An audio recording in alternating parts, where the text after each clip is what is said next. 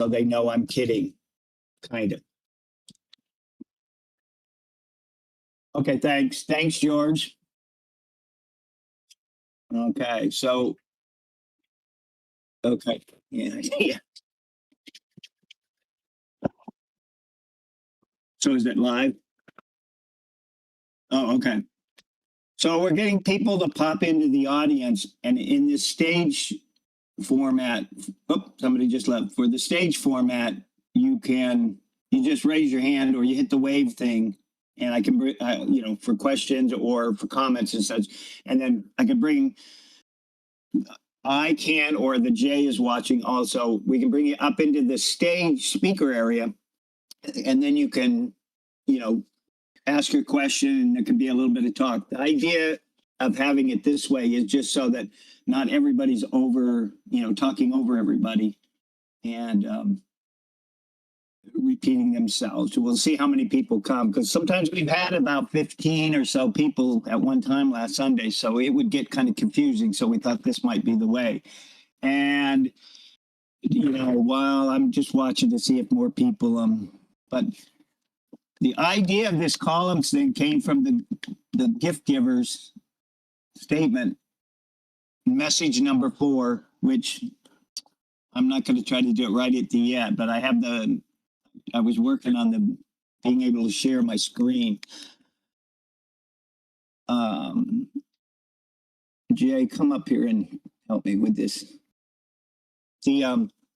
The gift giver mentioned it, and they did a podcast, I don't know, a month ago or maybe a little bit more, and they tried to start a list with Rob and Graydon. And they got some things, but they had a lot of discussion, and you could tell that even each column was going to be some questions, and how do you decide? Oh, what I want to do is kind of piggyback off that, but mainly get back to what the gift giver said and what's it mean. It's not my or Jay's or anybody in here. It's not my opinion on what you guys have to, you have to offer and stuff, because my chart that I made has a lot of people in there, believe it or not. And so I don't know how to narrow it down or what the goal is, but Jay he says it better than I ever can sum it up. So I'm turning it over to Jay. Jay. Hey. Okay. Was Rob or Graydon coming on? Rob said he would be here, and then Graydon said he would be here late if he could be at all. So I'm going to say they may not show up. So we just have to kind of go forward with kind of the idea of, I want to start with, or I think we should start with, and I can put it on my screen or somebody can in the chat. You can also ask questions in the chat part of this. But what the gift giver said, and Jay, explain in your words how you did it the other night, or how you've done it with it. What was the intent of the gift giver? What are we really reading from that? And see if then people can comment on that and see if that makes any kind of sense to you. So, well, for me, it's like a crossword puzzle. You're filling in pieces up and down, left and right. Right. But what was the part about, like, we read it and it says to make columns and lists and, well, what was that? Yeah, the part about what did they want us to gain from it, or what was the purpose of it, or how to help, or Well, there's talking about a framework, and that 12 paintings and verses share the clues. So to me, that's what your columns are: the shared clues, which is your birth flowers, birth months, the fair folk, and all the different stuff that makes up your column. And once you have all your columns completed across the row, that should be like the key to, from start to finish, how you solve the thing. Okay, let me, you guys are gonna see some high tech Steve trying to figure out how to get watch this. I kind of figured out how to get it on the screen, so I'm not sure I can, but well, there you go. I've already screwed it up. Okay, I want to get that. Get that out. All right. Okay. Oh, that might have screwed me up. Okay, let me share screen. So everybody can see that's what the gift giver said. In message number 4, that's what got people to start talking about or had this idea that we should make some kind of columns. So now I want somebody to talk more, add. What do you think that was trying to tell us to do? And for what reason? What would we get from it at the end? Like, I have what Jay and I have talked about. I could say it, but I want to hear if anybody has anything other than reading it and just making columns.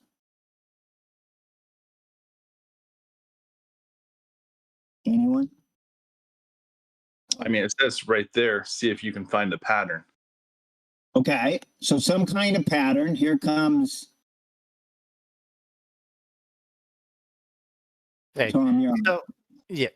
So I mean, more than just patterns, Gift Giver did come out and say, imagine that you were given the blueprint, the test to study for after the fact, right? I think this goes in alignment with that. It is shared similarities, the pattern within it, maybe not exact. I mean, all the flowers, exact things, months, exact things. But there's other commonalities possibly between them that are not as obvious. And when you put all those together, it is helping to guide the path that you're supposed to follow. So that is my take on it. Okay. Anybody else? I'm going to move you back down. I think and again, he did hit on the thing that later on the gift giver talks about, like the sketch and all that kind of stuff. But for this time, this came out before we knew about a sketch or that idea. And remember, there are 2 gift givers. Oh, I'll throw this in there. There's 2 gift givers. And as George had pointed out, that you sort of can look at their style. And if you look at it, maybe one is more of an artist and one is somebody who has worked more with words and text and maybe that kind of thing. Let's say this isn't JJP or an artist. This is the other person who knew enough that there was a template or a format. What is what would be the goal of doing this? Does anybody, why would we need to go back and go through the whole book or verse and painting and do this? What was the... Well, if you're looking at all 12 as a whole and you're missing whatever one of your column items is, you can refer to the other ones to kind of get an idea of what you're looking at. Oh, Carla. Okay, hang on, Carla. It takes me a second. Jay, if you see somebody's hand up, you can always stick them in too. Carla, once you accept that, it should let you talk. But yes, it seems like, so we think the gift giver was talking about all 12 basically, right? So as a group, all 12. So the columns go down, there's 12. I do them by month. And the goal, the end result of having whatever columns that are the most important, or even with the extra columns, but it should help you find the dig spot or the cask or the answer, like a puzzle. And we were talking about this the other night. If you're a puzzle thinker and you thought a puzzle, and each of the squares in the grid, say for Chicago, May, you went across in the row, and you went down through the row across. You would be putting yeses and X's in each of those boxes. You may not put them in all the boxes in the row, but say you're looking for the name of the city or why it's Chicago. A couple of those X's would be the most important ones that are telling you that. And that could be in the water tower, or we didn't call it iconic buildings, but the iconic or the main attraction or something, the terminology for the column headers, we could always debate that. But the idea would be that if you looked across the row, if you had the right ones, you should go from start And there should be a middle part after you get the city and maybe the park or the place. And then some clues that tell you along the way, maybe that yes, yes, yes, yes. And then at the end, there should be either what we used to call, or some called the dig spot indicator, or something that indicates, like Chicago might be the 10 by 13. Now, whether it's trees and or feet, a measurement that, would have a box, but you would know something more if you took it by the row. Does that sound like, that kind of sounds like summed up, right? Yeah, for the most part. Other useful things is like some of those birth flowers are really hard to figure out. So by comparing it to the other ones, you kind of can eliminate months to narrow it down a little bit more. And you can probably do the same with the other columns. Right. Now, right. And again, anybody have any comments or anything want it thrown in there, just throw that hand up or something. And if we're, if you think of the column itself, like the flowers, we always get, or even I'll do the color of the gems. The birthstones seem very obvious. You can get it from the litany. You get the whole idea of birthstones in a month. You know which birthstones, even though there are listed a little variable, but the color of the birthstone, such as Milwaukee, February, has always thrown people off because it's blue and everybody thinks it should be purple. And even the litany kind of says purple. But it's amethyst because, like Jay just said, the others tell you it's the birthstones. So it doesn't matter if it's blue or purple. That's maybe a question for down the line or something, but anyone? Pine Cone, I see you over there. You want to say something? Anyways. Maybe that has to do with the color shifting that's been mentioned before. Yes, and I don't, if anybody wants to say something about that, I'm not sure exactly what the color shifting aspect, what was he talking about, the printing or his shifting of them, as you got a model of that. Carla, I think you're available. Am I to good? talk. Yeah, you're good. Say it. Okay. I was going to say, I went through pages 6 through 32 and just looked at every single word that he said. And I put into a list, and I think I sent that to you, Steve, that spreadsheet. Yep, Yep. But to me, I started noticing things like pretty much it first talks like in the Tales Simply Told is all about the migration. But it talks about like Leif Erikson and St. Brandon. But then you get to the places or to the countries that migrated over here later in like the 1800s and the 1900s, and they don't have explorers in the beginning. They have like specific areas and places and people that came to these cities like Cleveland, Chicago, stuff like that. And when I notice and I look up things about them areas, there's certain images in the painting that refer to that area where the cask is found, if that makes sense. You would have to probably see the spreadsheet. Yeah, right. Well, I doubt everybody's going to be able to read through it, but you are going to post it on you're going to, right? Or you want me to put it? Yeah, I will.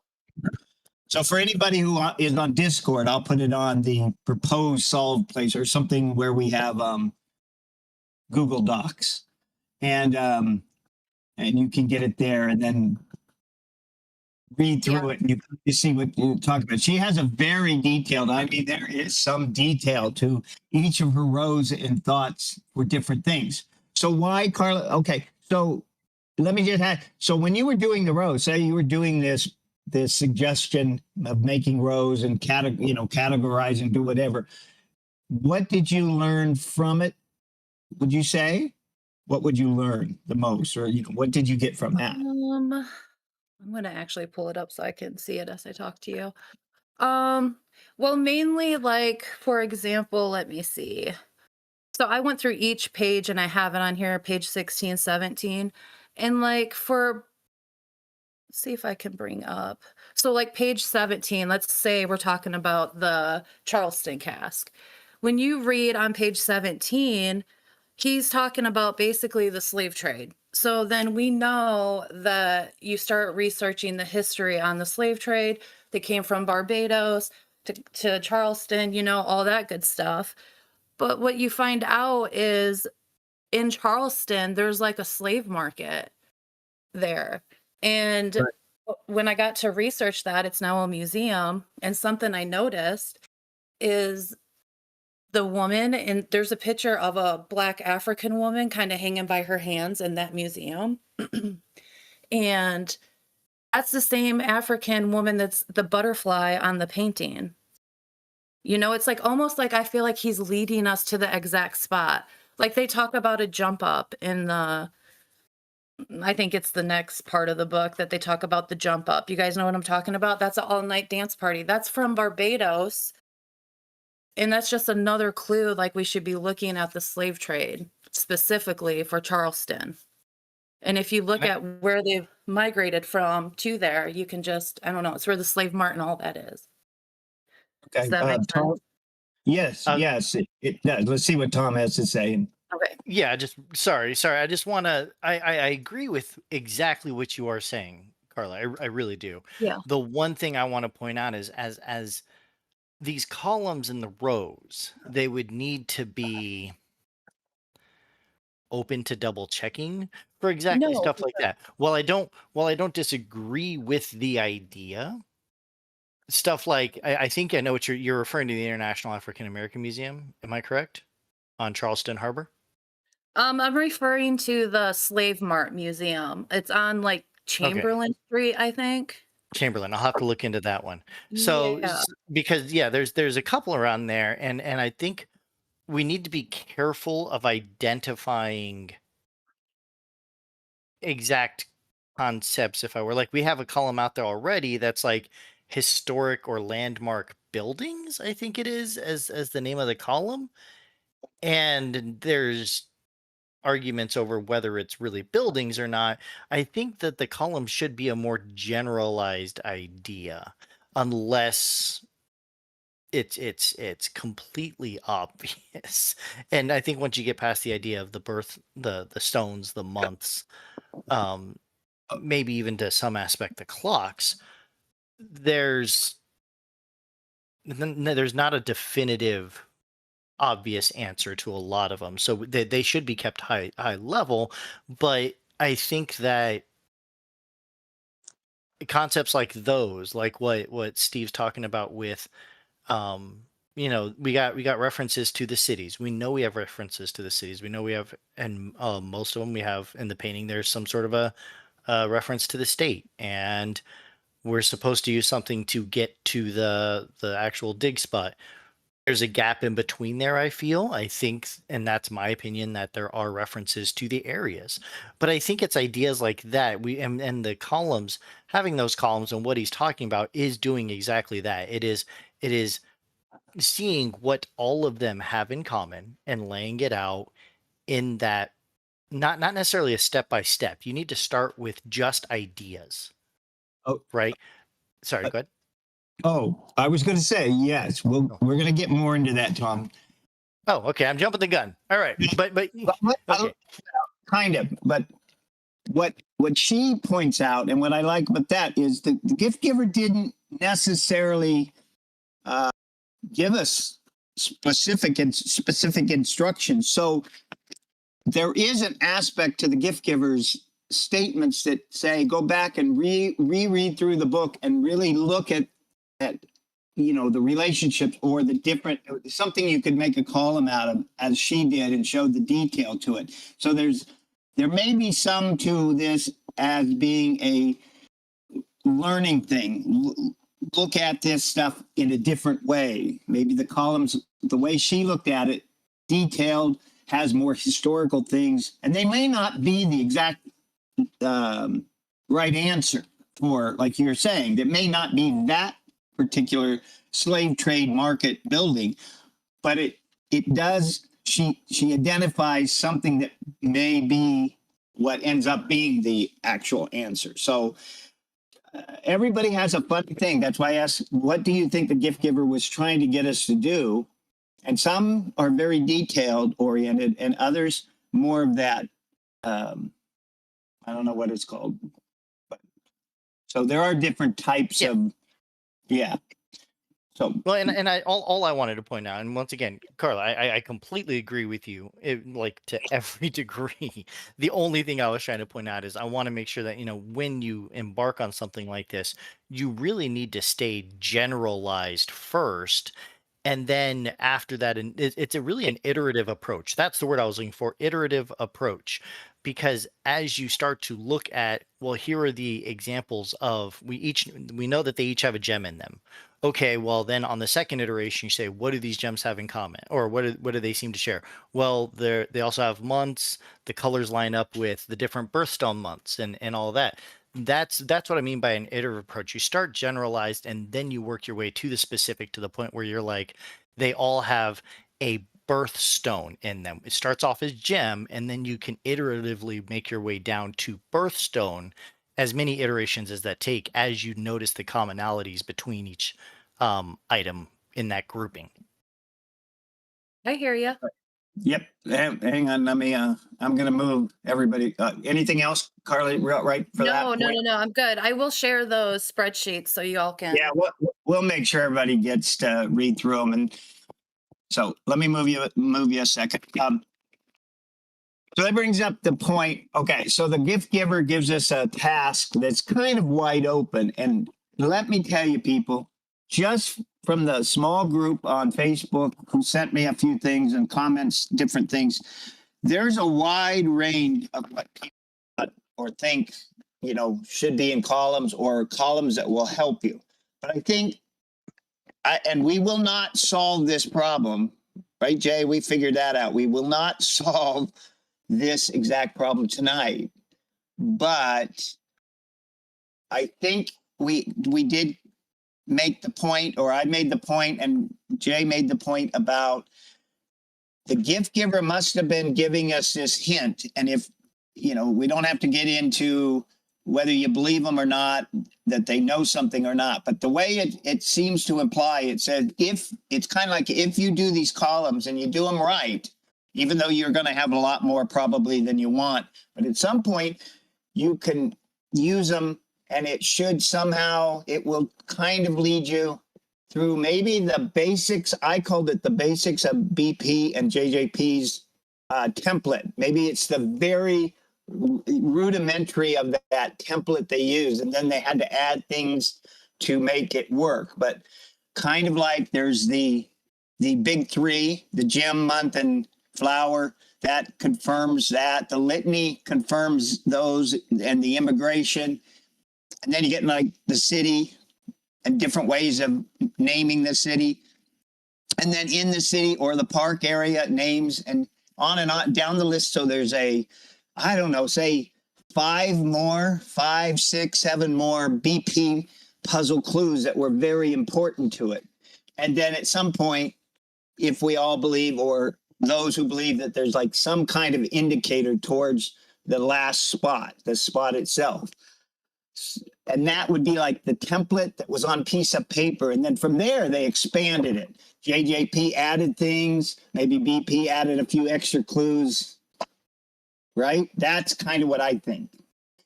What do you guys? I want to see somebody say something. I see a new guy, a new one. So if you want to say hi, you can always say hi. But, anybody else get any other kind of feeling about why the GG would call that a nudge? Just to touch on what Carla Joe is saying, slavery does seem to have a theme going across it. And maybe once you get all your columns filled in for that row, African are associated with diamonds, blood diamonds, slavery, Charleston being nicknamed the cradle of succession. Fort Sumter is what started the Civil War, the attack from the Confederate on Fort Sumter. So as you fill it in across, those all do seem to be a interlocking theme across that row.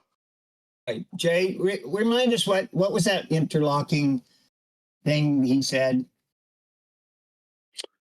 I forget what the quote is, but according to Priest, there is Finding a cask is not random. There is a set of patterns, interlocking patterns, basically. Right. So that kind of alludes to that template again, which JJP, I think, uses the word template or format or something like that. So that's maybe, that's what we're looking for. That's what Even I in think. the verse, the call out of freedom and fair remuneration, like it all gives that flavor of, slavery, freedom. Even the butterfly is an African symbol, the fahudi, I think it is, for Right. freedom. Right. And you could say that reading the front of the book and looking at it and you find these themes, or, maybe they're not all that clear of a theme, but that may be just something, it may not help you find the cask. And I think the basic framework of the template, or that Gigi is implying, that it's something that we could march across and to the cask, let's say. But that theme there might run through that whole row as far as what was on his mind. So you can't rule it out, and that I wouldn't, I never wouldn't like that. So I was thinking the next step is up to you guys. You guys can tell me, like, the column sheet that I posted, and I can figure it out. I can put it on here, has way more than others. And once you get past the puzzle, the month, the birthstones, fair folk, there's it's a subject that can talk special flower.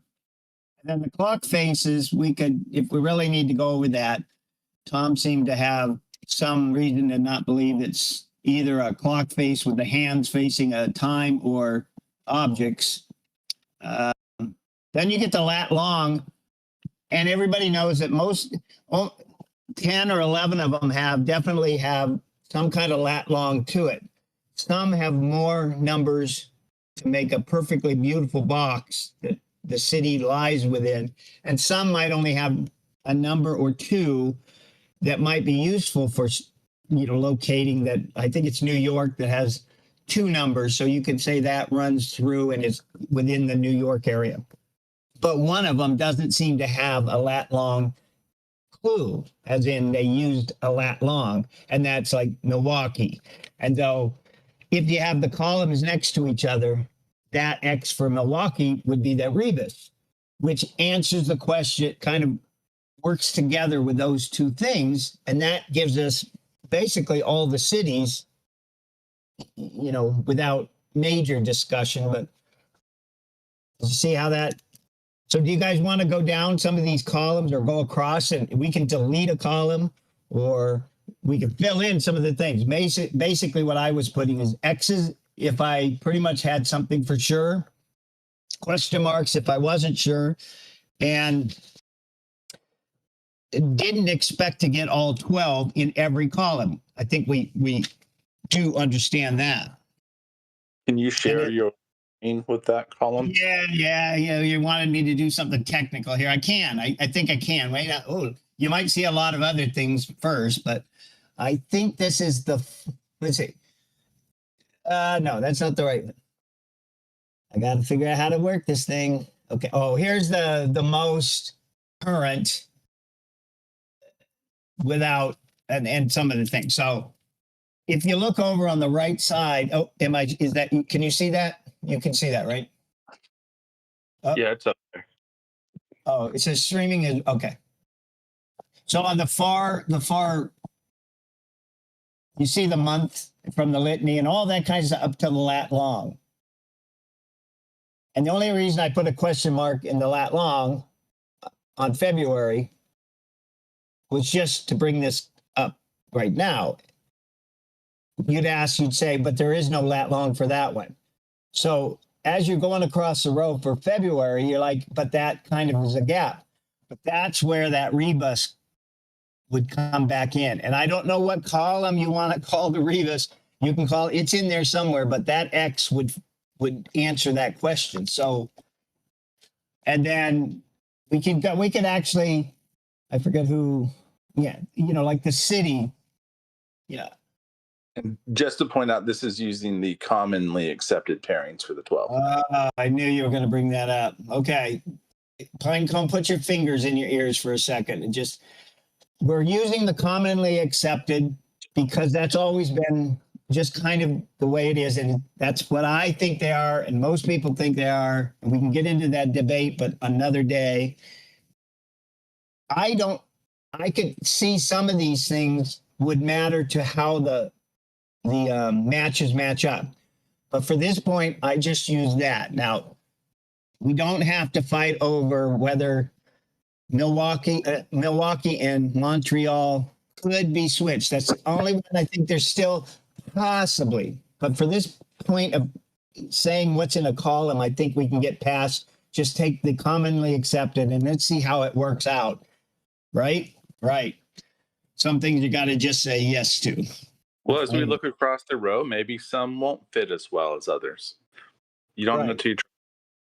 Okay, well, we can understand. Is that screen up? Is that chart up? Can you see it? Paused.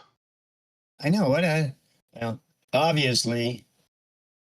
Let me see if I can figure out how to do it.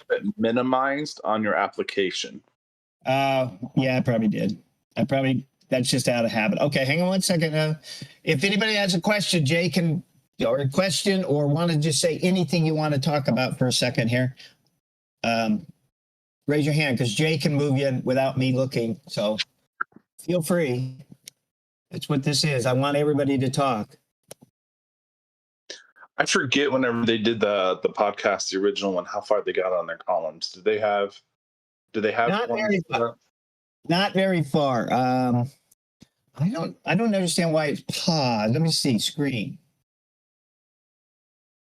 Hang on a minute. I'll just start over. Okay, let me see. This is the columns. There it is. And if I'm lucky, they got to, if I can find it in my little,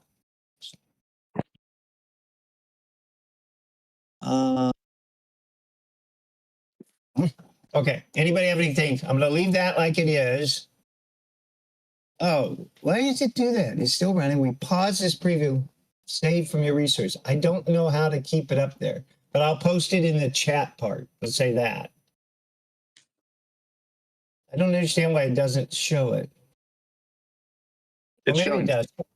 Okay, so I did something and I don't know what, so I'm going to leave it at that. They didn't get very far. They got the birthstones, the flowers. They didn't get much past flat and long, and then they start getting into city ideas and different things like that. I have it somewhere else.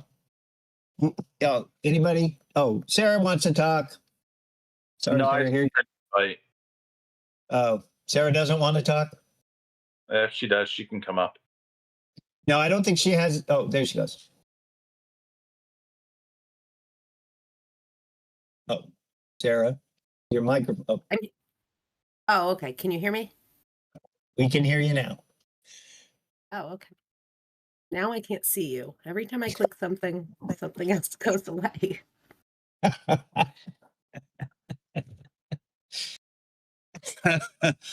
Oh, see, it's just like a Sunday night thing. And nothing goes right, and things just flick around. And anybody else want to say anything before we go too far as we get organized here with something?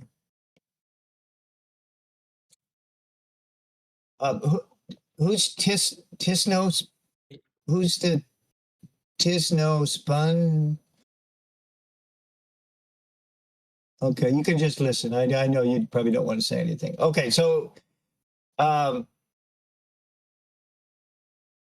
they got to about the lat long. I don't remember the exact thing. I'm having enough trouble keeping it one thing on the screen without having things disappear on me, but I can find it. Where do you oh, here it is. Okay. Oh shoot. Now here we go. Let me see if I can put this in the chat. And then you guys can see where we're not, they didn't, oh, here's chat. Oh.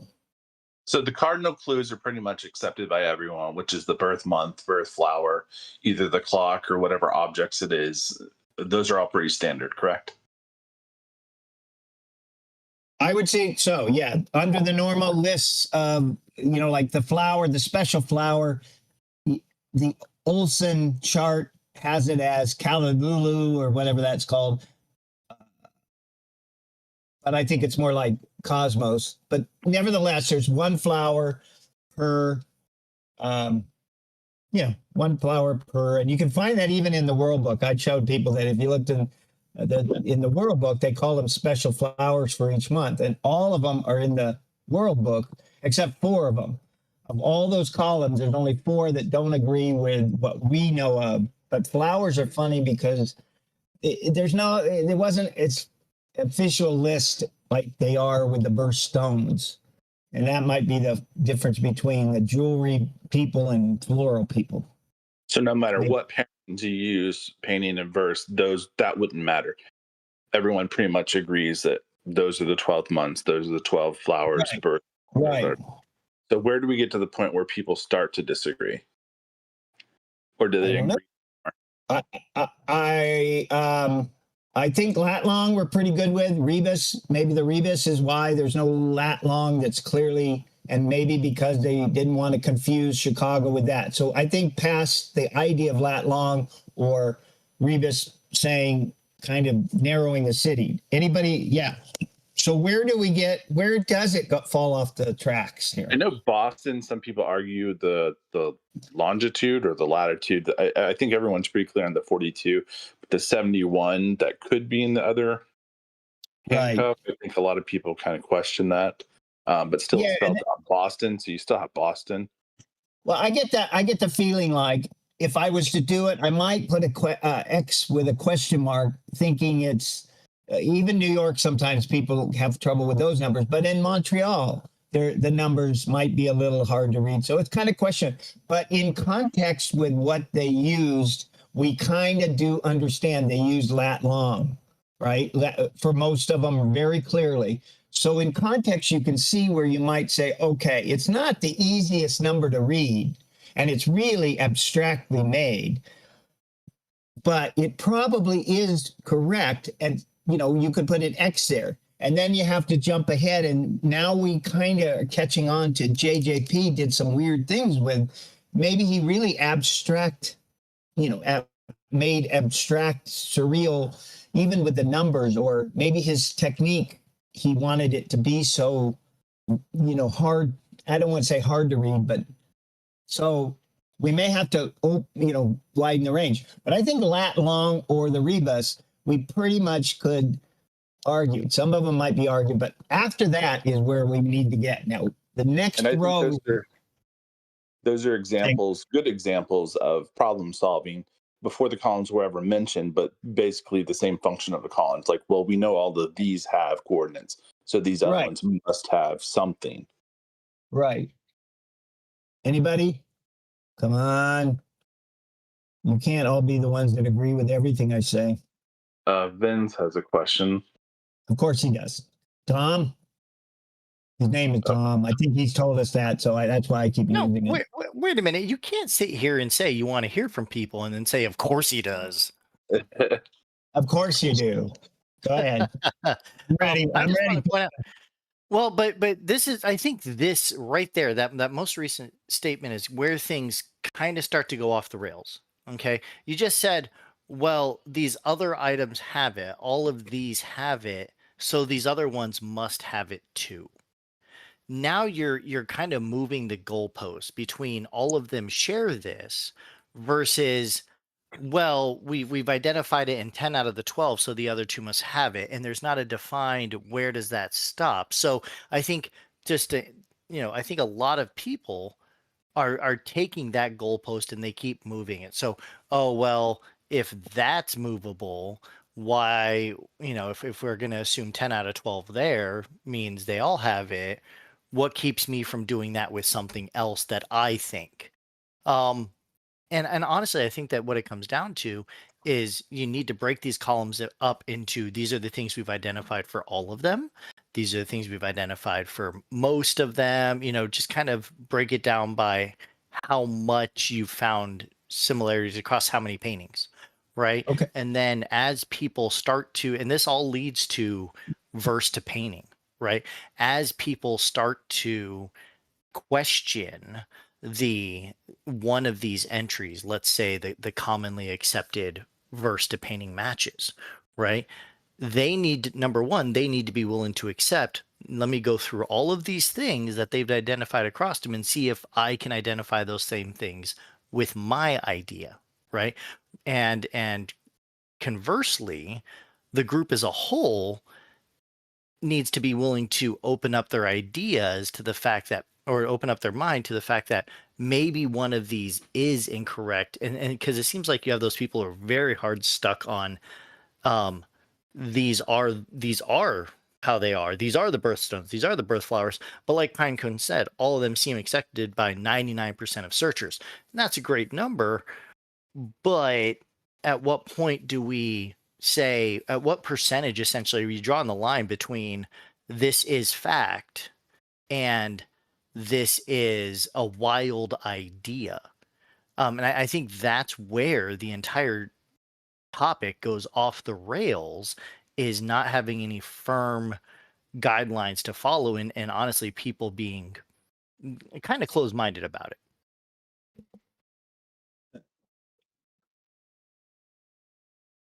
Okay. First of all,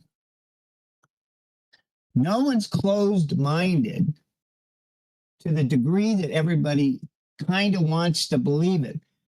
There is a lot of not knowing. There is a lot of confidence. There's some overconfidence, and it just is. The lat long, I'm going to use that as an example because you do bring up a point that I could have brought up also. As you look at the lat long, now, there is deduction in puzzles. It is like there can be that usefulness of deducing something from having 10 or 12 of them, or let's say 10 of them very easily could be lat long, and you have one that's a rebus. Okay, so there's two that might be in question, and there are a couple there that the numbers are hard to read. You can put a question mark there. I put an X because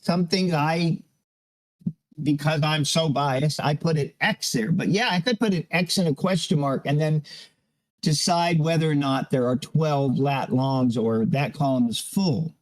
We do know, and if you look at my little graph, there's a dark line there. Everything to the left there, though, that is pretty solid. If you want to go back and somebody wants to challenge the birthstone or the special flower for the month, well, they are there. Everyone has it. And if you use the litany, you can tie it to the right painting. Color might be different, but you know why that painting is that. So there is some solid facts. But if you think from the right side of the columns, the other side, that anybody can say, okay, there's more factual. We'll never have 100% factual. There was the question that came up with George and them on the first podcast. Here's a good question. So you're looking down, which columns would be important? And again, a lot of those don't have X's that I would put in because I wanted people to ask the question or not. But how many of them make for a good column? A column that's worthy, a column that might, really mean something. 5, 6, 7.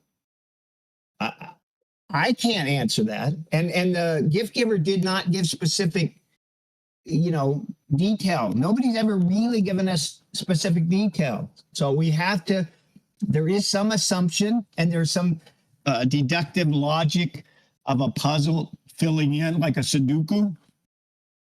So, no one is making anybody.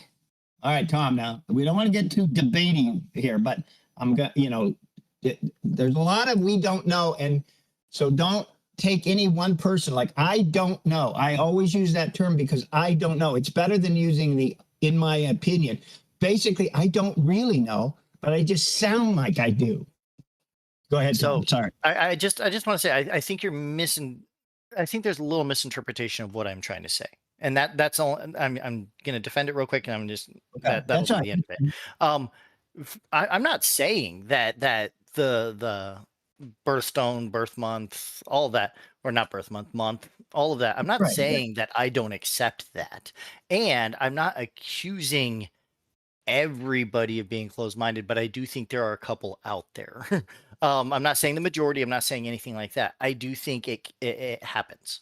Okay. Oh, yeah. I'm not attacking anybody. I'm not trying to. I'm just saying it happens. My point being is that there shouldn't be a goalpost unless it has been stated by JJP or find it written down in some interview or something from BP, right? It shouldn't be taken as fact. It can be with 99, like you said, there's a confidence level, right?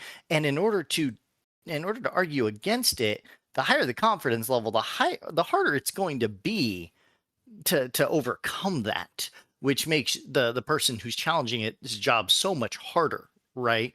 My point is that there shouldn't be a goalpost at all unless we have been told specifically.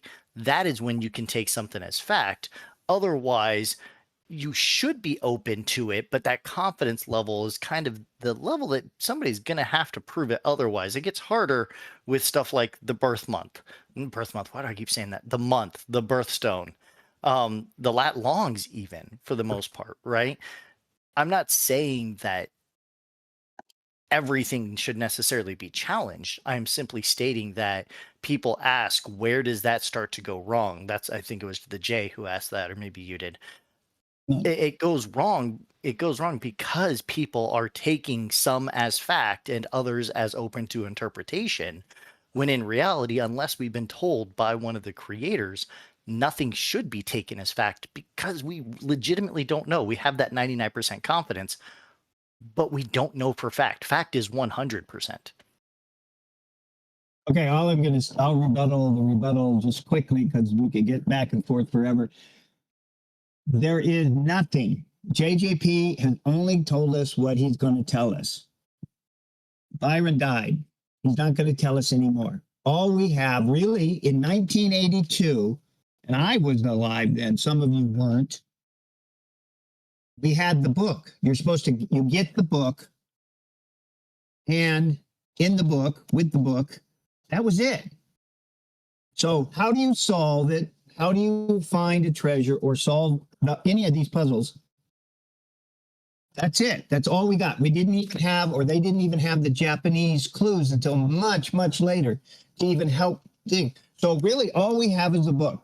Now, jumping ahead for this topic, and what we started with was, what did the gift giver message, who's been giving us things over time, what were they saying was the purpose of it? And what, to me, and to what we were trying to say, is that the gift giver was implying that there was a goalpost. Now, you're right. It is difficult because there is no way to know facts. We can't go to JJP. He's not going to tell us if it's the lat long, if we're right about each number in each painting. That's like, so there is some assumption. So no, I hope nobody thinks that I know for sure fact because I put an X in that box. I can tell you why I put the X in the box. My chart why I put an X in the box. There's no way we're ever going to solve the, and in a perfect world, yes, you're right, Tom, it would be wonderful. We all would love to have more facts from JJP, or the gift giver came out and actually wrote things that were said, this is absolutely true. But maybe they have. And that's what the columns idea, what they're trying to tell us, that if you do something and you work with this, it should give you the answer, some kind of answer. I can't say everything that we would put in an X. It could be an X with a maybe. But If nothing else, the columns gives us guidelines to stay within, even if they're only 80% confident. Like the goalpost is digging up the cask, and the columns keep us from going too extreme on either way, in my opinion.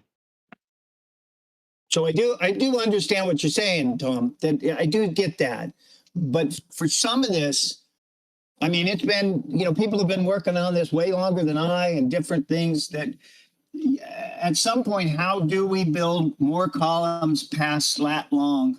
Even if that's only a 80% confidence rate, maybe we could get a group and you did, oh, I have 80% confidence that lat longs is and the rebus. Okay. But what about anything else to the right? What else? Like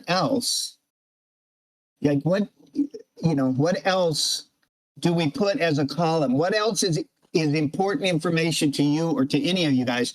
That helps you. I think a landmark. I think Jay might have a better thing, but like statues, a landmark, amusement, like maybe the Fountain of Youth. Is it or buildings? We know there are buildings. We know there are. We try to stay away from iconic buildings, but you know what I mean. The water tower, the terminal tower,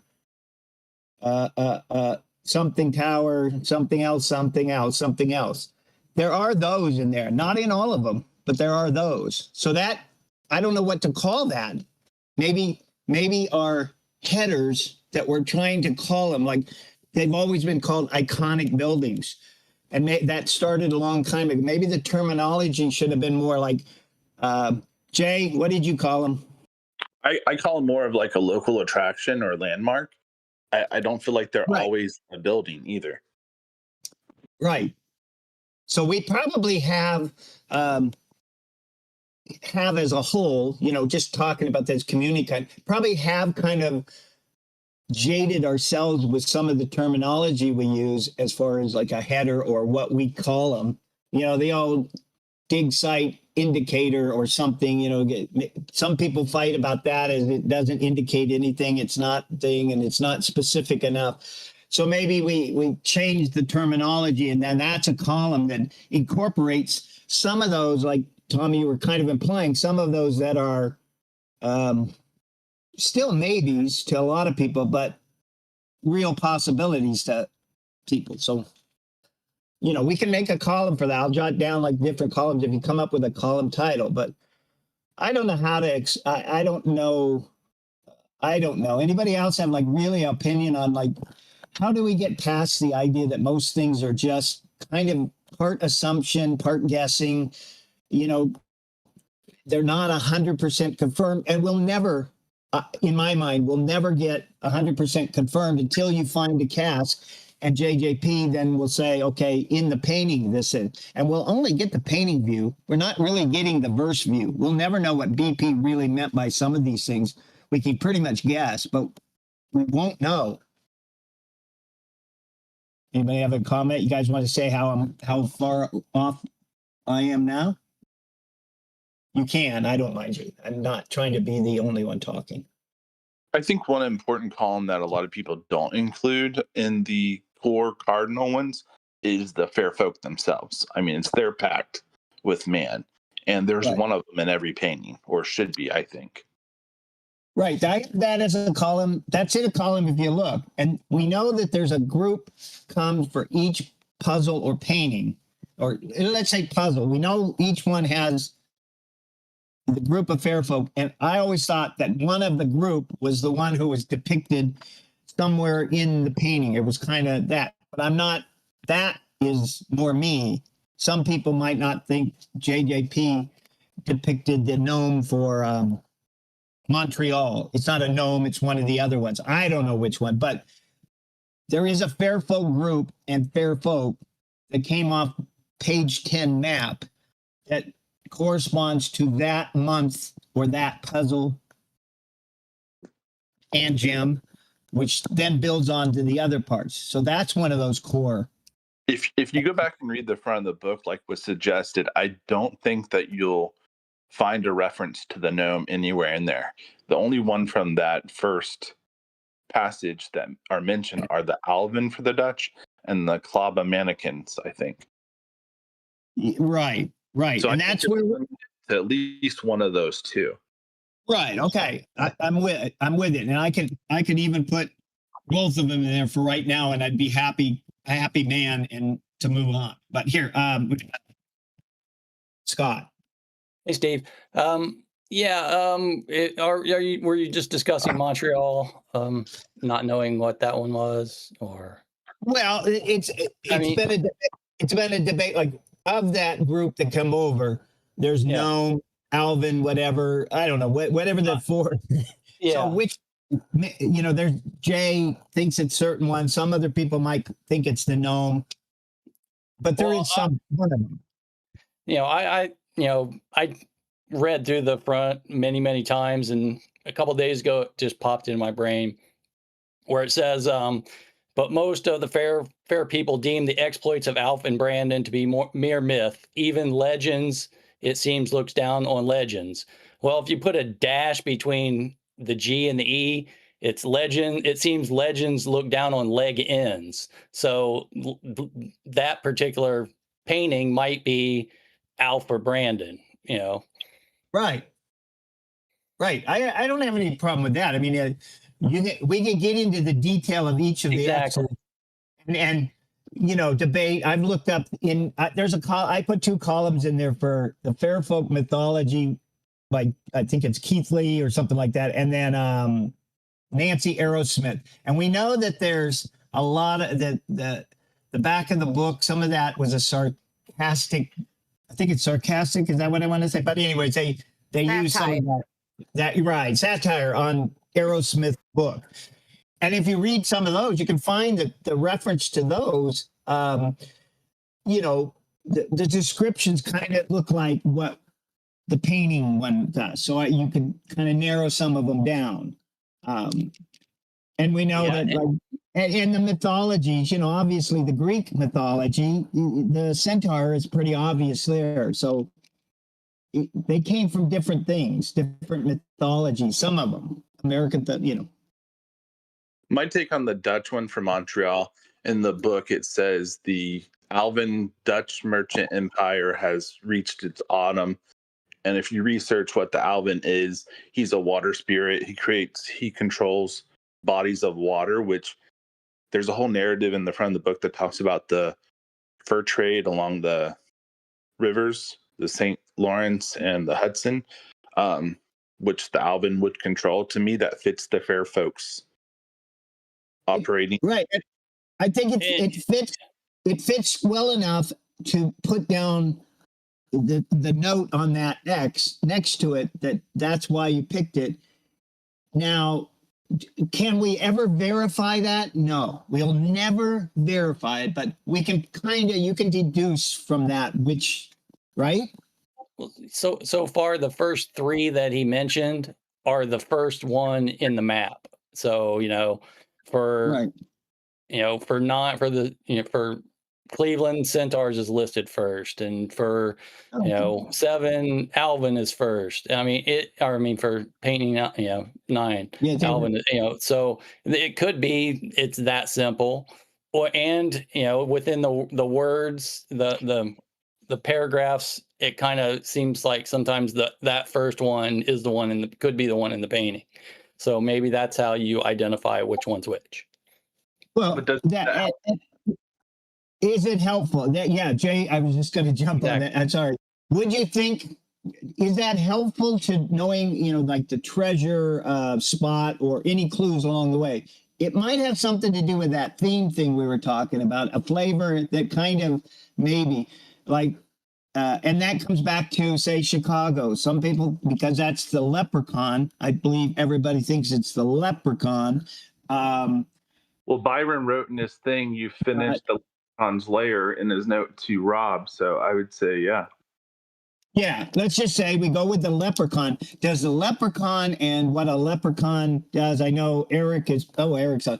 Eric, I think he's always the one with the rainbow and the pot of gold or something of that. That leprechauns hide their pot of gold and stuff. So is mythology part of this? I mean, they also grant treasure or wishes. So and it was in Grant Park. So you could maybe make an argument there. Right. It's worth noting, I would say. I would say you would make a column and you would look into that. It's not unlike Carla Joe's idea of the history of it. Some of that probably helped you, but is that, and then we get back to, is it's worth having a column to have X's and say, okay, those are all that's the core main thing. So I should know a lot about those. Do I need to know? Well, let me just say, so you'd have those. Now, again, how do we get past the lat long to the right? Like what? Oh, wait a minute. Oh, I don't know what I did. Oh, Jay did it. Scared me. Tom, you're on. No, I was just going to throw out another idea, like as a column example. But if you want to go to the lat long no. idea, okay. This No, is what no, I was go- going to bring up, like I was bringing it up in the chat.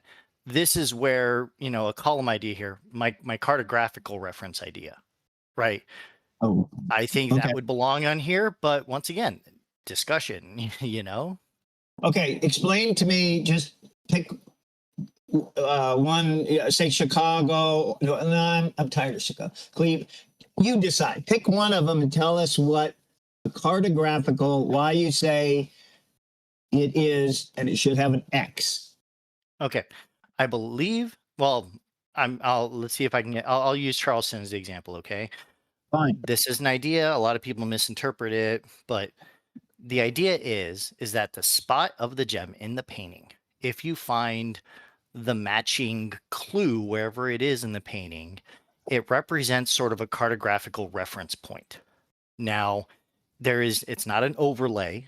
Okay, scale can change. It doesn't have to, you don't put it directly on top of the map or anything. And it may not be precise. And it's not pointing to a dig spot, it's pointing to that area. So, like you were saying, Steve, earlier, match to the state, the city, then an area kind of verification point, and then the dig spot itself with other clues. Take Charleston, for example. In my opinion, the Fort Sumter face, okay? Yeah. If you orient Fort Sumter to where the face is sitting exactly as it is in the painting, and you move to the right where the gem is in the painting, you take that idea and place it within the idea of Fort Sumter, you're going to land somewhere in the area of Charleston Harbor. Okay. The interestingly enough, one of the backups that I have for this, one of the reasons that I think it works, is in order to orient that face to that exact, or orient it, the face to that, or Fort Sumter to that direction, you have to turn it where north is 12 o'clock. You have to turn it to 4 o'clock, which is exactly what that face shows. So just a piece of evidence there. But I believe basically all of the paintings have a reference point like that. It is not the same in each one. I believe in Montreal, the neckline is two highways or interstates. I didn't look at exactly what kind, two roads that come together in that same shape. And then the gem would be due north of it. And that area is one of the hotly debated areas, right? It just so happens that one of the commonly thought areas for that location exists directly north of where this neckline meets. And I could Okay, show you let me- that. I could share my screen possibly and show you that one because that's harder to visualize. But it's two roads that Yeah. form the neckline of that shirt. Okay, so here's what I would ask, and somebody else can jump in. Please, other people, throw something up here and start talking, and so I can go get coffee or something. No, what I would ask is, the header on it is cartographic good. But by all Um, means, if we want to find a better term for it, that's fine. No, I know. I tried to find something as generic as I could. right? No, I get it. But Is you it feel- demonstrable? Can you demonstrate it in the 3 paintings that have already been solved?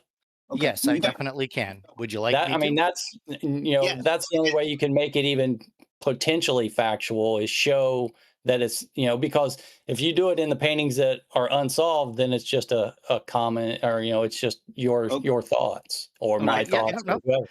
I yeah. actually I validated it against those. So Okay, take I'm sorry, Tom, go ahead. Steve. Tom, 1 second.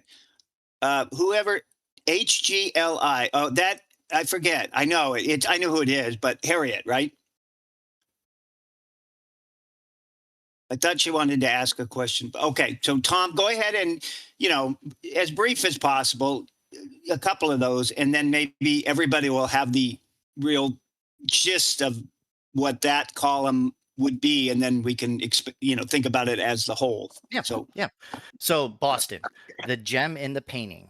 If you take the hair that is directly around the right of the gem, imagine that to be the river. The space between the hair ends oddly looks like docks or a shipyard. Langone Park is directly across the river from the shipyard, the whole USS Constitution thing. But if you look at that next to each other, that gem looks like it's right over that area. Cleveland, let's say the cartograph, in my opinion, the reference point is the helmet, right? The arc of the helmet, if you were to take and orient the road that is to the north of the Greek cultural gardens, and it has to be slightly turned, but it'll work. It's directly south of that, just like the gem in the painting. That was Cleveland. Sorry, Chicago.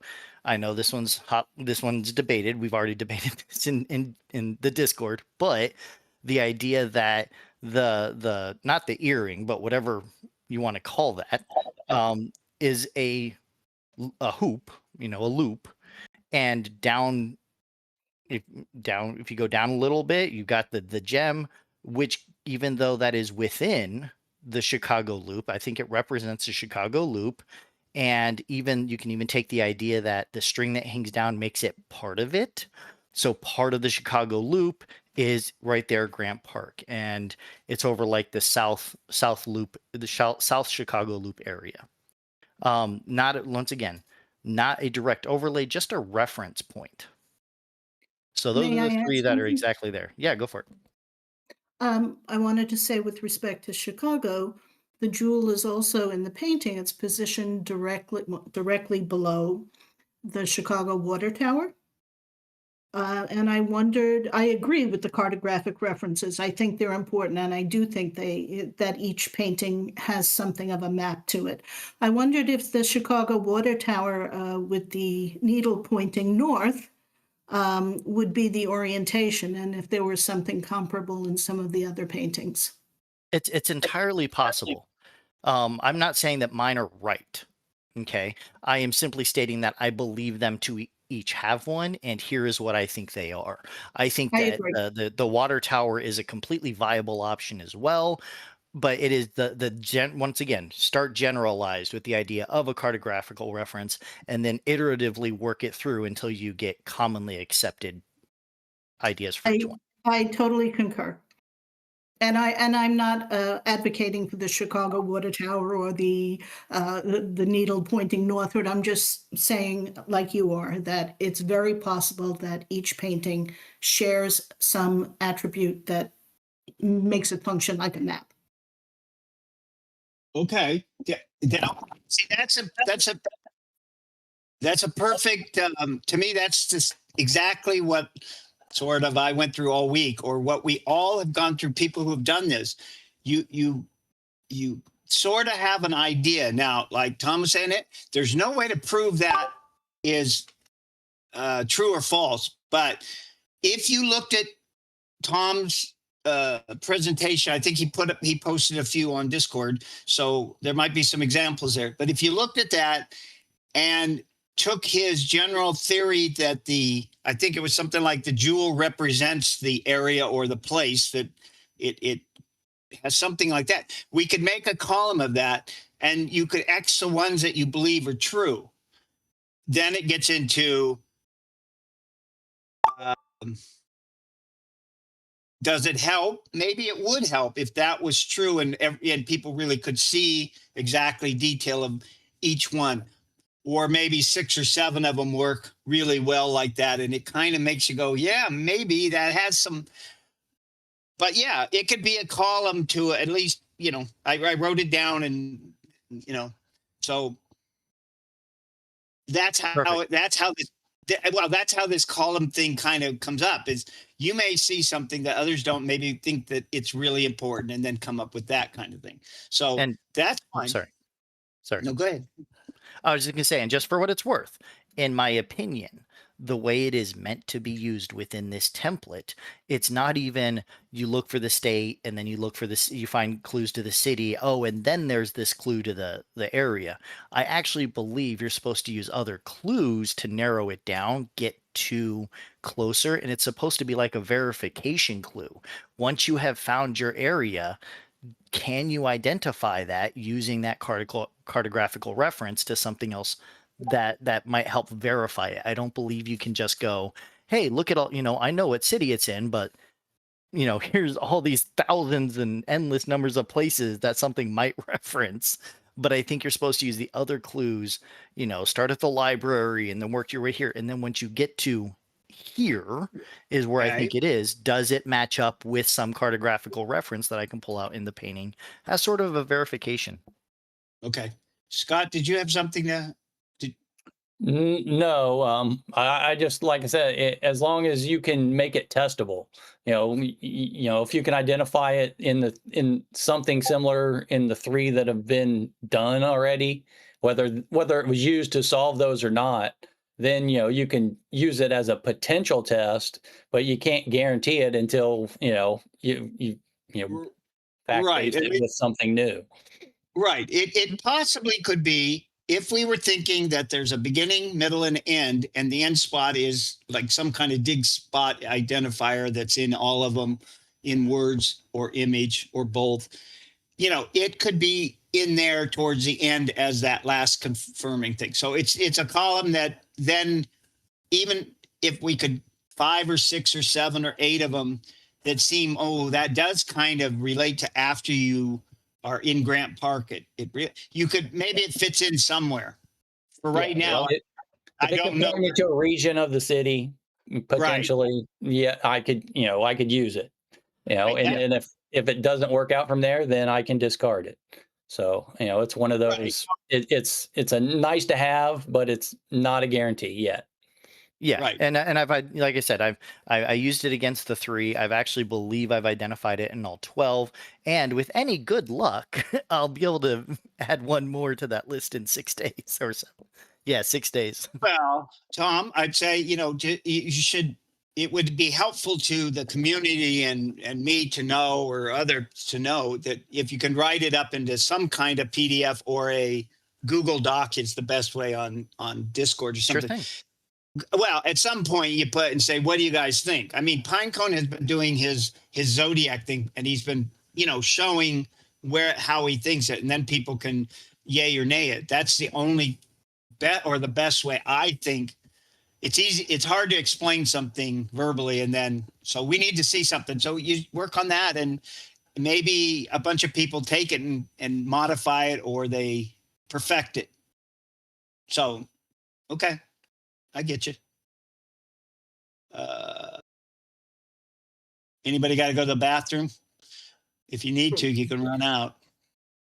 No, I had an idea for a column though that I was kind of working on, but I've been out of town, so I didn't get to type it up, and then. We'll go. What do you? Okay, so. Yeah, go. My brilliant idea was a Wizard of Oz connections column. Okay, thanks for coming. Because I feel like there are, between the paintings and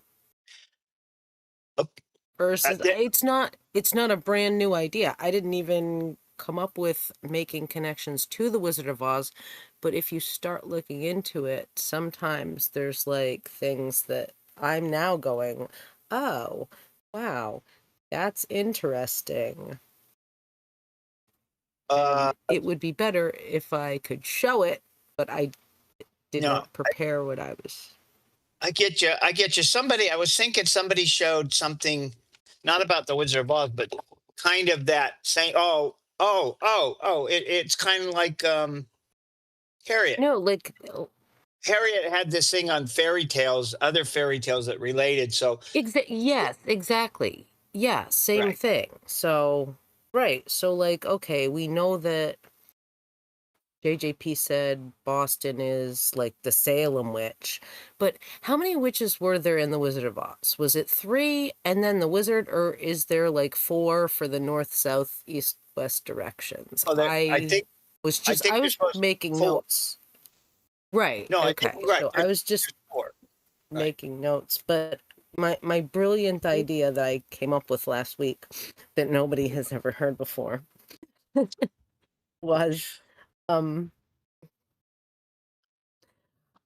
for New Orleans. Okay, if you look at image 7, right? Image 7 painting. And it's the grandfather clock, and we debate whether it's the loup-garou werewolf or whatever holding up the Mardi Gras mask. And Jay was the one, I think, that first pointed out, if you can like draw an hourglass on the missing part of that clock. But that's when I was like, look into the verse, and I I think like fills the afternoon hours is what Jay used visually to turn that clock face into an hourglass. And it's always bothered me about only 3 stand watch,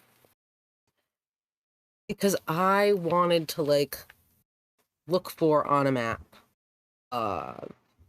literal clock with like a base with 3 stands. And then I was like, wait a minute, what if it's an hourglass? Like, and then I went, if you look up the Wizard of Oz, the Wicked Witch, Wizard of Oz, the hourglass scene, it's kind of like a timepiece with 3 stands. And I can probably post that picture in the chat, and I sound dumb. But no. oh no, it's fine. Oh no, I am dumb. It's fine. I don't mind. No, it's fine. You basically staying on topic. You're the Wizard of Oz has been a thing brought up. So a thing, there, right? It has been a thing. Some people so have. There's more connections. There may be more connections, right? No, that's what I'm getting to. I think there's more connections than just, okay, I got the bright idea that 3 stand watch could be like that actual hourglass shape, the hourglass in the movie The Wizard of Oz. If you look at that hourglass in the movie The Wizard of Oz, it has similar I think Finial's is not. I don't think it's a golem. Anyway, it's similar to the little Roanoke guy on the keyring that we debate whether it's a bat or what the heck that is. And then I was like, oh, but wait, Roanoke, Ride the Man of Oz. It's why does his skirt look like that? It's no secret that I've spent a lot of time overanalyzing the red flappy skirt, and because maybe Scarecrow is a flying broomstick. Yeah. Okay. Yeah. But no, but I get. So what? Basically, if it was a column, you're saying what we could say was you might be able to go down, and I know there are a few of them easily found that referred to the Wizard of Oz that could X. So that may be something. Yeah, Wizard of Oz connections between images and verses. Maybe. Sure. Yeah. And it may be. Oh, I'm sorry. Scott's got something. Well, would you just narrow it to Wizard of Oz, or would you just say book reference? Because I mean, you could, if you just narrow it to Wizard of Oz, that's fine. You might find it in every painting. You might find it in a few. But if it's a book reference, you're probably going to find some book reference in all of them. And I don't know if you have. See, Yeah, book references in all of them is a different thing, in my opinion. Like, I'm specifically now looking at, like, specifically Wizard of I got Oz you. Yeah. connections. And I Yeah. went down that track too. I have my Wizard of Oz page of information or verses and pictures and all that. But I went to a couple other books too. Okay, let me Yeah, just Well, jump in. yeah, of course. Let me But yes. let me just say so. Okay, so if from what Scott was saying, it's there the idea. The what if there is a column? How do you think the literary quotes or lines from literary books, whatever he got them from, right? Literary, which would include maybe the Wizard of Oz. Maybe, do you think that's a column that helps? If we X, if we put, the different books that we know he got a quote from, or we suspect he got something from, other than the World Book, obviously. The World Book is all that should have X's everywhere. But do you think literary references, let's say that? I mean, it would help if those references were in the specific state or within a specific genre of the particular painting. But once you start going, outside of that, then you kind of lose. You can put a reference on anything, but as long as you keep it tight, you're good. Right. Well, I mean, the NOLA has its St. Charles quote, basically. Yes. St. Charles or NOLA quote. There's another one somewhere and another one somewhere. But do you think is that a column that seems like it's worthy, or just more informational for us to just understand? Well, I mean, and you don't know what you don't know, so you might as well write it down and track it. Well, of course. Right. So I think there is a column on there. And if you wanted to, let me see, I even put letters on the bottom of so I could find them. So when I wanted them, okay, it's column M. I have I think I called it literary quotes, lines from where list. And I have X's on, what do I have X's on? May. Why do I have May? I don't know. I might have put it in the wrong one, but maybe I meant April or well, my X's can be, that's why they're in pencil. Okay, so like April has the verse that is from what, Treasure Island or something like that, or so they say. July has maybe it does have the Herman Melville quote, and then August, Boston may allude to the old, I don't know. It's not really from a quote, or it has the Greek quote basically. So that's at least one. It might have something to do with, everybody loves that Longfellow poem, but I don't think that's the quote. And then December, NOLA has its quote. Are there any others that you would check off? If you did, you might put, like the Wizard of Oz might check some of those. And would that be helpful? I think the Wizard of Oz needs its own column, because I can check some between images and verses, maybe. Okay. It could have its. That's what I mean. Okay. Yeah, no, I think that. But are there any other literary quotes, anybody? Anything else that would fall under something of he pulled out a quote or a line from a magazine, anything, or are those four? I think that's kind of it, right?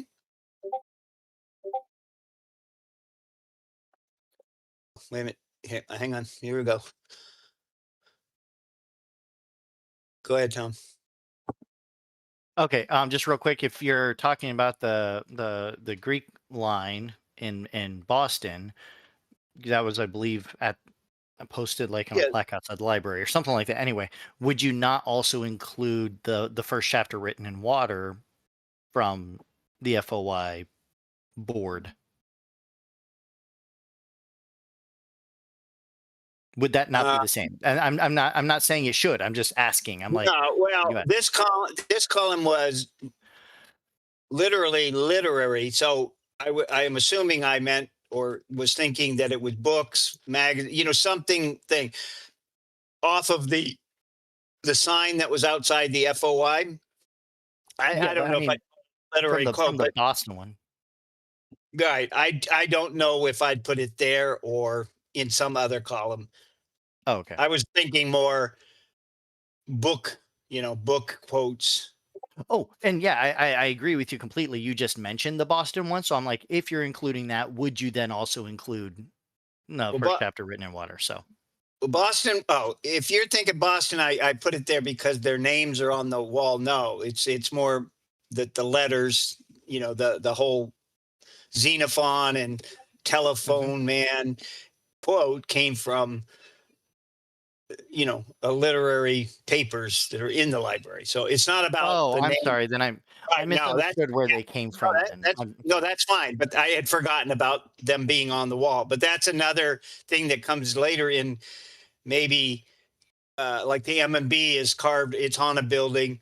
The names are carved on a wall in Cleveland. The names are in Boston. So maybe there was a column for that or something general that says he picked things off walls. I think Jay alluded to that earlier, something about walls, or maybe that was earlier today. possibly, but it's like Johnny Dub says in the chat. It's a Walpole quote. I didn't realize it was within right. pages in the library. I thought it was, for some reason, I was thinking it was like on a plaque or something outside the library where it was a quote, not actually within the pages. If it's within the pages, I stand corrected. It's in there somewhere. Restroom stall door. I don't know, but yeah, it's on some Okay. page. It's in there. That's where everybody says it is. So I'm going with them. So that's where that came from more than the names on the building. But it's coincidence that there are, the two that have the Greek names carved in the thing, and even M&B are carved in stone. So maybe there's some kind of thing like that. But anyway, so I don't know where we got to or where we're at, but what other columns? I listed a bunch of them, and I know Sue is still on. She hasn't mentioned things. She has, things have come up of like parks or the names of the parks or it always comes back to the Herman Melville and Herman Park. Is that something that you X as something important? Maybe he did more than once. I have 3 X's with question marks, and that's the best I would come up with. Sue had a thing going on. She was trying to figure out, or she can come on and tell you what she was trying to figure out, but she was added something like airport identifiers, the 3-letter identifiers that when you go to airports, you always see all the time. And there's a number of them she had. I think she had 5 or 6 of them that she thought would, but is that something, are we looking for those kind of things for a column throughout the book or the verse and painting, Sue, do you want to say anything? She probably fell asleep, people. She probably just gave up on us and went and had coffee. And okay, when she comes back, if she wants to say something about that, but that's the kind of thing. So you can look at my list, or anybody can come up with any new one. Add to a column. If anybody happens to be looking at this on YouTube, which you guys are here, so I don't know if you're YouTube. I mean, anybody if see a question, somebody suggests a column, we can bring that up. I just don't have the visual thing to see if there was any questions or stuff like that. But after that long, I have something city name and paintings, city named in the verse or somewhere else in the book. That does seem to kind of happen. And then, so what do you guys think? Where's the next ones? What are the next most important things that might be similar to the found ones, the 3 found that relate maybe to the other ones, such as a building, what did we call the amusement or attractions, okay, we know we have images of a Statue of Liberty that we pretty much can say it's a Statue of Liberty. What else? My train of thought. I'm sorry. my train of thought just lost me, but oh, the Bowman. We saw the Bowman. Now, are there clues like the Bowman is an in image? It's not in the verse, and you almost wonder why he put such a clear statue representation of the Bowman, almost exactly, had it put in the painting and even the fence post. But so are there those kind of clues in a number of these? Maybe not all of them, but maybe enough of them that we get the idea that that was important for those. Because I think I was talking to Jay last night. If you think about it, the verse in Chicago pretty much tells you to go down the street to the Congress Hotel or the Congress Street, but the Congress Hotel. The Bowman is there a very important clue that's almost really important that you cross the street because you see the Bowman. It's like a directional thing. It says, oh, and then the Lincoln is not far from that. So is the Bowman a type of clue that a column could be made that says visually the most important, or visually or words, the one that makes you turn left or right, or a directional? I don't know. These are the things that pop in my head. Anybody?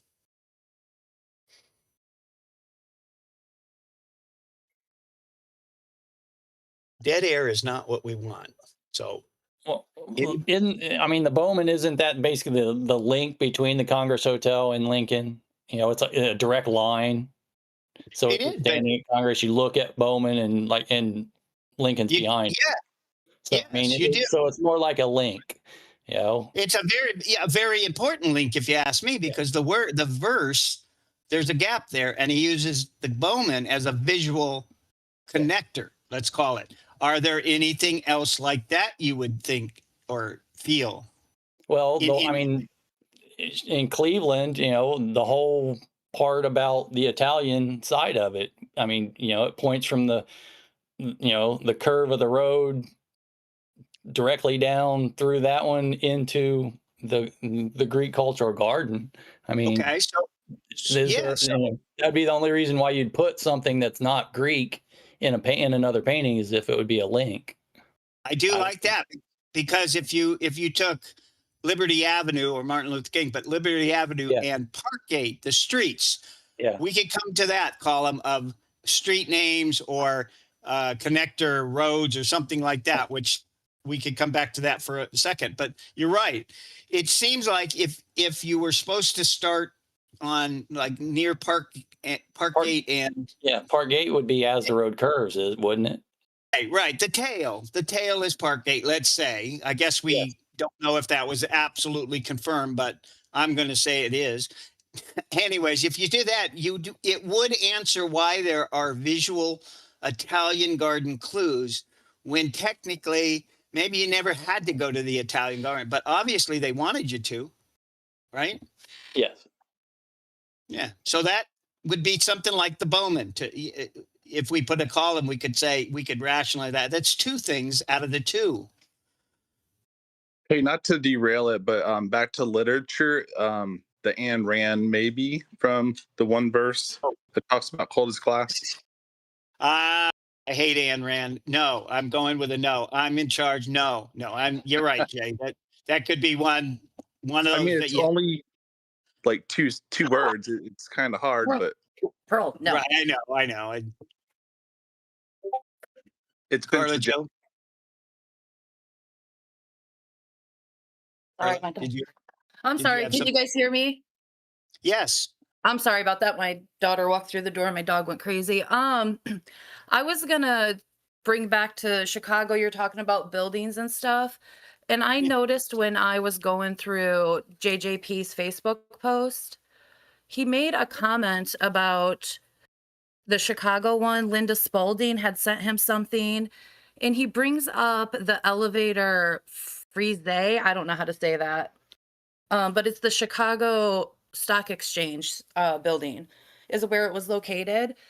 And so I looked into that, and that's actually stored inside the art museum. So Byron would have had to have been in there to take that picture, or JJP to put it in the in the painting, because they tore that down in 77.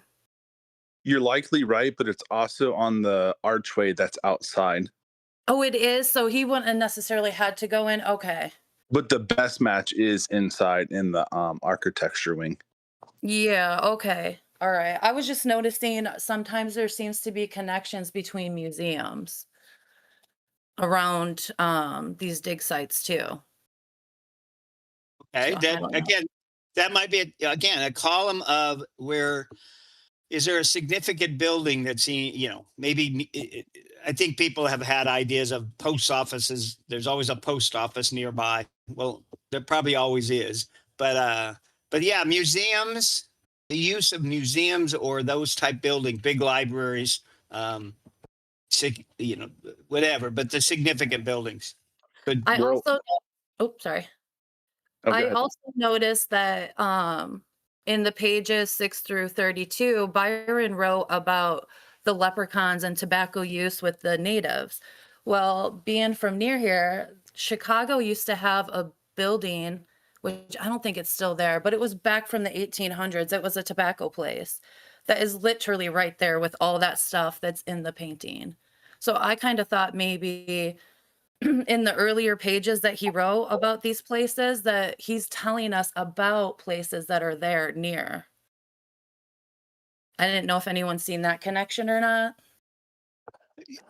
Which I have more detail on my spreadsheets that you guys can read Yeah, through later, but I have heard of that, and I might have heard of it only because I read some of your spreadsheet. I'll admit Yeah. I haven't read it all, but I did read a lot of it. So when you post that, I'm sure but the some people. connection can be made with other the place cities as well, not just Chicago, which is on there too, which you guys can see when you read Right. it. But those are just some of the ideas I had.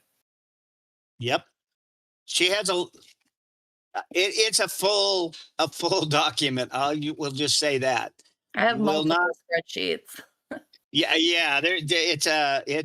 It'll give you a night if you have nothing better to do than to read stuff. So it'll be very interesting. So for those who haven't seen it, she has some other stuff there that she'll post and then read through it. So where was I? Oh, I don't remember where I was. Anybody who just came? A couple of people just came. Do you guys have any? Again, we have the columns that I made. Don't have to be. They're not itself, but I put state. We know about the state shapes. There are some of those, and again, city names. Again, Steve, yeah, do you go have ahead. World's Fair as a column on there? I was just looking through there. I think I don't have specifically World's Fair, but I think I put it under. I mean, that one comes up a lot. It does. It does. Well, I kind of was thinking it was like historical events, book, something like that. Yeah, you could put it in any of those kind of. I don't see anything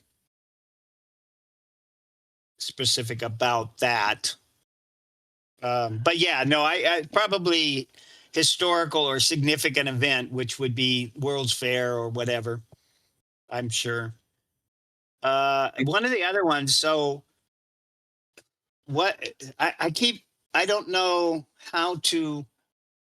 what types of things. Okay. So if we're looking for columns and you have all the paintings and verses and some of the front, are we looking for, and I'm probably just going to pick one out, but like, do we need a column for the paintings that have moons in them and the paintings that have stars in them, or moons and stars? Is that useful information, do you think, that you see the similarities before, or are we going back to where the gift giver is kind of implying that we're looking for columns that are going to help us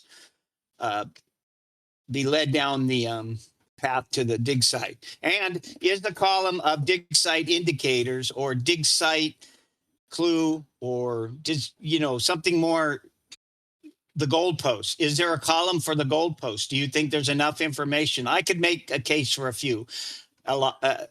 number of them. Is that it's a goalpost a column? Well, if it Meaning- is, and there's no direct dig site one-to-one match, is it hidden some other way, similar how the Rebus was for Milwaukee? Is it Right. a I'd picture say that of something?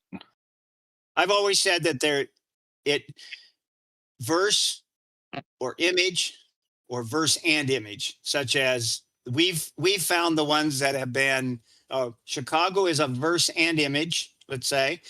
Boston is probably a verse and image. And Cleveland is more the verse. Even though you do see the wall, so you could imply that there was an image of the wall, but it's not really the back of the wall. But you get the idea. So it could be seek the columns, which happens to be everybody. I had the first day I put this flyer out that said something about columns. Everybody thought this was going to be a talk about Cleveland, and it wasn't. But Cleveland, the seek the columns, we always found that was a verse to painting relationship there, which I think they all have, but it doesn't seem like the columns are a dig site indicator unless, in my opinion or in my thought, did the column on the left side that leans, was that a hint to the side of the planter I feel like box? the wall would be more of that indicator. I think so. I think so. I think probably that would be. But my point is, like, when you introduce things like the skewed perspective anamorphosis, the mad fold in, and if those things are truly in there, the dig site indicator, if that's what you want to call it, may not even be there without manipulation of the image. Or it could be like a Pictionary type thing or another Rebus type. Right. Oh, well, I have a column there that has that, effects or something like that, and it names all those. That could be a column where that 2 or 3 have that, fold. You have to fold it to get the dig site indicator. So, maybe the relationship between the 2 columns means something. And it might be more of a concept than an actual one-to-one match, is just my point. Right. Right. I think some of the verses, a lot of the verses have something that you really feel like when you're there, that's what it's saying. You're there.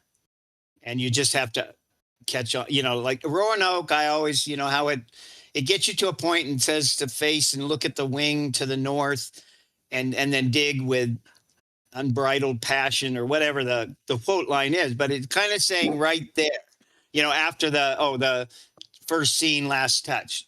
Those are the clues that tell you that you would be right when you're standing there going, aha.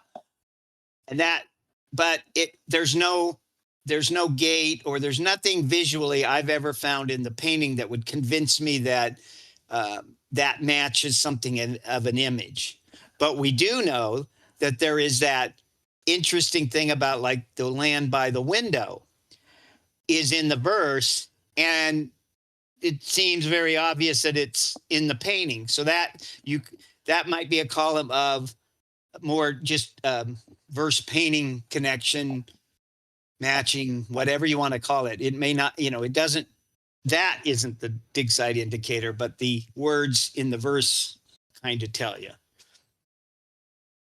Yes, If they that tell all you makes sense. to ride the Man of Oz because he's a flying broomstick. He's the witch's broomstick, and he's the scarecrow had and the blue- Tin Man at the same time.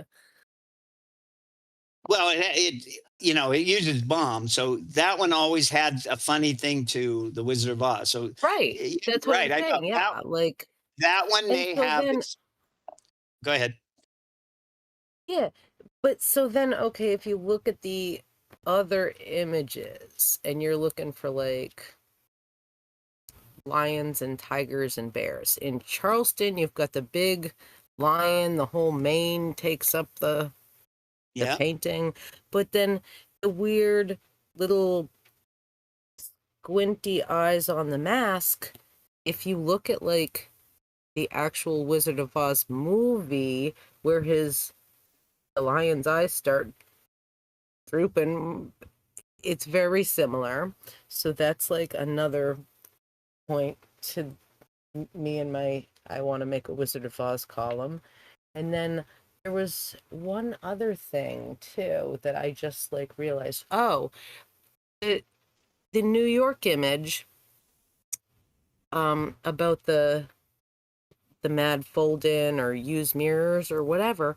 People come up with what I see as a great big tiger in the New York image, and you add it to a column of Wizard of Oz stuff, it looks pretty convincing. And Well, I might just be going down my own bias rabbit hole now, but it does look convincing. You're talking about in the robe, the way the face, it looks like a face or something. In New York, yeah, if you put a mirror, yes, Okay. it makes a... But what reminded me is like Jay, back to Jay. Then, do you guys think that there's a column of saying the effects like using a mirror, anaphylactic shock, folding, is there enough things that kind of stands out that there are 4 or 5 that maybe have those, Jay calls them gimmicks sometimes, but that kind of, you need to do a little manipulation of the painting, which brings into I think idea. that's what I'm looking into now, because I'm like, yeah, Wizard of Oz overlaps with some of that stuff as well. Right. So anybody else? Anybody have any thoughts? Again, it all relates to why the gift giver gave that last little bit that said, oh, I need to give you a nudge, and then gave us a task to do, making columns for a purpose. And the purpose has to be to find a cast or solve the puzzle, if you were. So, okay, here she comes. I got it.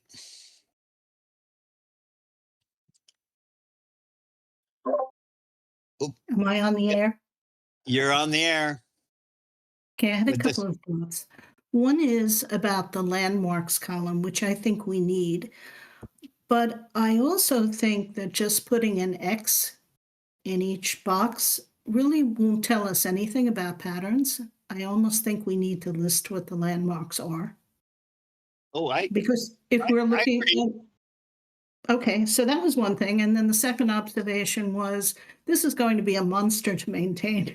It's like so. Well, this is a first try. Landmarks. The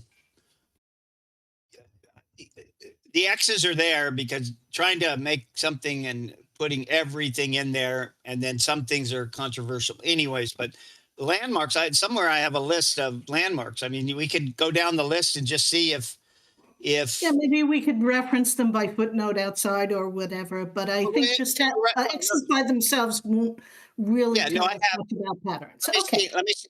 If you look, some of the numbers on the big numbers are telling me I have a list somewhere that I don't know if I did landmarks yet, but that's something I wanted to hear. So what would you say in the January painting, the Garnet, Roanoke Island? What landmark would you list there? And then other people can yay or nay it if you need to, but what would you put as that landmark? That's an interesting question. Well, they all are interesting, but so do you have something for Roanoke Island, Mateo? Like, I have a lot of thoughts about it. Can I name anything that I see that is a real yeah, I would say physical symbol or representation? Not offhand, I can't, other than the land by the window, or the land near the window. But I think that symbolizes something else entirely. So right. What if you were to pull from the verse? Okay, or verse. Remember, it could be, for this point, it can be verse or painting.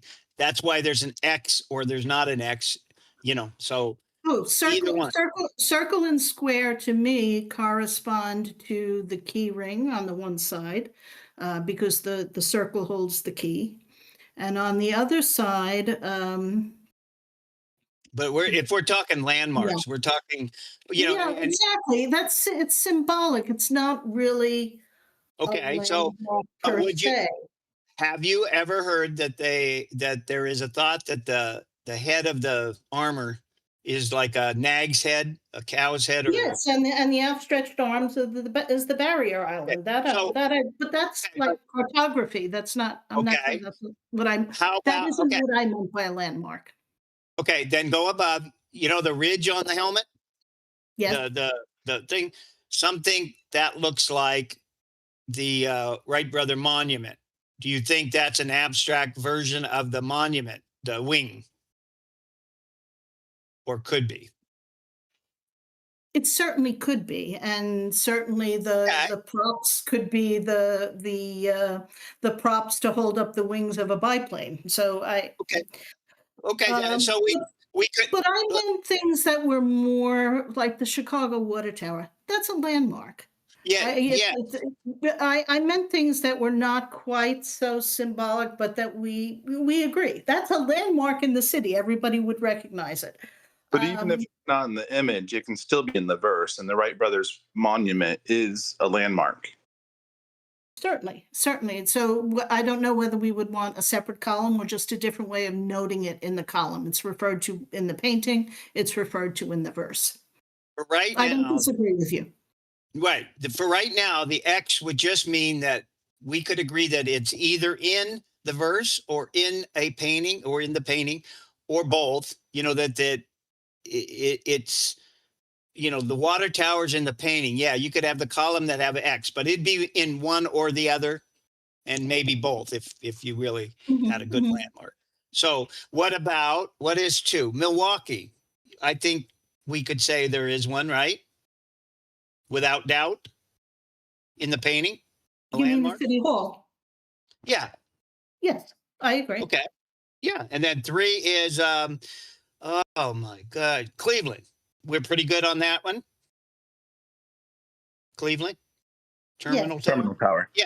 Yep. Four is Charleston. And I could think of others, but they're more symbolic. Yeah. Mhm. Yeah, but I'm looking if the column it was something, that Easy to first recognize. kind of we all agree on. We could all say, yeah, I could agree. So right. And then like Charleston, would you say Fort Sumter is represented as the home plate looking thing?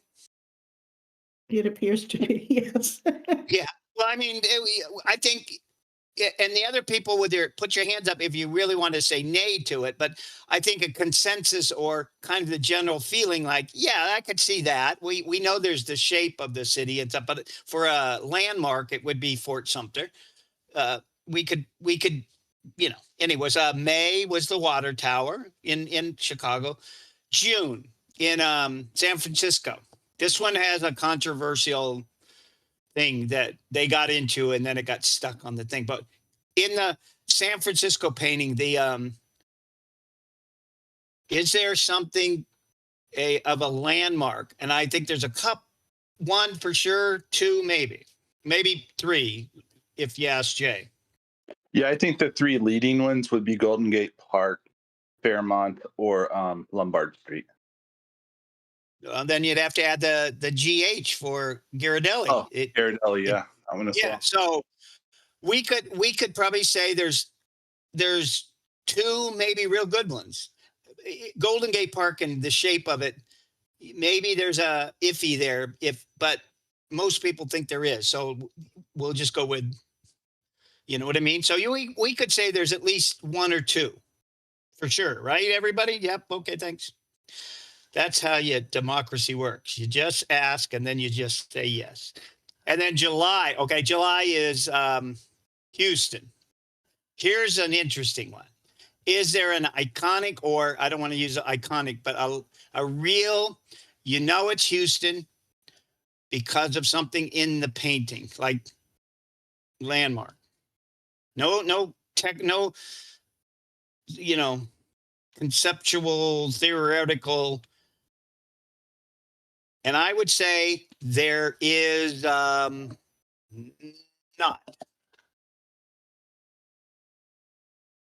For me, this is where I think it's one of those similar type rebus things where you have Milwaukee, which is the standoff, and you kind of have to use Pictionary for it. So Right. the column toppers to me is a sphere, an Arabian camel, and a mounted head, which gives you SAM for Sam, plus the coordinates for Houston, Sam Houston Monument. Right. I would just say, for me, Jay and I do a lot of the Houston thing. We have our own thing, so we could go on for hours about back and forth and stuff. I simply think that there is no landmark image, and nothing really in the verse that is a landmark image. You know, that really tells you that it's Houston until you. So there's not really anything of a building or a thing. After you get the lat long and you go across the row and you get the lat long and you get maybe the nickname of Space City and you get that Lone Star State, you could then say, you could look at the two animals that are on the toppers and you might get the idea that somewhere with animals, which might be a zoo, which then there's only one place. So I don't think there's an X in that box for this landmark type of. I just have one quick maybe for Houston that might make it a landmark. You know, the Jen's scarf, his headscarf. It to me, it's the Museum of Fine Arts on Montrose Boulevard, right outside of Herman Park. Yeah, I'm aware of it. Okay, but it's the shape of a triangle and all that kind. But I don't know if anybody would look at it and say, "I got it." Well, I mean, the lines of the roof are the same. The shape is the same. I mean, don't get me started there, Scott.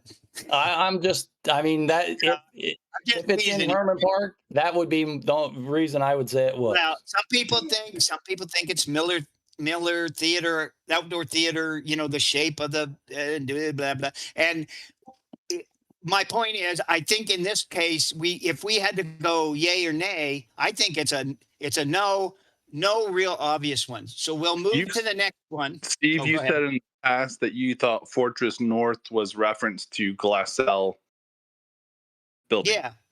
Yeah. Do you not still believe that? Not for this column of really knowing it for sure. I think in context of my idea or the idea that comes from that, it does. But I don't think just anybody could look at it and see like this. When we get to November and we look at New York, I think most people would say the Statue of Liberty. So you're basing 1-to-1 and, you know, it has to be. You know, I think more 1-to-1, 1.5 to 1, whatever, okay. You know. That's fine. I agree. I mean, this is where the idea of say July, Houston is the one puzzle like Milwaukee that doesn't really have that 1-to-1 where we just go right to it. You can get to it, but you need the other columns, like Jay has pointed out before. The other ones build to this and answer that question. Then you can say, okay, yeah, I get it. I know, right. So let me just finish Boston. Do we have anything in Boston that you would say is a landmark visual or written that we would call like a landmark thing? This one's a tricky one. I mean, there's plenty of arguments for Freedom Trail sites with Copp's Hill, Constitution, maybe Paul Revere's house. Right. It's like the flat. Well, Salem Street. Yeah, there's right. So is there a maybe the first lines of the verse, you know, tell you it's Boston. So I don't know how to answer that. That would be, I would say, an X and an X. Let's just move on to number 9. St. Augustine. landmark? Like what in it that So this is an interesting question, because would you or would you not include the fort, being as how it was drawn over? Oh, actually, no, you would include it because you can still see it. So I think you could. But you can't see the entire shape of it, really. Yeah, no, Like you can you only don't see need 4 to. corners. You still Why not? saw it in the book. You still saw it in the book. And Well, if you, plus you got to go with, it's what you know now. I mean, you've seen the original painting, so you have that information to work off of also. Yeah, So but I if have anything, you might add another column that says hidden items, because that's not the only hidden thing in the book that we know of. well, I there's personally okay. would not. You wouldn't say the fort if you went across your row and you went Florida, First City, or something like that, and you got to this box, would that be one of the landmarks that might jump out? Would it be the FOI, or is it going to be the fort? I think I would pull from the verse and use Saloy. And then there's Saloy, which it is a landmark. You could call that a landmark. So, okay, one of the three. See, this is where an X means yes, we might not know which of the three is the best one, and that might come into the context to the next columns that we need, or the next clues. Because the Saloy comes in, it almost makes it the landmark, because we put together the area of the FOI, and the other kind of tells us. So I'm just putting an X, because I think there's probably justification to say there's something of a type of landmark. What about Montreal? Oh my God. I think we could say yes, but I just have a feeling we won't all say yes. Is there a landmark that undoubtedly would say Montreal in context of knowing that it's a landmark or a visual item that's at a landmark? Well, I mean, okay, let's bring up the elephant in the room, the leg eater, right? I don't know Montreal that enough, so I wouldn't have no clue as to what leg eater is. But somebody who's from Montreal would see that and be able to pinpoint that to a landmark, right? Yep, X. I like it. X. No, So yes, that's an X. Would that be? Well, that's the exact reason I would. Sorry, Jay. Go ahead. Being so small, wouldn't you think that would be more of a dig site indicator? Could be. Could be, but I think it definitely still deserves a landmark. I mean, look at people digging at FOI, but they might consider that a landmark as well. The landmark is not the actual leg eater. That, in a sense, the landmark is the St. Stephen. Yeah. Right. You know what I mean? So is there anything else? Maybe the granite wall. Or given the context of the expo, lane 222, I personally believe it's a reference to the racetrack, which is 222 Circuit Helene. Yeah, but I this is just me saying, you have to. Is there anything in the verse and the painting that kind of jump out at you, like the water tower or the lane 222 for the racetrack? Okay, if you're not all familiar with that, but all right, let me okay, just make sure we don't all talk. We got a couple people, Treasure Bloke and oh my God, Harriet. And so if you guys if you want to say something, jump in right now, or go ahead. Okay, I'll start. I'm sorry, I didn't realize you had to put the hand up before, so I was. Oh, sorry. Yeah. No. I just didn't understand the format. It's fine.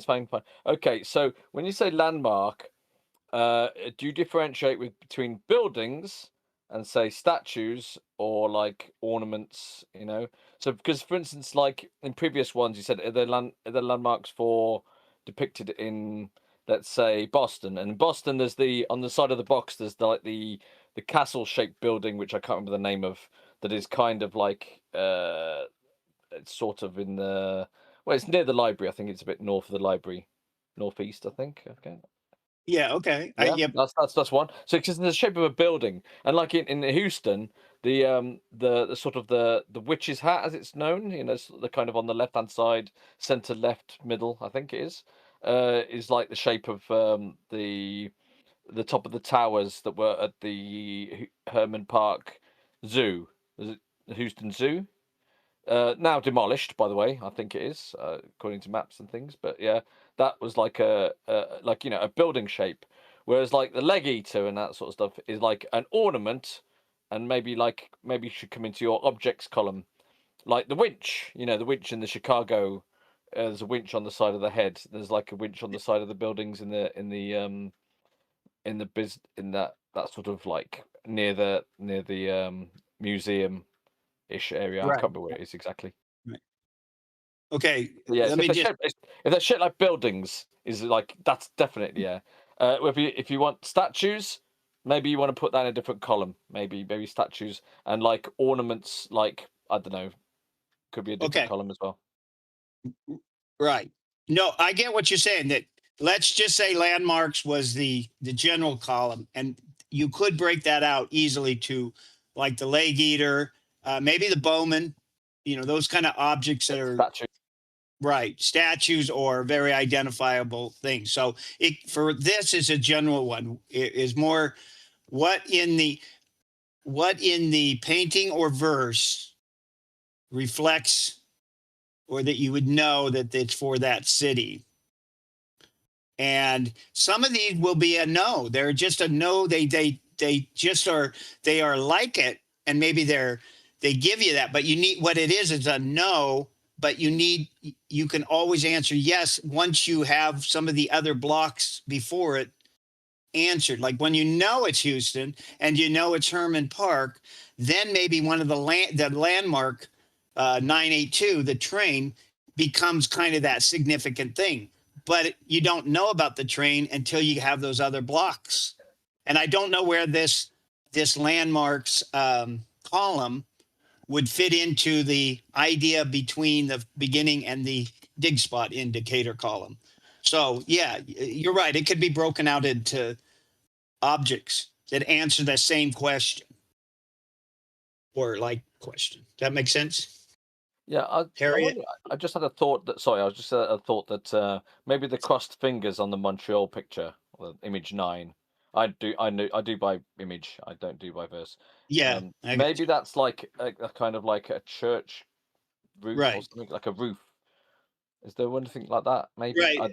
I've just had that idea now. Well, a lot of people have talked about that kids thing about the church and the steeples and stuff like that. So yeah, something like that might be a column that answers some of these questions about abstract image, giving you the answer to the city or something. But yeah, that's good. Let me see what Harriet wants to say over there. Okay. Some of you know, maybe those of you who are not on Facebook wouldn't know that I've been posting about a theory regarding a pattern I thought I saw across at least 6 of the cities, so presumably it will work for the other 12, but it's a pattern whereby I was able to link each search city with the immigrant group and the verse and the image through a well-known cultural fairy tale or folktale from that immigrant group. So I was able to do that 6 times. I posted 5 of them. But I wanted to talk about Montreal specifically because I think that maybe gives a good example.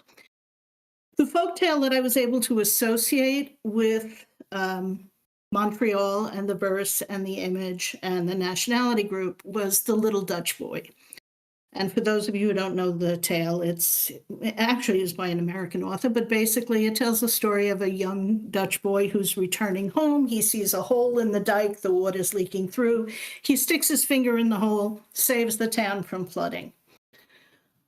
I was able to find in the verse and in the images and in the painting, images of landmarks in Montreal, a landmark in the Netherlands, and other objects that I think really cohesively connected everything together. The first is, of course, his steepled fingers, which symbolizes him sticking his finger in the dike. The second was the, what should we say, on the front of the tunic. You see that checkerboard pattern that looks like steps up and steps down.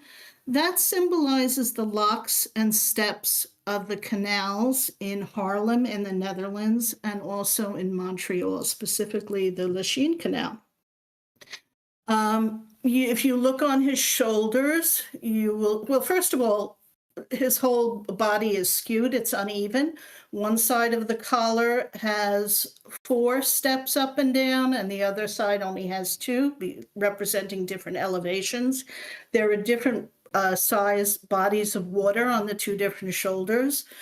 So I made connections like that, but the tunic pattern itself looks almost identical to a picture that Kayla Morimano posted about a year or so ago of the Armory des Fusiliers Montréal. It's a Canadian regiment, a Canadian Army regiment, and they also are in lock step, just like the locks and steps of the canal. But I think one of the most interesting things I found was that the leg eater, I wondered why, like everybody else, why would they depict this leg eater with so many wonderful landmarks in Montreal to choose from? And the reason well, let me just go back for 1 second. Haarlem, which has 2 A's in Dutch, I think has a counterpart in Montreal. Apparently from the 1920s through the 1960s, there's a small area of Montreal that was called Little Haarlem because it was home to such a thriving Black English-speaking population. And I think that may be why Price made that connection. But in researching it, I found that in Haarlem, in the Netherlands, there is a very old canal lock, and the gate mechanism, which controls the opening and closing, which is still done manually, looks exactly like the leg eater. Has the same shape. It's got the one long leg outside the box, so to speak. It has those same kind of spread-eared handles, if you will. And right next to it, as depicted in the little box, is a lock. If you look closely at that blob next to the leg eater, it has a shank or a, what do they call it, a shackle bolt on top, which represents a lock, and it also has steps. So there's really a whole symbolic, connection there. And the folktales, I think, tie it all together. So I don't know if that's the kind of pattern that you're looking for, but I found in looking deeply at the folktale, I was able to make connections in the painting and the verse. I'm sorry, I talked a lot. Oh, no. You talked a lot, but that was great. Oh, wow. I'm really interested. That was nice. Sarah, I will say, if you Thank go to you. the Facebook, she posted her stuff. I on the have Facebook. to. Yeah, and Yeah, you'll see. somebody send it to me. Send it to me because I don't log When on you- to Facebook often. Just Right, send it so- to me. Okay, well, So if when you you- tell me where to post it here on Discord, I can do that. I can do it for all the 5 that I've done already, and Yeah, the you know what? 6 Yeah, I'll snag them off Facebook and stick them where they, in the. that would be somewhere. great because then I'll have a roadmap to follow for Perfect. the next one. When Yeah, Sarah said, thank you. when Thanks. Sarah said someone, I knew what she was meaning. Yeah, I'll and say- I put them up as Google Docs also with access to anyone with the link. So You put them on Google. I in each of my Yeah. posts, I posted them as individual page photos, but I also Right. posted a link to the Google Docs so people with the link can have access. Yes, Like- I do remember. I do remember seeing them. So, yeah, I'll make sure they get over there tomorrow or whenever later. So, and Sarah, I'll make sure you see them all. I'll make sure. Thanks. I put you as a note Perfect. on my pad. Nice. But that's interesting. It's a different aspect. It's kind of again like Carla Joe's that I keep bringing up and stuff. You have to read those, and you agree or disagree, or useful or not useful, call them or not call them. Just read them. Just look and see what she has to say, and they're interesting. I don't know that they give us specific directions to dig sites. I'm not going to lie. Right. If they do, I haven't discovered that connection yet. But I do think it shows us that there's a framework that the author and illustrator intended, author and artist, I should say, intended. And we, we may, like, for example, in the Roanoke painting, I really feel that, and I have to credit Carly Perales for this because I did not make the connection. But the folktale is the legend of Robin Hood, and it really does depict flight, like a flight of arrows and so on. So maybe there is some connection there. But anyway, it's an interesting intellectual deep dive. Sure, it's all a learning thing. Let me just point. I see one I have never seen, Dutch Oven. You're there, and Sylvie. I think I know who that is. In this format, there's a little button that you can wave or put your hand up, and then we will push you up here into the speakers, and then you can ask a question or comment or talk about columns that you think are important. So feel free to just make that wave thing. Same with you, Star Swan. I know who Chicago actually knows how this works. So just it's a different format than just an open chat. That way we can keep the background noise a lot of times, and then we don't talk over each other as often. So you two, I noticed you just got here. So if you want to jump in, I don't know who Dutch Oven is at all. So if you want to just say hi to everybody, we always like knowing who showed up. But anyways, anything, Sylvie? Somebody? All right. Well, that's good. Treasure Bloke, I pushed you back down into the audience.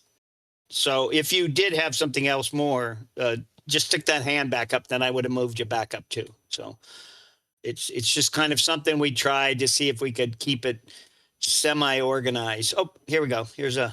That's what I like. I just had to fill some air until I could get somebody to talk. We like everybody to talk at least once.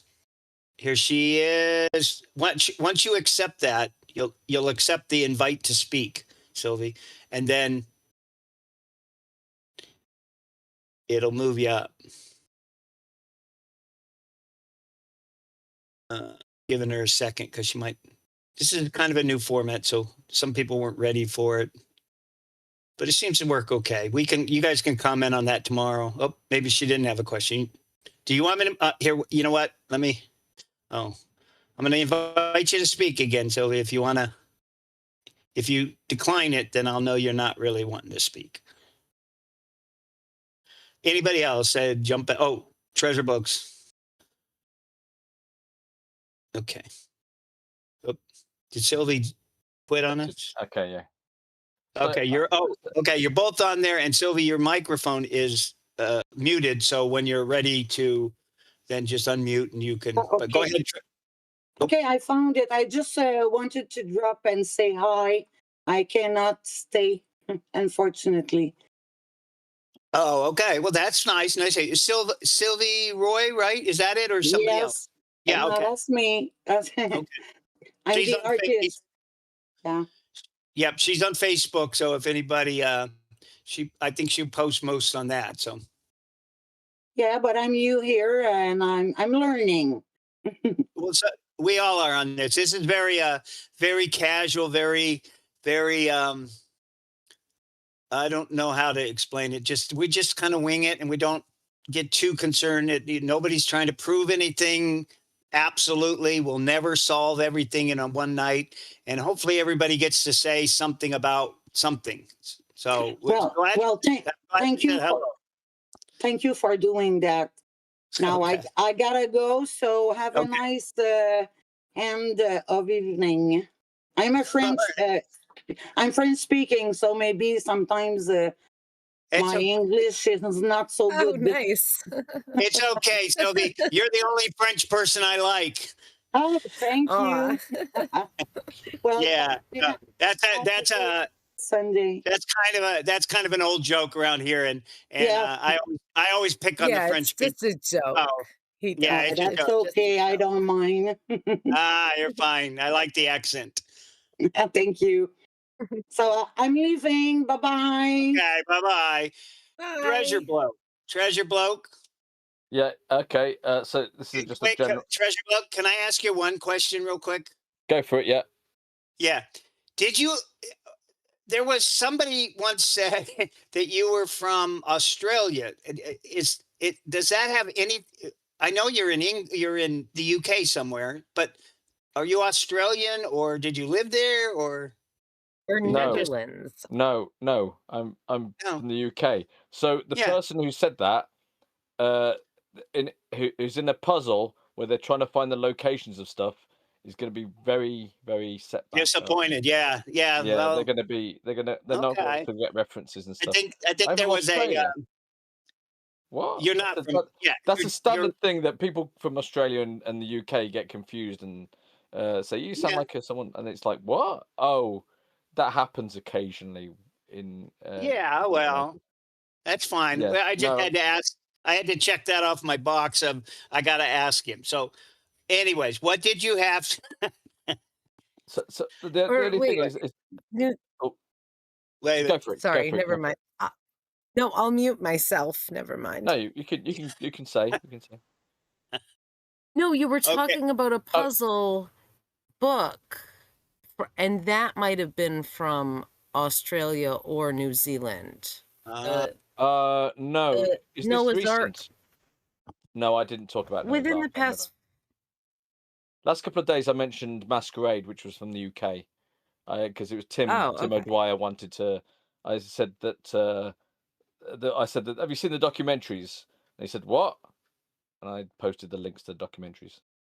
Oh, on okay. I Masquerade. thought you mentioned the Ultimate Alphabet book. Like, the Oh yeah, I first time did. we Was ever that talked. Australian? Was Australian? Okay. Mike Wilkes. I don't know. It's Mike it? Wilkes. I think it's yes. It's I never either knew. Australia or New Zealand. I never knew. Yes. I never looked. I never checked the but the nationality. I was a young kid at the time when I did that. But Oh, when I did okay. it, when I Yeah. did So that was maybe that's I didn't. what I was confused. I mean, I didn't even do that properly. I was just like, it was an art book that you opened up and it had lots of pictures of things. And then I found out years later that it had like it was a puzzle book that you actually sent the thing off. And I always wondered about that because I was looking for things in the book and some of those things didn't appear. And it was because they were false positives on purpose in the book. So there would be like I don't know, an antelope, and you go, "Where's the antelope?" And it's like there wasn't an antelope. But people who crossed that off got penalised very heavily, apparently, in the puzzle. Oh, it's like, okay. So I that think that's where solves the the thing. confusion came at.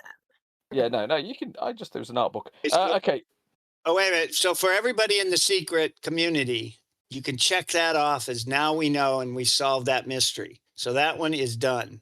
In what, case it's from that you're Australia? not Australian. Yeah, you're not Australian. Go ahead. Go ahead with whatever your question was. That we got sidetracked.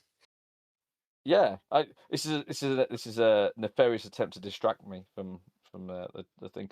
Now, what I was saying is that what I did is with your nice list of columns here, yeah, I can't read them, so I went and I basically screen grabbed them and I've zoomed them in on a paint package. Hang on a second. Yeah, I can't hear myself talk.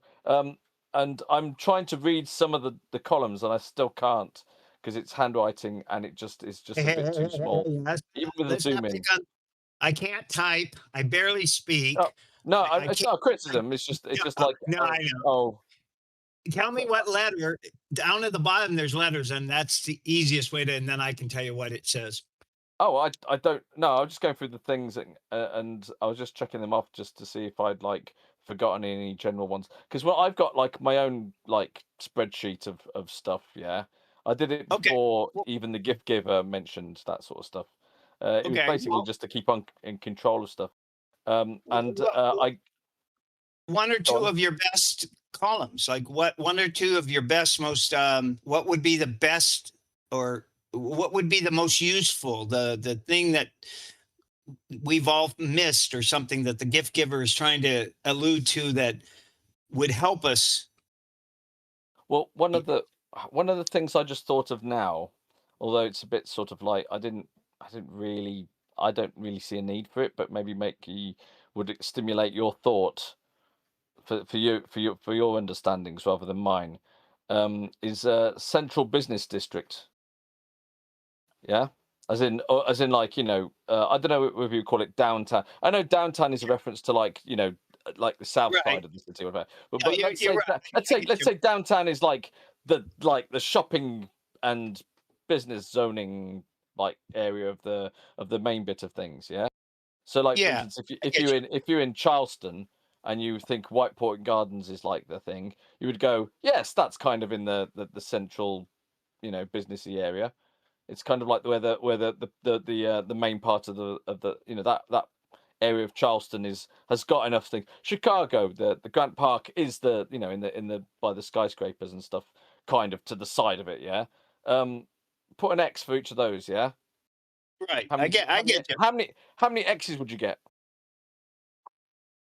Oh, Let's go through the images, right? Yeah, and like, well, let's just do it now. Yeah. okay. So Well, I'm gonna okay. I go by image number, and I'll go quickly. So image one, people think is San Francisco. So would you say that that's like people generally think it's in this thingy? Yes, I think generally it'll be Fairmont or Golden Gate Park or one of the other parks that's inside that. So yep, that's a one. Yeah.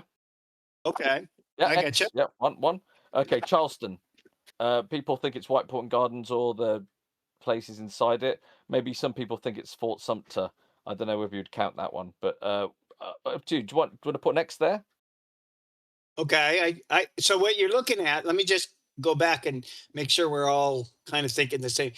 You're thinking that in the more or less the central part of the city, or the most like businessy business, or what am I trying Yeah, to say? business end of town. Yeah, Well, the kind of.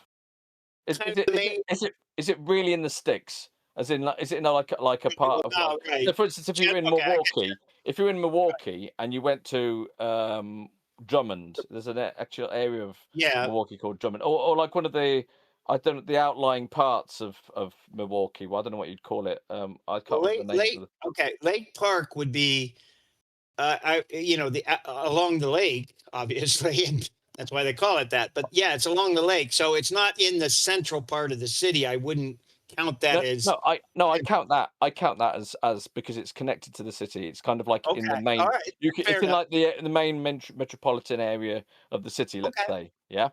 Whereas So you were on. if it was like if you were like New York, if you kind of thought it was in like somewhere in New York State, one of the regions that were like a bit further out in like New York Yeah, State, that wasn't around like Manhattan and its neighboring boroughs, right? Yeah, because New York's well, big. I'm just going to count the boroughs. Yeah, let's let say me. it was like New Jersey. Yeah, say it was in New Jersey. Yeah, Right. or whatever. You'd be Well, like, you'd go, no, it's not part of the. okay. Which ones do you have these down already, or are you just? I was going to say, which ones would you say are not in the city metropolitan, kind of the closeness to the downtown area? Let's say, do you have a differentiation between that, like ones that are in the sticks? Yeah, well, I mean, I do. Like, if looking at the what I have, and then looking at the what the people perceive as to be the genuine things, I'm gonna Well, have some sort of difference. But I mean, like, basically, just does it feel like it's uh, like reachable within a bus ride, or that's like one of the city buses that goes okay. to it, Let me or ask this. is it in like you go to like the Milwaukee, but it's like state of like one of the places that's like the areas that are the different. I like for instance, if you're in Texas, right? Yeah, you've got Houston, but you've got like other places like Austin and or other places like that. I mean, whether you count them as cities or not, or whether they're like towns or whatever, yeah, or other regions that are not the central part of the city. Because you know, Okay. I'd count Cleveland as yes, and I'd count Chicago as yes, and I count Boston as yes. Right, so that's 3 X's. Can you do X's for all of them or not? In your opinion? Because Tell Cleveland, me it's one. not necessarily. It's a Wait. little bit away. Tell me one Go on. of your no's. Tell me. Do you have a no on your list? Yeah, I've got a no, but I'm not going to say what it is because I think it would cause consternation. Well, I'm not going to tell you my yeses. No, Okay, I'm teasing. then that's fine. No, But I'm what I'm just saying saying. is that as an exercise, that's my contribution. Is as an exercise, Uh, go. Do you get uh, all 12 X's, or do you get like 11, or do you get 10, or whatever? Well, you get a lot of them. I don't know which ones I would count as being in the sticks. You know, like how far out do. That's what I'm just trying to get from you is like you're trying to, and I get what you're trying to say is like how far away from downtown, you know, the actual downtown part of Houston. Herman Park is a good distance away. It wouldn't be downtown, but if you were to tell me to go to Houston, to Herman Park, I would be going down to downtown area. So I'm trying to figure out what you mean by like how far away from the center of town or the main business. It does differ. Like some places like are kind of state based, like the identification of which state it's in. And then you got a choice of which cities and stuff. But some places have you know areas like Yeah, no, I get it. general areas, you know, of like California. You got Oakland and stuff like that, you know. Well, and then there's like Well, we know where. that's not a Well, city though. I think it's a city. I don't know. But you can get like yeah, areas, you know, that are it's things. it's How far away? You know, do you count it as like a central business area that's famous? Like, okay. Stop a minute. I'll stop. I know because you're UK, you know, different city type, but San Francisco, let's just go back to San Francisco. Oakland is its own city, and there's many cities around it. The San Francisco Bay Area incorporates all of those. But for this, we know should be in San Francisco. So the city of San Francisco. Now somebody could argue the point, but I would say the city limits. We could follow the city limits. Like the Houston one, Herman Park is in Houston city limits, but it's vast area. It's certainly not something I would say Herman Park is like a downtown park like Grant Park. It's way different than it's more like Cleveland Cultural Gardens being so far away from the center of town. That's what I was trying to get you. Where's your line of yeses and nos? How would I differentiate? Yeah. Oh, okay. Well, maybe that's the thing. Maybe you want central business district, and maybe you want, you know, not far from the central business district, or you know, is it like a in the sticks park? Is it like kind of like very disconnected from like the main part of like where you go to where you would consider the actual central area, centralized area? Are you very far away? Well, I think there's some that is true that if we knew for sure where they were, we don't. We have some guesses around a city, but some of the parks are certainly downtown parks that are like within the downtown region, Grants Park, and then the cultural gardens are much farther away from the central hub of it.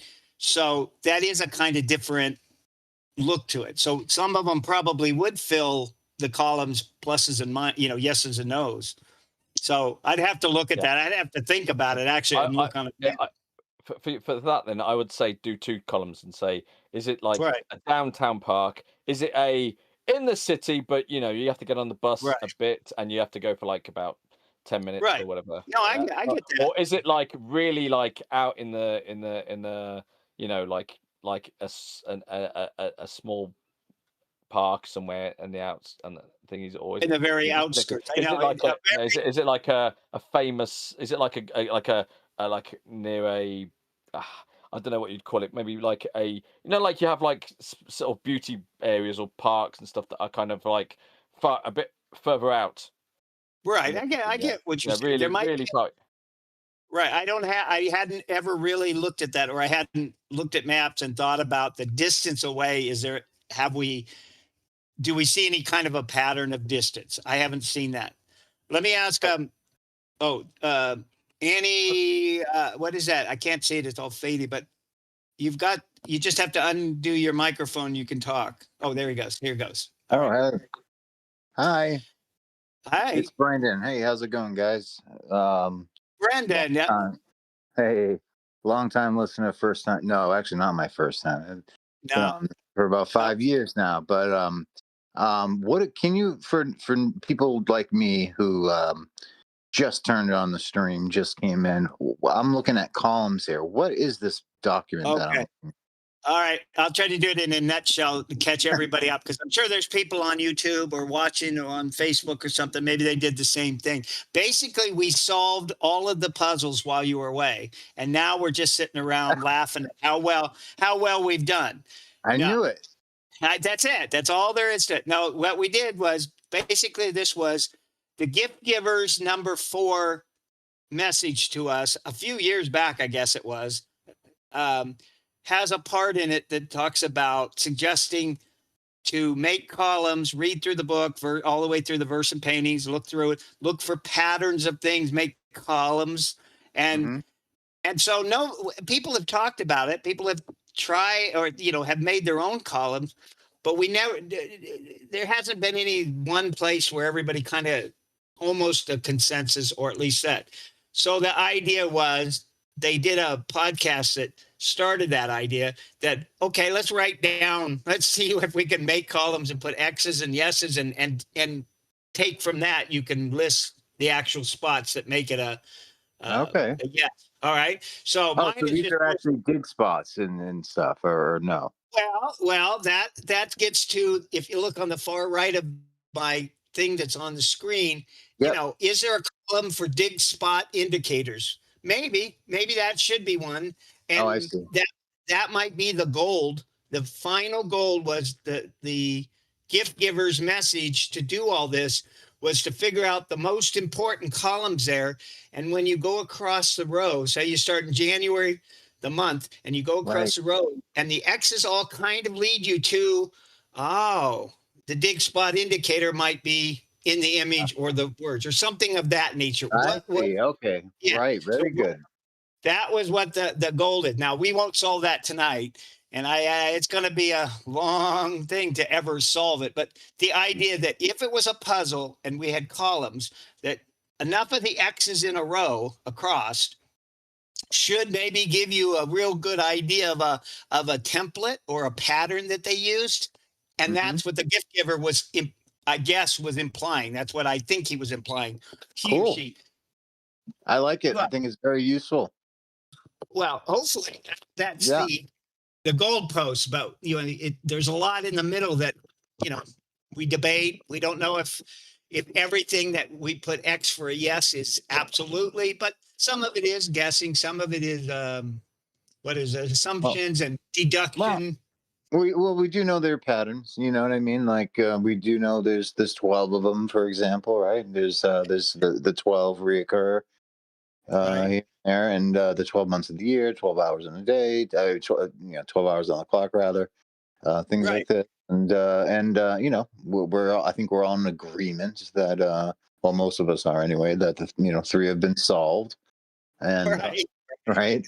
And so on. So I think this having a working template that can be revised and updated and maybe put in handwriting and I could read. Maybe I honestly thought this was like Byron's sort of leaked manuscript that somebody did.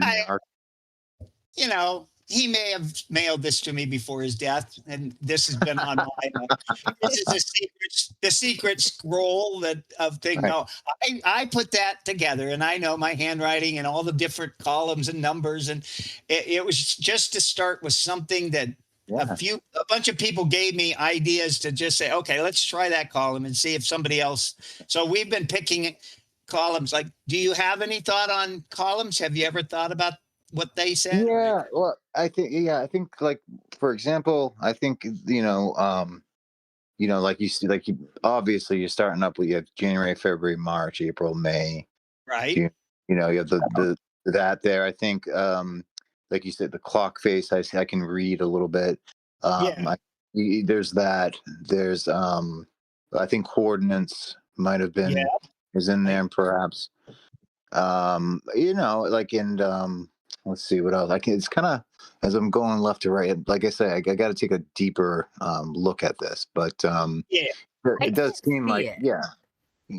yeah, I can see the Steve, commonality. honestly, I can't see it like in detail. Well, You have I'll- it in a Uh, format to send to me because I've I'm been suggesting, using. it has been suggested to me that I should do it on spreadsheet and you Mhm. know, and all that kind of stuff. And yeah, Yeah, okay. no, I get you because I wouldn't know how to do that either. I just can't see it. No, And well, what I'll do is maybe I'll again take parts of it and blow it up talk to and make some better. talk to Yeah, some of our friends who know how to do better shit I with know. That's what I'm spreadsheets hoping. and get That's them the to. secret. Yeah, no, May but can I ask you, what's your name again? I'm sorry. I'm Steve. I'm the Steve. Steve, but Steve. Steve. Oh yeah, Steve. I remember. I'm not on Facebook anymore, but one of the things I miss about it is the secret. Yeah. But I try to stay abreast as much as possible with the updates and everything. That's good. I think so. You're hinging this is all hinged on but a gift giver post. Yeah. Yes. That said that. Basically, Which one exactly? And it was and number 4.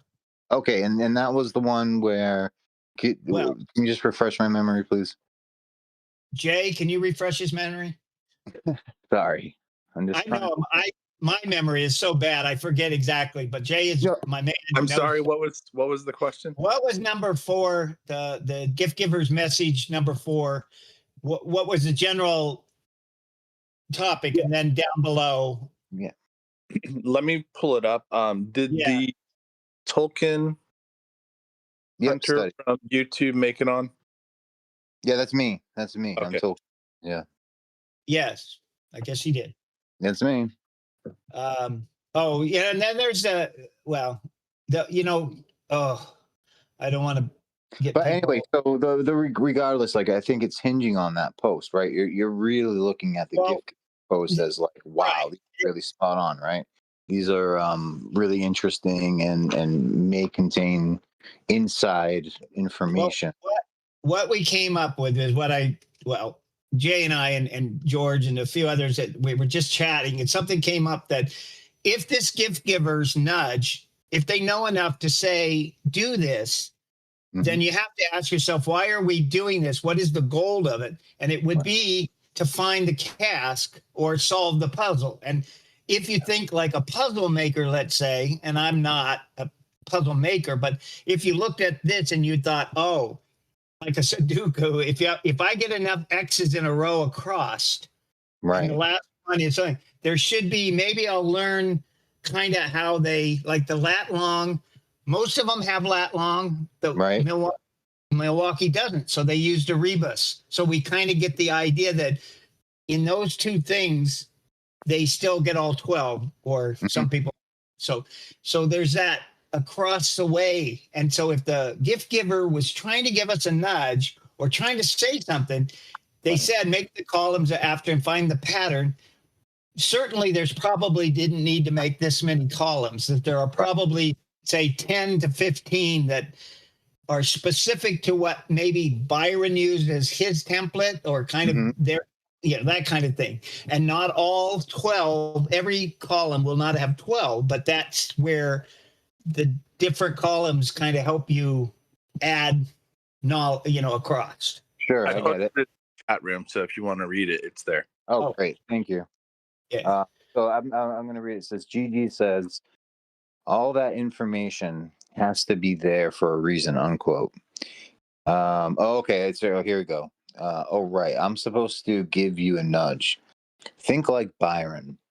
Take a piece of paper, make a few columns, start going through the book from start through the verses, and find lists or frequent similar things.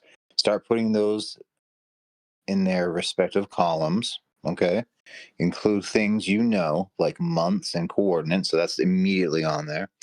See if you can find a pattern. All that information has to be there for a reason. Okay. So interesting. It's just interesting. Now, obviously, that is too many columns up there to really get a reading on it. So there's probably a lot of those that will be eliminated and squeezed down into again, like I say, 20 maximum, maybe. Maybe it took 25 columns because like the rebus is only in one. So that's a column, but it's only in one. So there's probably something that we could say are the most important columns that help you understand either the clue progression, or they help confirm other clues columns. And then, but the goalpost is finding the cask or solving the puzzle in a sense. So it has to be that far right column of dig spot indicator or something to say, I found it, I solved it, or I could write this in, or something. Obviously, boots on the ground is still, I think, one of the parts you sort of needed to do, maybe to fill in some of these. Maybe some of these you just had to be boots on the ground too. Some things we might not be able to X a box because we don't have the signpost. We were talking about that.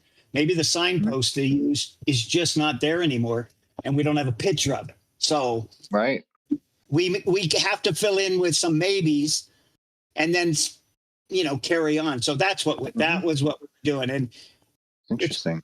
Artistically, I'd say too, like just visually, as a visual learner, I think we all are, but to some extent. But it almost reminds me of a cask itself, with the columns and like a lid being the very top, if you can see it in sort of 3 dimensions. Sure. You know what I mean? You could, but one of the very cool. I think one of the most fascinating questions that come up, and I say fascinating, it's probably only it to me, but the question always comes up, why? And I think they brought it up in the podcast before too. Rob always mentions this one. Why did they put a clock face under the lid? Like so far we think that they all have clock faces. So we're assuming they all have clock faces because we have 2 that we can kind of actually see. We don't know it, but we're assuming it. But what did that element, obviously BP had to have told somebody to paint those. And we think maybe Joe Ellen didn't paint them all, but what does time or that clock face maybe just confirms which puzzle it is, kind of a safeguard. Right. But weren't they pointing to specific hours though? Weren't each one of them were pointing to specific? Right. Exactly. Right. So you see the correlation, but no one would ever see the lid. So until you find it. So I see. He could have put, he could have just said, put a number 1 on it, number 1, number 2, number 3, or the month. Why, an intricate clock face, except that there's art to that cask. And maybe that's part of his, it is a treasure. So you want it to be something special. So, does time itself, the time of day or time of night or time of, I don't know. Or time under the lid. Well, or it's, you don't take that cask since he's taken the key and giving you the gem. You don't have the key. But if I had a cask that didn't have any identifying marker and I had a key, I could just give it to someone else and they could say they dug it up in somewhere else and try and get another gem. It's a safeguard. Supposedly the keys are color coded. I think it says that on 12 Treasures, and but they make you give them up. So. No, I get that. So there is a funny thing of maybe that was a safeguard. Maybe he thought somebody would copy one, or I don't know. So it's one of those, like, those are buried in the ground, almost never to be seen again. But it was important enough to have a color coding on the key and a color and a literally painted time. Yeah. And a time on the lid of the. I mean, that means that meant something to him, whether or not it means anything to us for this column thing. But you could say a column of, lids have time under them, and we know 2 of them are absolute. And the third one, I just- agree. yeah, you know, so, wait. but But our two, Boston says 8 o'clock and Chicago but we has didn't 1 see that o'clock. Boston points to 8. We don't know Yeah. Interesting. Well, the other I mean, hand. okay, there's So, again, yeah, it looks like the small hand, so the hour hand is 8 o'clock. 8. 8. It Now, points to, does it it points say to 8. anything else? You know, right? Does it have 8:05 or 8:15 or? I mean, I am assuming it just says 8 o'clock, like the 5 o'clock. I assume the same thing, except Oh, right. We wouldn't know yet. right. Right. Well, we got to dig one yeah, up. I assume the same thing. Yeah, we do. Well, I think it's important to have premises that everybody agrees with, right? Like terms, like when you're arguing something or you want to put forth a persuasive argument or just for communication, you got to agree on certain terms, like Moby Dick is not about a surfer, Santa Claus going surfing or something like that. It's about a whale, or whatever. You got to agree with certain things. And I think like this in a way is kind of like, it's like, yeah, like here's some facts, and like, here's some interesting patterns, that we've discovered that are, that you like really aren't disputed. Well, that's always the hard part of the disputed, because we don't have anybody confirming all these things. But because go ahead. I had a question the other night too that I thought about, and it was like between the emerald in Chicago and the, what is it, peridot in Boston. Right. Like, how do we know with the colors of the gems? How do we know that Boston became Italian and Chicago became Irish? Yeah. But there are kind of reasons we should know, but then I'm like, wait a minute, didn't Rob's jewel get, like, we assume he was given the emerald by BP, but his jewel got stolen when he was in college, so then it gets into weird lore. You know what I'm saying? So then you have to be like, okay, well, then Chicago is Boston Irish based on a gem that was never verified, and in the even in the sorry.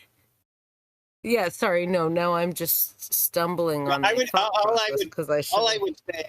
I ever have said, or I would feel, and that, it may be right or wrong or whatever, but there is always going to be, some assumption to certain things. And I got to assume that he was given the emerald. We know that Brian was given the wrong. We don't know exactly how that all do happened. we know he was given the wrong one? And that's where then it's like, okay, it all gets weird and wonky. It does when you try to put reality to it. But if you go back and say, okay, if emerald, this one and this one, and I was I'm willing to accept that. You don't have to. It is correct. You don't have to be blind to facts, but you sort of reasonably accepting it enough. It's like the thinking the puzzle. If the column idea of, say, having 20 columns and with headers on them, and you fill in X's, and across the way it leads to the dig spot indicator, and they all have something or another, and we have X's, or some 2 or 3 columns imply the dig spot. Let's say that. It's kind of like a Sudoku, where one of the boxes might be, you might have 3 choices for a long time. Like it could be a 3, a 4, or a 6, until you work out some of the other boxes that you say, oh, I really believe that that's right. That makes the other box. So we're still in that because we're so unknown. Yeah. We're so unknown in this. And yeah.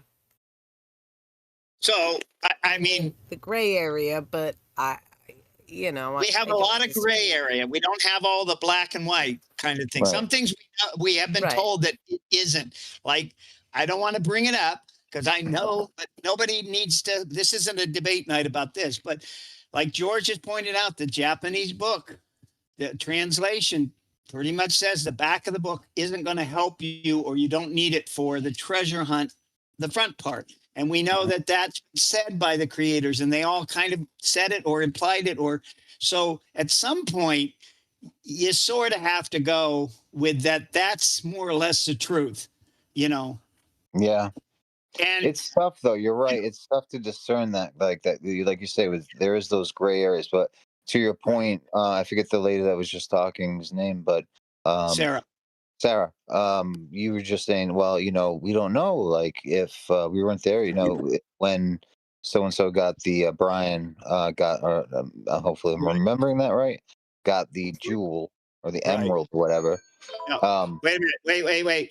Okay, Rob Chicago got an emerald. Okay, it sorry. got stolen, and he said it was an emerald, so you have to assume he got the right one. Yeah. Brian for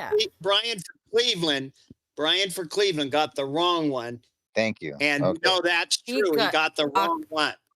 Right. So, but so my Brian got point, okay, aquamarine, right? something and like He should have got the aquamarine. He got wanted aquamarine because that was his birthstone. He got the sapphire, and that's the He got the he got the sapphire, which is Yes. Florida, but he was supposed to get the aquamarine because it was Yes. right. Yeah. So maybe he got the wrong emerald. We don't know. Maybe he lost it. Maybe we don't know this and that. But we do know that that precious stones are a part of the puzzle. That's one of the commonalities. That's one of the things, right? Like that's Right. one of the boxes, I guess, right? In this Right. columns theory, right? Yep, it's one of my the column. Those are the big three. The flower. Yeah, the big three. Somebody called that one time, a long time ago, and I still do that. I like But that. the special flower for the month, the gem, and then the month, either objects or time. So they go to kind of together, which then ties in the litany, which kind of gets you to the painting, which painting kind of, and the immigration, to get you to the immigration. So there's an interconnection of the base of the puzzle, or the base of the graph, grid, whatever template. Those are the base, and you shouldn't. If a new person doesn't understand, you could say, well, why? And you could say birthstones. If you look up birthstones, there's many lists, and sometimes they vary a little bit. But what you'll find is those are the birthstones. That was kind of my point. Like, how do we know the difference between Chicago and Boston? Like, in my head, I would automatically normally go to like Austin Irish and then not that's Chicago Sarah. Irish. But well, you're right. That is where I think we were talking about it the other day, or somewhere, something. And then it's gemstones and gem colors, and right. Well, why he picked the immigration groups for some of the cities when you would think it was the other way. That's one of those but then it makes sense.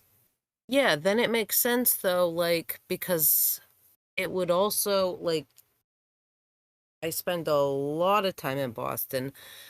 Right. North End, Italian Boston also makes sense and works for me. And if BP wanted New York to be Russian, Jewish immigration, that makes sense. So then I just want to say too, I'm from Boston, and we have a restaurant in the North End. You guys are all invited anytime. And I'm also Irish. And I was in a book called Boston Irish with the Wahlbergs and Conan O'Brien and all these movies. Oh, cool.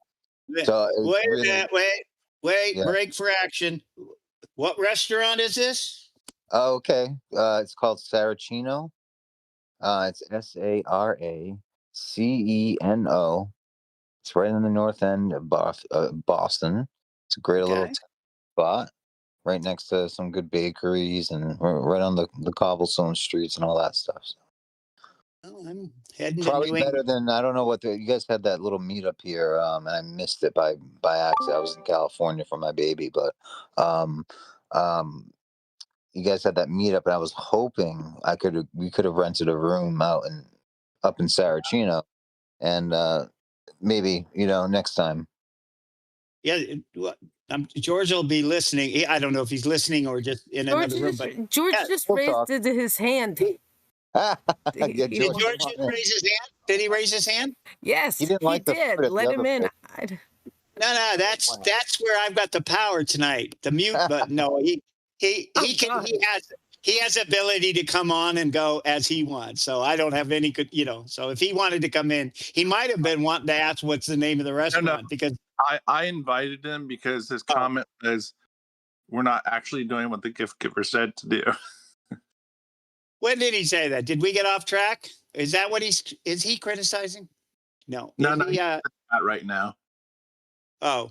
But- So are but we not doing okay? So okay. I- All right. I put my hand up though. I think it was me. Yeah. Oh yeah. Go ahead, Treasure. So like in Cheers, you've got Sam Malone, who's Irish, but you've got Coach in the early series, who's Italian, and Carla Tortelli, who's also Italian. So it's 2-1. So that's why. Yeah. That's why it's outnumbered. No, it's because the reason is because like we're gonna do. They're gonna go. Let's do an immigration group. Well, who have we got? Where we got the Italians, got the Germanic people, we got the the African American, and blah, blah, blah. You'd have a representative of one group each, and you go, well, some cities have like quite a lot of each, so we'll pick one, and we'll focus on that one for that city. So we'll have Irish for Chicago, and who should we do for Italians? There's a little Italy, in New York and whatever. Let's do Boston, and then they work it out, so everyone gets a nationality. Yeah, I think that's always. Oh, George is on. What did you want to say, George? Oh.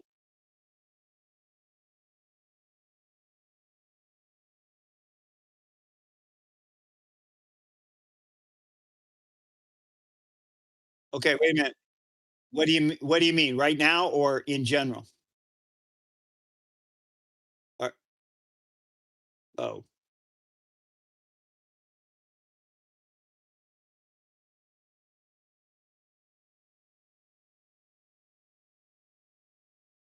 okay. Okay.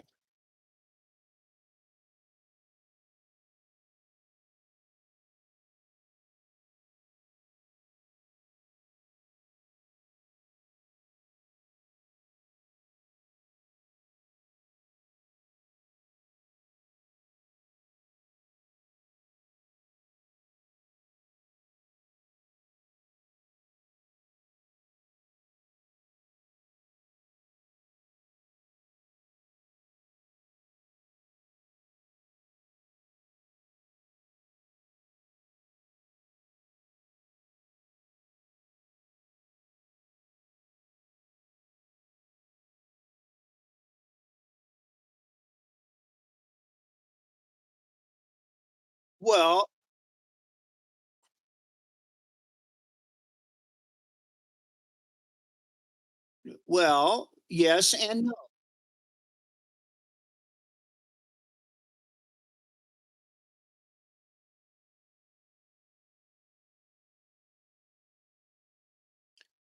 Right. Okay. Well, what? In the verses too, right, George? All of it. Right. It says all of it. So what?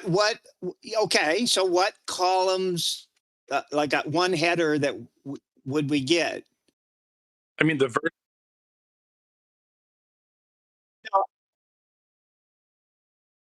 Oh, right. I know. I get you. I'm right. I get it. But just to point out, No, the I don't. verses, the paintings are both in the front of the book.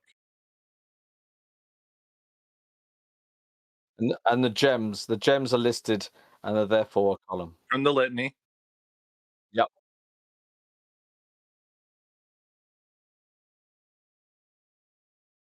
Oh yeah, there's too many.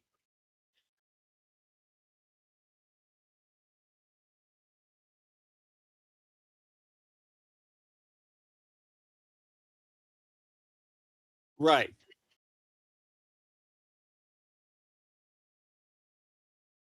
Yeah. What do you, 6 columns? Yeah, no. Well, if you, I don't know if you were, we talked about this last night, but the same thing. This was just a lot of people's ideas and different things that they would list. There's even more than this if you get each person to show them, things that they thought to list. We thought, yeah,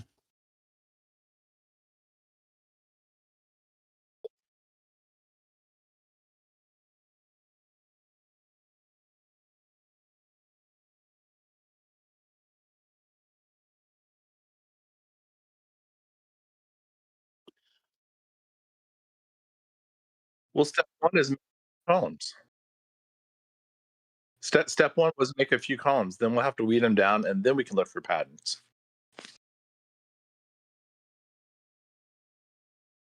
Yeah.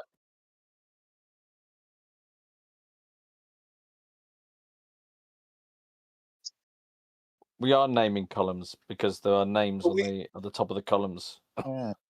The And they're all common titles. as well. I think once a pattern emerges, there are, like you said, there's maybe 6 things, like definite, huh,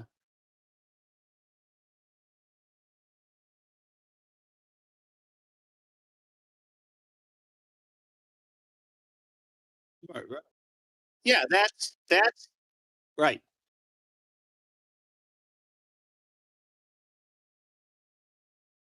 There's there's a column.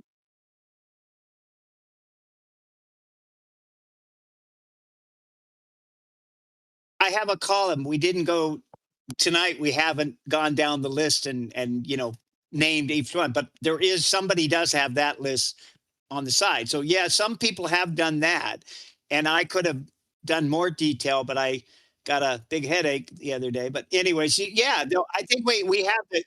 I have a little column there, and it says like the city spelled out, and then one says the city from the verse or or the rest of the book kind of thing. So yeah, that would be that to me is maybe one of those that would be the ones that should be in the first 10, let's say, so we kind of are, George, but I know, I realize I'm not,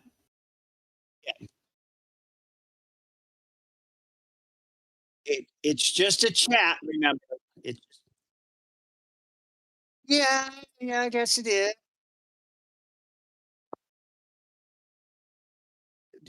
Uh, yes, but you have to have the ideas, I think, first, and some, well, somebody has to, let me just say it like this, and I'm just gonna, it's kind of like all the ideas are coming at me, and I've taken this and I'll try to put it on paper, and then maybe another that they'll look at it and say, yeah, that works, that one doesn't work, or so I don't know how to focus it down to.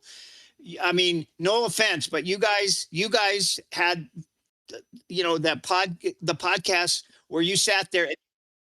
Well, I get it, but yeah, you did. That's It kind of gets to that same thing because you have to make all these decisions, and then people argue about, well, that's not fact. That's not fact that it's that.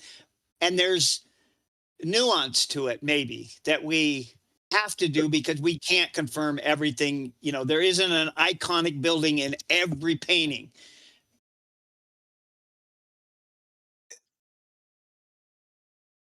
So Okay, not gift go giver is ahead. asking for patterns, but a and the pattern, data right? from Byron also says there is a set of interconnected patterns. And that's where we were talking about Carly Joe's idea earlier about slavery. That seems to be a pattern across that entire row. So some people call them themes, but I mean, they're Right. interconnected through this Fort Sumter, Civil War, freedom, slavery, African, diamond. That to me is a pattern.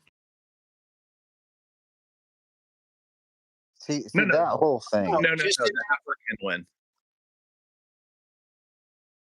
like each one might have a theme or an overwhelming Let's not call historical it a link. theme. Let's call that a pattern. Right. I think the terminology for what we're looking for, maybe we're missing. And I'm calling them calls and I name them. But yeah, I realize it's too much up there, but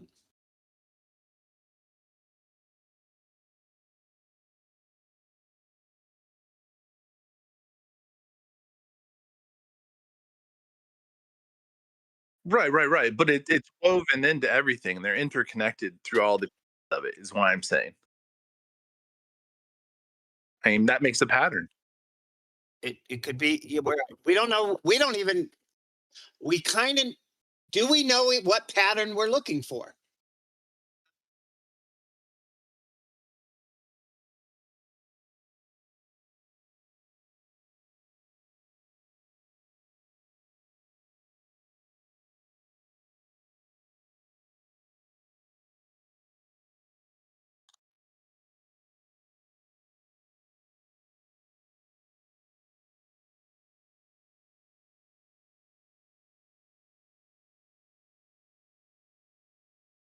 What makes a list? What makes a list and what makes a pattern, or how many do you need? Yeah, okay. I wrote it down.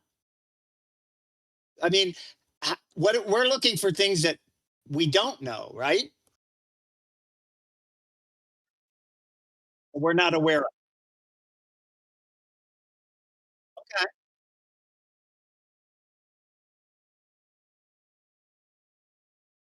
Right.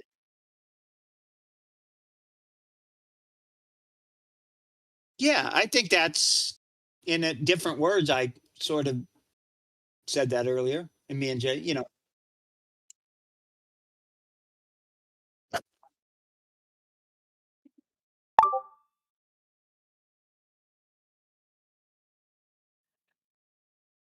To add to that, about the Charleston and the slavery stuff, Byron talks specifically about the slave trade, which led me down that road. But further on in the book, and I can pull what page it is in just a second, but he says, and he's talking about in the paragraph that's talking about the Africa one. It says, and it's talking about a book about beauty and faith and ugliness. And the way that he capitalizes it, it's a book that was written in 1842. And if you read about the men who wrote it and where they come from, it's 48 Broad Street, which is right there where the exchange was, the slave exchange and all that. So I just thought that was the pattern with the slave too, the slave trade. But for other places too, the same thing. I can do it with every single one. No, not slavery to every single one, but every single paragraph that Byron writes about, it's about that specific city. You can tie something to it, to that area if you, like, read. Like, you know how he has, like, a little star about Oscar Wilde? He's talking about, the Irish, potato famine, right? Does that make sense? So, like, and that leads you down the road of, okay, so how did they migrate? Well, they migrated to Chicago, specifically because of that happening in Ireland. And then, like, Eh, the Highland clearances, same thing, the other guy that he wrote about that he put down there. If you look up what he wrote about, it's about the Highland clearances in Scotland, and they also went to Chicago. I don't know. Yeah, I have it all in my spreadsheet. It makes more sense if you can read it and follow along. It just you can see a bigger picture, I guess, of how it all connects if you look at it in one piece.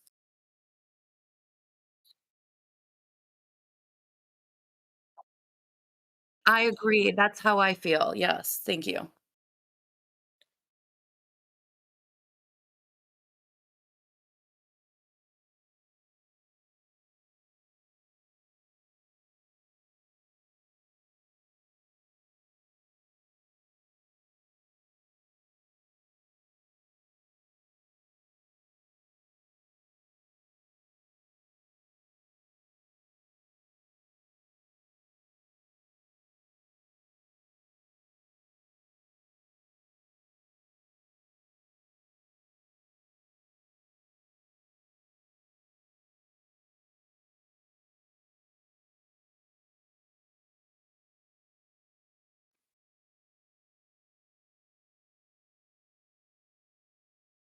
But is it the why that we need, or the end result of the gold is to find the treasure? If it is the gift giver giving us just a project to do, I don't really care why. But Well, is the you gift giver saying you need to know why, to get the cask? you have to know why to know where to go exactly, because the picture and the verse don't give you everything. Otherwise, why did Byron write any of those pages before them? And yet it says you really only need the picture and the verse, and all the key to finding each of them is within the pictures and the image and verse. So I don't know. Well, I mean, I get that too, because if you think about it, like Illinois is in the Chicago, you see Florida in the St. Augustine, you have the GPS locations. Like, I get that, but like a deeper place of to know exactly where to start. Like, for example, lane 22, how would you even begin to know if you didn't know anything looking at this? That's like very broad to say. So you would have to read the beginning of the book to understand that that's even the Dutch. You should lean towards that, Can we I step don't know. back to Charleston one right quick? In the front of Yep. the book, there's one line that seems to be overlooked, and when people are talking about Charleston, and it's it's on page 17, and it goes. Let me read it from the. It's the Cheyenne dwellers of every Asherin, Baobab, and mahogany-winged friend of each river, of every bird, beast, and insect, were wafted away on the southern trades and fluttered down like a windfall of butterflies far from the tribal warfare and slave traders. So, yes, it's slave trade. It's all about slave trade, but that doesn't necessarily mean that's where this puzzle goes. That line right there tells me it's far from slave trading. So it's in Charleston, but it's not slave trade centric.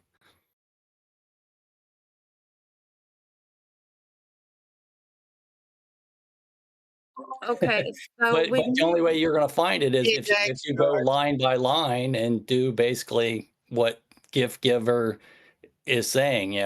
Yes, But we can have these columns, but we have to start at the beginning of the book and read every word and go, okay, does that line say or do anything for a column? We can't start with a column and then go try and find pieces, because we're missing pieces by not reading the whole book. Okay. So it is. I would say it is valid to. I mean, Steve's saying we put a load of ideas down. Correct. You start with ideas. Ideas are the starting point. They're the fountain of concepts, and but they're also cheap, and you can dispose of them or shelve them, and if you don't think, you have to then go testing these ideas. So it's absolutely fine that you did this thing, and then you start to sort of like see if you can form patterns from them, or go down the list and go, yeah, correct. That features. Oh, that one doesn't. Oh, maybe that. Why is that? So this is all valid, yeah, in terms of you putting the list up in the thing, yeah. Yes, you can go for the front of the book, and if you include the paintings and the verses as the front of the book, yeah, absolutely, yeah, you can definitely do that, yeah, and look for those repeating patterns and stuff, yeah. Certainly, there's validity to that, yeah. Yeah, there's also validity to the things that we've done already, and people have been doing for years, which is to identify landmarks and visuals and things that immigration concepts and that sort of stuff, and making lists of those things. So everything you've done is fine, right? Yeah, that's good.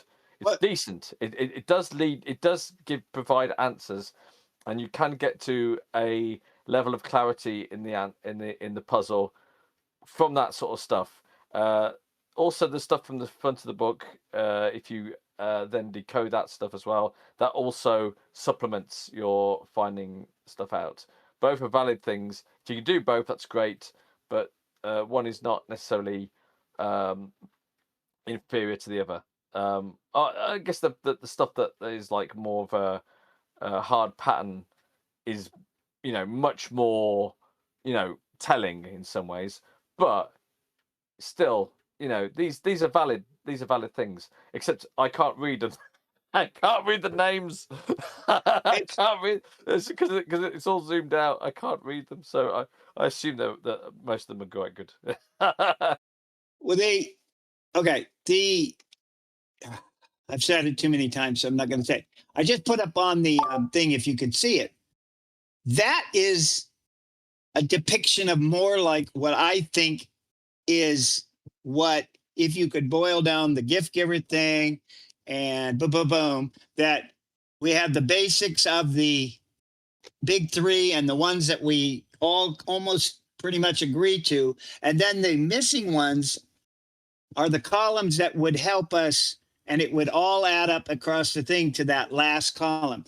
Was the gift giver, we started with this, and it's not me or them. Was the gift giver, was the goal of the gift giver, was he saying to do that, or she, was they saying to do it, and for the reason that it would help you find the cask, find the treasure, solve the puzzle. You can go through the front of the book, and there are columns that would include the front of the book also that just not filled in right now. I could do that. But I mean, you can go through the front of the book and take every section of the book and take every section that has something to do with that immigration group. I have those pages if anybody wants them. They're all combined, that everything that has anything to do with the Araby puzzle that refers to it, the jewel, the whatever, it's all in one page.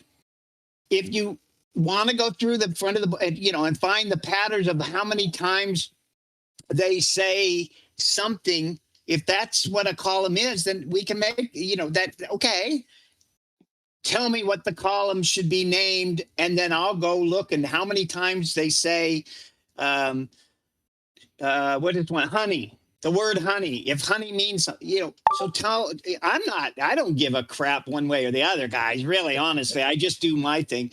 But I'm just saying, George was saying that maybe we're not doing it or thinking about reading the front of the book and taking some of the information there. I have, you guys have, some people have done it in different ways.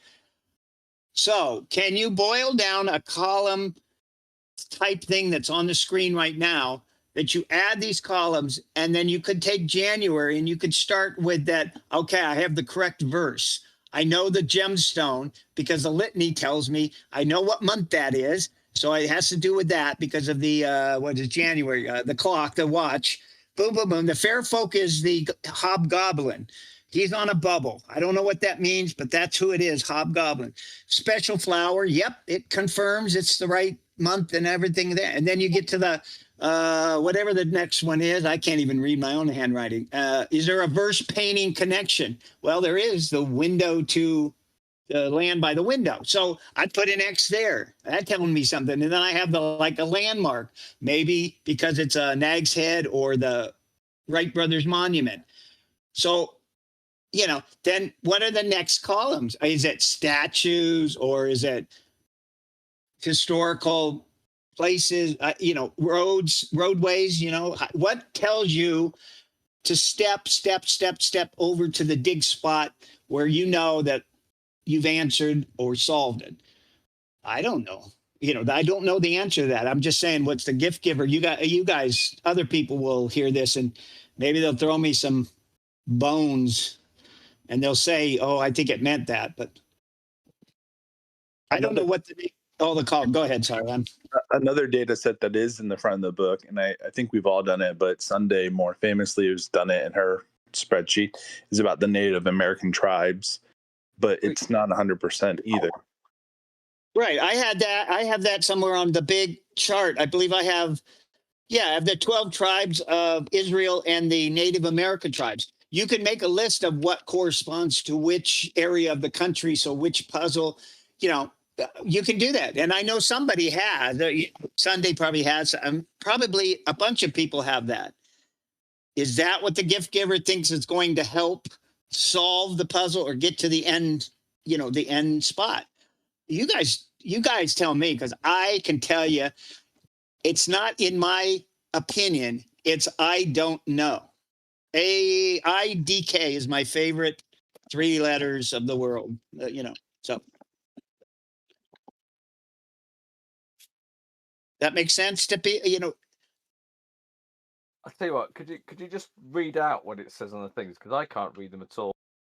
Sorry, I just can't. no, that's fine. Let me, It doesn't let me okay. zoom in. It doesn't let me zoom in, unfortunately. Oh, I can send you a better copy. I can send you a better copy after. Well, just read them out, just from top. The to ones bottom. that are on, the one that's on the screen now? Yeah, at the moment, yeah. It'd be nice to Okay, give ones as well in right. case. Okay, well, I can send you better. What I put on this is the condensed version of starting with matches, and I'm going the cap 12. Okay, What so does that mean? Cap 12. the common accepted pairings. Okay. Commonly accepted. January goes with the 11th verse, right? Okay. Okay. Or the garnet. You garnet. So next Okay, one and then is it goes. gem birthstone. Okay, right. So whatever, painting and verse is the thing. Then the gemstone, and then I have the month number, and it's either the clocks or watches, clock faces or objects. Yeah, clocks a month. Yeah. Okay. Yeah. Cool. Right. Next one. Okay, and that's the month number. And then I have fair folk, and if you look at page 10 in the book, you get which fair folk goes to which month or which puzzle, however you want to call that. So basically, we have the list of them. Yeah. Okay. Yeah. Cool. Oh, Oh, okay. And then I have special month flower. Okay, we're back at that. Flower is in all of them. So, I could get you a list of but everybody knows it. And then the next one is lat long. And basically I put down that all of them have a lat long that is used for some kind of some kind of narrow, except for February or Milwaukee, which has the rebus. Yep. There could be a couple that people still wonder, like Boston or New York, but nevertheless. And then I have, okay, is there a verse and painting word or image match? And I have some, some that I think, and I know some others that I really think, but January is the best example of that. The land by the window. Right? And then the last one I just put landmark or attraction, because Jay and I were talking about that. And the question marks are only there because he and we could debate back and forth a little bit about, would you count it as a landmark or an attraction, or is that, and then there's all the blank lines in between till you get to the very last one that says, is there a dig spot indicator or in word or image or both? Being that that's the something in the verse or something in the image or both, that we would say he's trying to say that, that's telling me, like the home plate with the leg and the fencing fixture, the fence post, and the other one, the wall. And you can debate on whether it's the columns tell you something or it's just that the wall's in there. So that's all that is. And I would say that if the gift giver was telling you that if you had enough lists, enough columns and enough X's across it, you kind of could answer, you should be able to answer okay, I could solve this one. Now, some of those columns might have something boots on the ground. The only way you could fill in an X is it was some object that isn't called out in the verse, or it isn't in the image. It's just, or maybe it is, but whatever. You get what I mean? There might be something very subtle that is more of a boots on the ground part to verify. That's so all. On the big list, what could you read out the columns? Can we just go through them quickly? You really? Oh, okay. And I just want to go because Right. just I know. I got it. Shush. Okay. So you want to start. Okay. I have the first column is painting book order, because people love that. And then painting month order. Yep. Okay. And then verse book order number. And I put a star because we made up the verse numbers. They don't have numbers. We made them up, but we get why we use them. Okay. Okay. And then it goes puzzle number. Oh, or row number because I numbered them 1 through 12. Then it's the month, the actual, I wrote the month. That was a long. Then birthstone, fair folk culture, fair folk, special flower, Yep. clock face or objects. Yep. Just like my Okay. one up there. And then I went lat long. That long. And then in this, the long one, city name in paint. So city name in paint. That's interesting. Yeah, because the Well, yeah, I'm just saying he spelled out Boston exactly. and That's an interesting one. and in Boston and Milwaukee. See, I put an X because it's kind of spelled out as a rebus, but maybe it's not that. George has a thing that in the flowers on 12 treasures, Saint A or Saint Augustine is spelled out. So if that was verified and he did somehow say that was true, then that could be an X. Okay, so after that, I put city named in verse or book. Oh yeah. Okay, so a subtle Italian difference. Fenway. There. Is it named somewhere else other than in the painting? Okay, so and then I have shape of the state or city, and that breaks out a painting, obviously a shape. And then I wrote iconic, but you could call it something else, building or, and I put or because is there something else that might be considered iconic, as Jay pointed out earlier? So it isn't the words exactly that, and then I have literary quote or line, something, from where is that? And okay. And then I have park named or shape. Is the park being called out? The park name or shape, like Golden Gate Park. If everybody believes it that, then the shape is Golden Gate Park. In that case. And then wait, say it again. Park named or shape. So so what is it? A mention of it somewhere, or what do you mean? Yeah, it could be. Well, let's say in the painting, it would be Golden Gate Park, the shape of the Golden Gate Park. If you believe that, that's the shape of Golden Gate. If the park is like illustrated in the park or a place, so yeah, something specific, right? And I put it as shape. So there might be other ways. Lincoln Park, Lincoln Park in the San Francisco painting with the head. Isn't that Lincoln? Didn't we say that was Lincoln? Yeah, Lincoln Park maybe being called out because it's Lincoln's head. Okay, so take your choice. And then I have, well, that's just it's just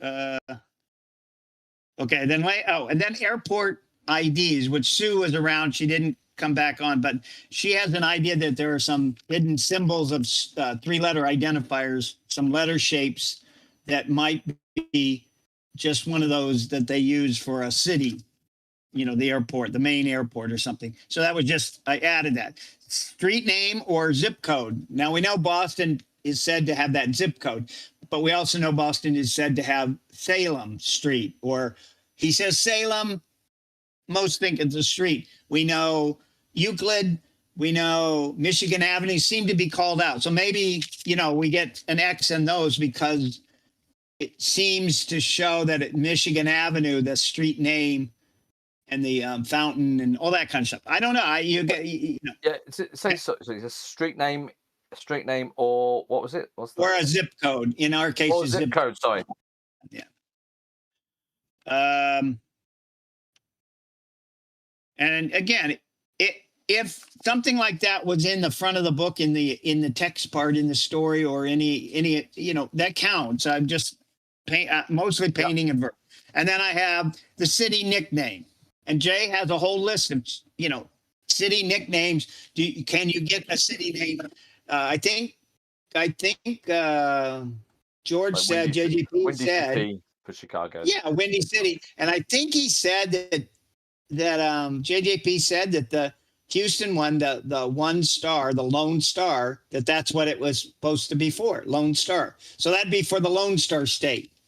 Yeah. Right. So I mean, it's the North Star maybe also. It may play into that. And then I have some references, Nancy Aerosmith, Thomas Knight, Keith Lee, and other mythologies. 3 columns there of probably kind of where the fair folk or the mythology of that painting. I don't know if it helps or not, but it was a notation that where you might find why a centaur is the mythology, Greek mythology, it works out. And then presidents, a couple of them have a real heavy presidents, but I don't know if all of them or enough of them would have that column could be thrown right in the garbage. And then Icals, ICALS. And a lady named Andy Seitz sent or showed me a whole thing of how she broke down all the astronomical mythology. I can post that. Not important right now. And then I have a column here for metaphors. So ICALS is the mythology. They astronomical, mathematical, diabolical, whatever the ICALS JJP was referring to. Do we see that in, across the rows? Some we do, and some we probably could. Maybe we have to guess on that's what he was going for. But nevertheless, next column is metaphors or conceptual analogies or something like that. And are there metaphors in some of these? I think there are. So, but yeah, okay. And then the next one I put anagrams, acrostics, and then I put plus rebus. So you could add that. That could be in that column because we know a rebus is there. So you call it whichever column is best for it. And then I have, you ready?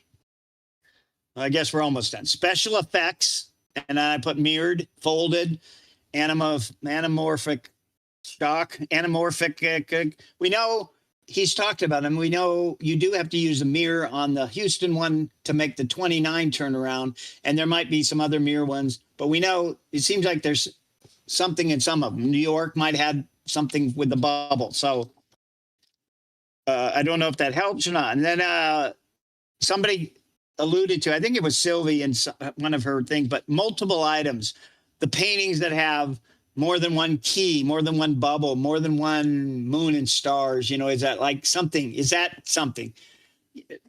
And that could be broken down to a lot of things, but I don't want to do that. And then I have a column for image and verse match. Is there a word to image? Well, I think there's a lot of them, but for the most part, you could say the land by the window is almost a rock solid. So, and then I had historical events, and then it says book mentions to cities, so that's where the front of the book may mention something that mentions something to city, the Fountain of Youth. Okay, you could say, well, that doesn't say Santa Augustine because there are other fountains of youth, but basically it's telling you Fountain of Youth, Florida, it means Santa. So something else, historical events. And then I had the old world to new world, and that's that map on page 10. It tells us, that confirms where they came from for that group. And then we have associated it with the puzzle month or the puzzle number. So we did that. It's not directing. And then I had one for 12 tribes of Israel and Native American tribes. And is there any connection between the months and puzzle, with any of those? Is there something about those? And you could probably match them up to the right month and decide which ones. Does it help? I don't know, but that's the list. Some of these I got from other people, and that's why there's big numbers next to them. And then I have a few names here. Carly Joe's on there, Sue and Ann D. Sides, and some of mine. That's nothing except for, I just wanted to remember who gave them to me or didn't give me. Then I have one jumping over to Fair Folk arrival. Somebody suggested that it's important to know the Fair Folk arrival order. I don't know. And then the only last one I have with anything, paintings. I added this because sometimes people, and I have to look at this column about painting book order. I don't try to use the painting book order anymore. I call them by the month or the gym. So, but maybe that has numerology thing and stuff. And then I have seasons, does winter, fall, spring, summer, man's conflicts. I know. I got to see. If you missed Zodiac. Oh, I missed Zodiac. Okay, I put Zodiac in it. People love that. We know who. And then themes, so themes is, we've talked about just a few of them because I know Carly, Carlos has some and Jay has it. So there might be something like that. And then book order, seasons, man's conflicts, it might be the War and Peace. I think Carly calls it War and Peace and Jay has a couple war stories. And then like city landmark. And that was just penciled in there to remember I put city landmark. So landmark, and then it could be differentiated by statues or buildings or something. Maybe that's important. And then my last one was that it would always end with dig spot identifier or dig spot or something that tells you where to dig, that kind of thing. So that's that for all that. Let me just look back at what one of them was because I wanted to see if go ahead. It was like had an alternate. I'm just trying to catch anything that was missed. That's so pet parking pain. I don't know if there's anything missed. It's just go ahead. No, it's fine. No. I just wondered. There wasn't one. It wasn't missed. It was one I was going. Is it differentiated with one of them? But it was. You mentioned it later on. I was like, okay. So the airport ones I've not heard of. That's interesting. Well, there are some. If you end up seeing Carla will put her stuff on, and I'll pay the page that Anne put on. You might catch something out of those or something. But again, we get back to the bottom line, and I agree with George. It's like the bottom line is: are we doing what we need to be doing? In my book now is to the columns, grid, or whatever we want to call it. I always forget the gift giver. Were they trying to say that this will help you solve the puzzle or find the cask, or is it just more? Is it just, I don't know, to learn more or whatever? But if it's like a puzzle thinker, it would almost be like it's to help you find the right columns there and put the X's. And as you go across the row, it would add up to, you still got to go out there and dig it up if that was the case of technically solving it. But so the Steve does not know exactly what the gift giver was trying to tell us. And I don't know, by doing that big chart and all the things and taking information from a bunch of people and throwing it on a piece of paper, if that helps or hinders anything. But I'm not getting paid. So it is valid. You get what you pay for. You get what you pay for. This stuff is valid. Some of them are. Some of them aren't. Some of them potentially aren't, which I can't say for certain that they aren't, and rule them out because it could be. I haven't seen that pattern, perhaps, but yeah, some of them definitely are valid. Definitely valid, yeah.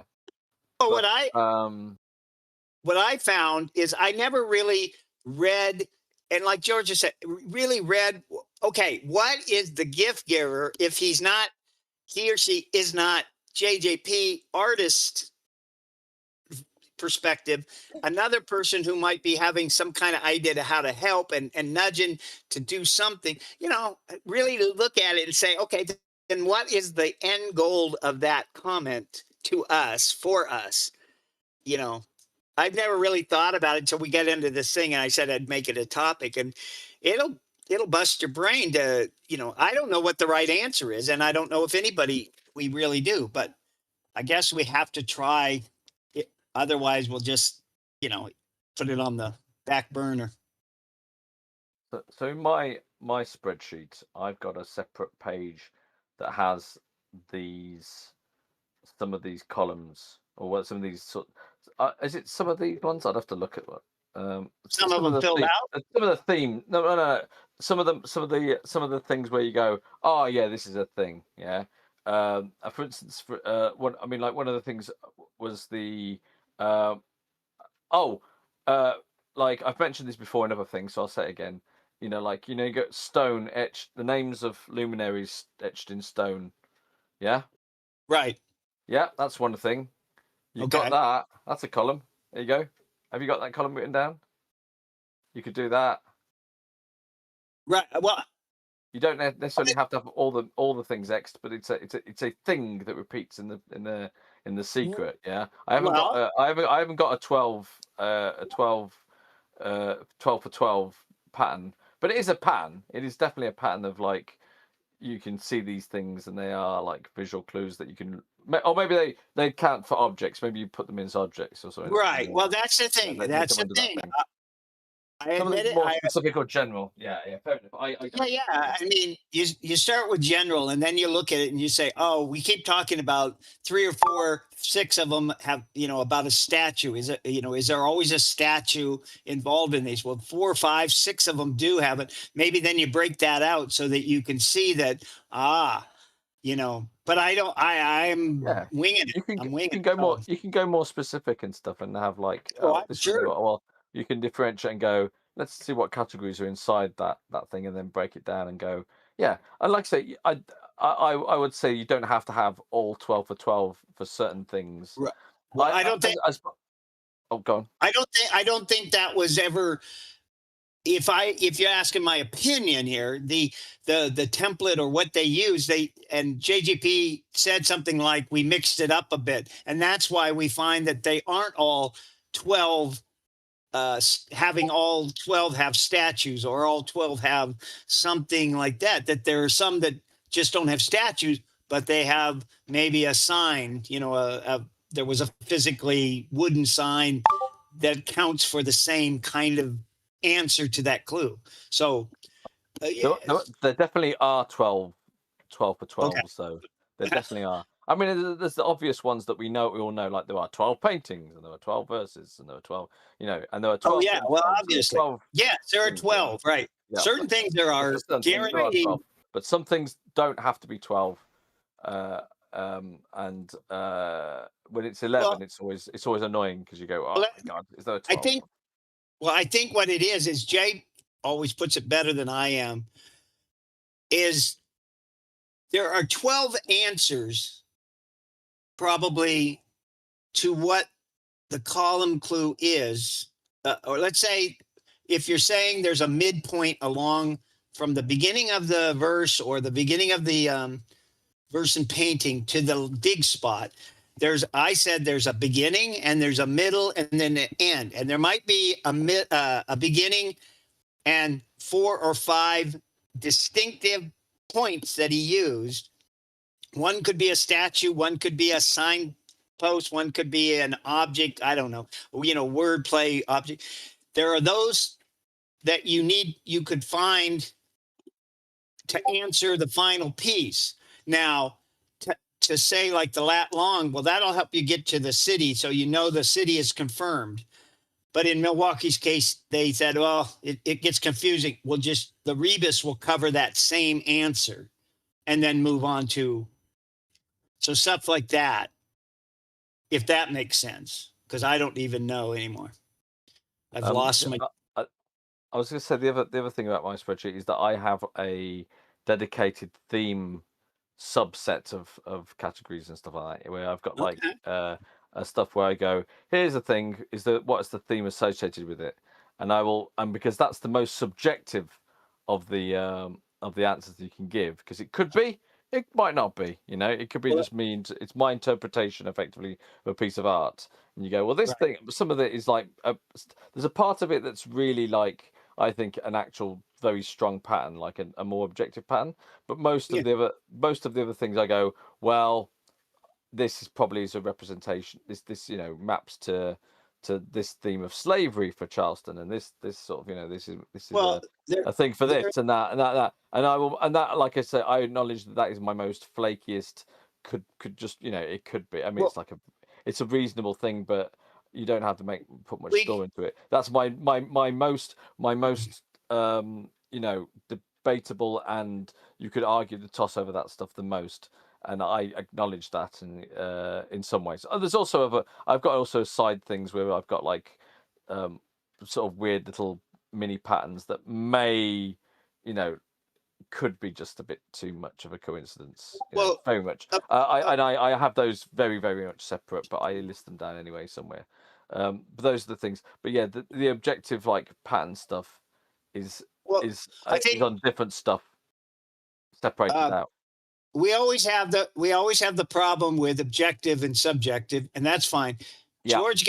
George commented the other day and said, made me think about demonstratively or something like that, or theoretical. So are some of these lists, can we demonstrate that they're in the book? You know, maybe the gift giver's saying it's what's in the book. So you got to be real critical of taking it from something that is book painting verse text, and not get too theoretical or, you know, too far off. But the answer might still be a boots on the ground. So there's a lot of facets. So I'm fine. But somebody else talk for a while. I was just gonna say, even though there's some subjective like themes and stuff in this book and stuff like that, and some people reject them and stuff, I don't like it when people reject that sort of stuff in the books and stuff like that, because the kind of the thing about art is that it is subjective, and for the people who really do not actually, you know, they read a book and then they don't actually get the read between the lines and stuff, that's an actual literary skill. That's for the people who have the highest literary skill, is the people who can read between the lines and who can, you know, infer stuff. You can go too far with that. You can go too far with that.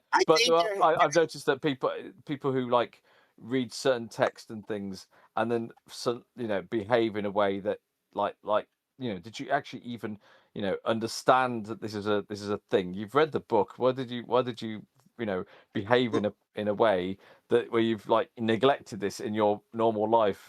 you know, it's like you've missed the point. I've met people like that, and it's like, it's a bit terrifying. Sure. I mean, we all have, and I think with the especially the images and maybe even some of the words and the word play and stuff, you know, some people carry it way too far. So the pushback comes from, like, I'm real simple. It's got to be. I'm trying to get myself to, you know, I have a standard kind of a criteria. Maybe mine's a little firmer or a little too much. I've tried to open it up to think JJP could have been way more abstract with things. So I'm not going to rule out as many things as I did 2 years ago. But there's still kind of sometimes, you know, there is a limit to some of the stuff. So I don't think it's just normal for humans to do their, you know, people to do that. But I want to get Dutch Oven, and I really want to hear Pinecone.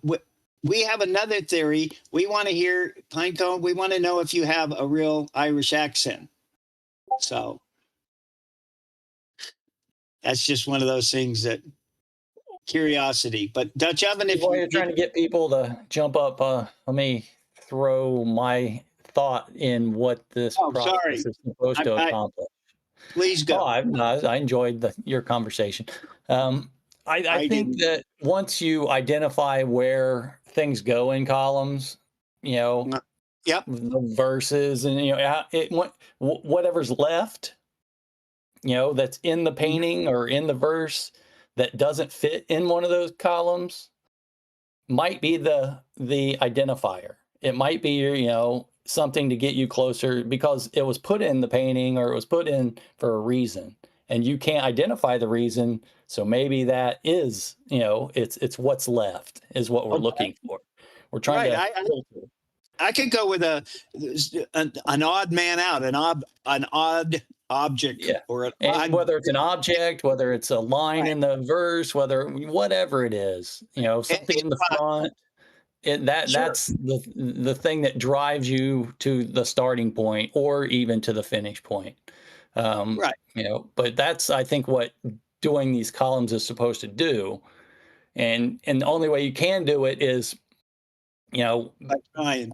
back in, in most people, when they get a puzzle book, they go right to the puzzle. I don't know if you remember in school when they handed you that 20 or Yeah. 30 line piece of paper, and basically it said, they say, make sure you read the instructions before you start, Right. and people just start, number one, they start drawing their square and their circle and doing the math problem, blah, blah, blah. And then at the bottom, it says, okay, all you have to do is put your name on this piece of paper and hand it in. That's it. You're Right. done. And that's kind of what happens with puzzles. People jump in to the deep end. They go right to the painting and the verses, or they go right to, solve the math problem, and they don't read the whole book. So they don't get it. Right. They don't get all the clues. And, the clues, there Sure. are clues in the front that, you might have two paths in a city, and Oh. that one clue that you didn't read, totally blocks off the path that you're on. So you go the other way, and I Right. think that's what Gift Giver is trying to tell you, start at the Okay. beginning. Wait, I see some new people, and boy, do I see who I was hoping would show up finally. So, first, Casket Case is here, so I do want you to talk or say hi at least. But I also, Erica's here, and I put a spell on me is here, and I remember they were there at the last one too. So if they want to say hi or say anything, if they've been listening, you want to go back, you want to whatever you want to say, you got to put your hit the button for your hand up or something, and then we can move you up into the talking space. So if you have anything, and come on, Casket Case, I know you got something to say. Come on, Mark. Nothing. All right. All right. I'll continue. Oh, good man. I knew you would. Okay, should give you accept it, and then you'll pop up there, and then you're free to talk. Hello, guys. Hey, buddy. You can hear me okay, I take it? Yeah, good. Okay, good. Well, I mean, I just joined in. I'm not really sure what the conversation is at the moment, so. Oh, okay. See ya. No, basically, it was, we talked about I've the been gift. here a while, and I don't know what it's about either. So, Well, make yourself at home. yeah, no, the gift giver gave the message number 4 about creating columns or going through the book and making lists of patterns or similar items and on, columns. And so over the years, people have talked about, making columns for stuff, and we've all done it, and we all kind of think it through. So we've been talking about, I made a big old list of people's suggestions of what was in it. And now what's on the screen is like a version that we're talking about, that there's probably the first, the first whatever there. And remember, don't get into it doesn't matter what verse and painting for the most part for right now. The first columns are pretty much what I most agree on. Would generally most agree on. Lat long, maybe not all of them have a lat long that you would absolutely agree on, but they all seem to have that lat long idea with the rebus answering why Milwaukee has that.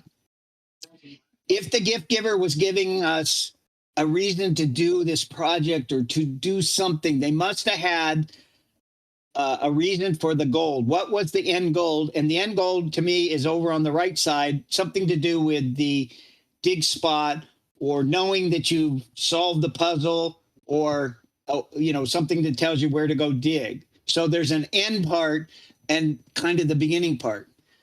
So if you went through the book, all of the book from the front to the middle, to the verses and paintings, all of that, and you made lists or columns by month or however you want to do it, what would those be?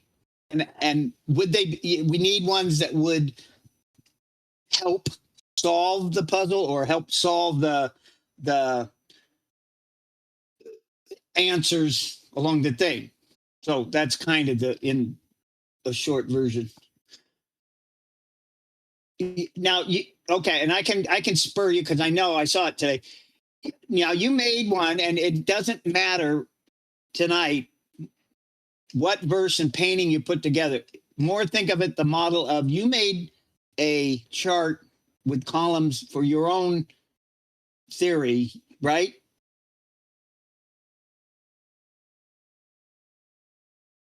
Mark? Did I lose you? Sarah, can you hear me? I can hear you. Okay. I think he killed You can himself. hear me? He couldn't take it. He couldn't take it. He fell couldn't asleep take at the wheel. Soon as I said the commonly accepted pairings, boom. I think he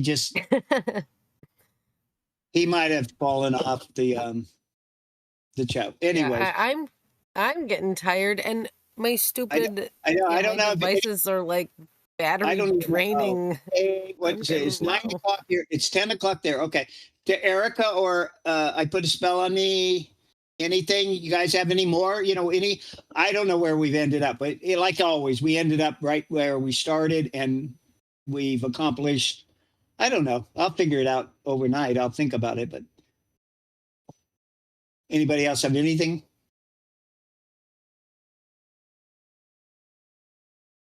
I guess not. Well, Jay, where are you? Oh, there you are. You got anything? You think we beat this dead horse and it's laying over on its side, moaning? Most definitely. Isn't that what we always do? Yeah, well, that's. I didn't know. George wants to come, but he can come anytime. So, there. Let him in. Oh no, I don't care. Oh really? Oh, okay. That's fine. That's fine. So I think we are, unless somebody else has something. And I thought Cascade Case Mark was more connected and was going to say something, but he said hi, and that's fine. I guess that's it. I don't know what we accomplished, but we never know. The bar is set low. We probably reached the bar, and that's about as far as we got. And I don't know if we accomplished anything more than anybody else has in the last 2 or 3 years on columns and why we're doing columns or how we're thinking about columns. So, I think it was a successful night. Somehow that all adds up to a successful night. I know everybody, right? The last people who haven't said anything, please jump in if you want to say the last word. There is other people. If they want to talk, we No, they don't have people. That's the format of it. They can. But yeah, I think we beat the horse. Who does? Oh, Daniel. Oh. Hey, good evening. Good evening, everybody. Hope everybody's having a great Sunday. Mine's been a little rough this week, unfortunately. Yeah, listen, thank you everybody for your thoughts and wishes for my best friend of nearly 40 years. I'm actually up in St. Louis right now, Missouri. And, I've been listening to what I can. I heard some things about Fountain of Youth earlier, and it kind of made my eyebrow flip a little bit. I'm kind of a St. Augustine person, as you all know. Steve, I heard you say some stuff about, Fountain of Youth and columns and different things. And, I'm trying to think, I guess I think about, the numbers on the inside of the casks and different things, and how does that correlate to the different cities or months, et cetera? Or perhaps maybe even cask position in reference to location, et cetera. So I was just kind of listening to that for a minute and kind of just thinking about a few different things that I've been working on, and how would it correlate to cask and stuff like that. So I just, things I'm learning along the way, and I just so appreciate everybody's input and thoughts, and it's nice to have a different perspective on things. And I'm going to go back and look at some spreadsheets. I saw some. I think Carla Joe had some spreadsheets up that had some information compiled. And oh my goodness! And it made me like I could probably sit here for the next 5 hours and go through everything. told and not you. even Oh, put a dent definitely. in it. Yeah, she's You got know. some good stuff. I have to look at hers better. Yeah. And the other lady too. Oh my God, I keep forgetting her name, and yet it's right there in my It head. starts with an H, right? Harriet, right? But Yes, yeah, Harriet. I'm glad. Yeah, If I you have to look at her stuff. if you get nothing else, because honestly, we don't know if we're gonna what the point is sometimes, and I forget what the point was most of the time. But if you get something from somebody else, or somebody else says, "Hey," and contacts you, and you guys start talking about something, Yeah. regardless of what the topic was, that's all we're trying to do. And Yeah. and I just. I'm sorry. Go ahead. no, go ahead. I was just gonna say nobody's I yelling, was just. fighting. I was just. You know, I think a lot about other people's perspectives and thoughts and gift giver things like that, and how does all of that correlate to what my thoughts are, I guess. And it really makes me stop and think. And I guess, you know, my problem is I've read the back of the book, if you will, and my reading comprehension sucks. I need to find an audio version, so I'll take it in a little better. I'm more a hands-on, you know, like for me, I'd probably be a better boots on the ground person than I would be sitting reading something, to be honest with you, because I'm very visually stimulated and things like that. But I mean, Fair enough. I think I definitely, you know, I've heard some of the stuff from JJP and George and stuff in podcasts, and some of it just makes so much sense. And then I sit here and think, but if it makes so much sense, and I'm not putting anybody down or trying to make anybody look bad or anything like that, but if it makes so much sense, then why hasn't a cast been found? And that's kind of where, you know. Yeah. Yeah. Well, it piqued my interest with the whole Fountain of Youth thing. And again, as you know, George, I'm kind of an alternate area person a little bit.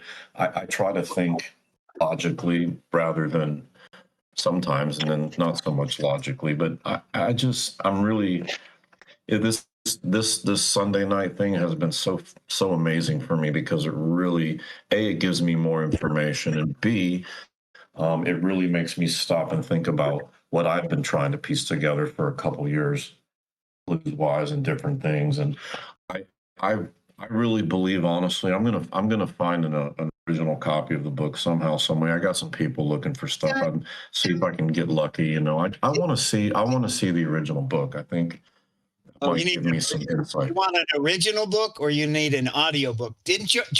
Somebody do it? Well, an audio book would be great, but just to actually even look at a copy of the original book might give me a little more precedence for what I'm thinking and what I'm working on. So I don't know. It's just a thought. You've never seen one? Like, never seen. There is a thrill to holding the first one you ever see, and there's the color photos. You know, people could say, "Oh, they're not perfect" or whatever, but it's just something about that. The first one I ever saw was George handed me his and said, "I bet you want to see one of these," or something, and handed it, and I'm like, "Oh," right. And then I was going to run away, but I gave it back. Yeah, well, I mean, even to put it in my hands for 5 minutes and look at the paintings, I think I've heard it on, I think, some of the podcasts and stuff, and things, you know, that it definitely helps to see it.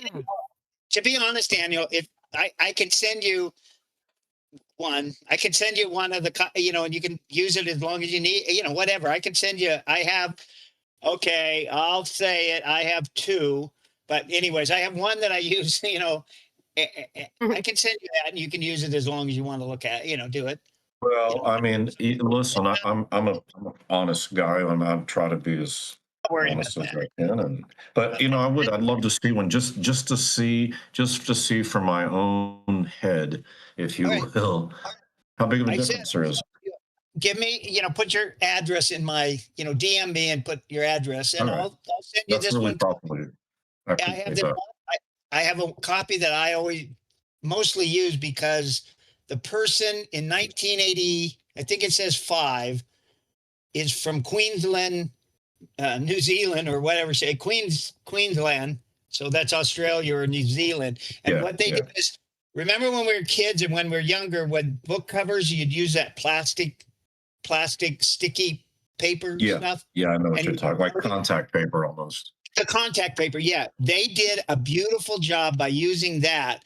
And so it's like almost, I won't say indestructible, but I don't worry about in case I spilled, coffee and stuff. So it's kind of funny that's a perfect one. You really aren't going to hurt it anymore. Aw, that's Just- really special. Yeah. If you Yeah, when you're like lending it out like a library book, right?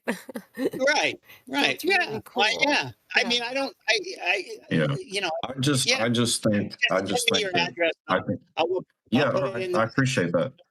yeah, Thank you. yeah. That's very kind, and I'll happily return it, whatever I need to do.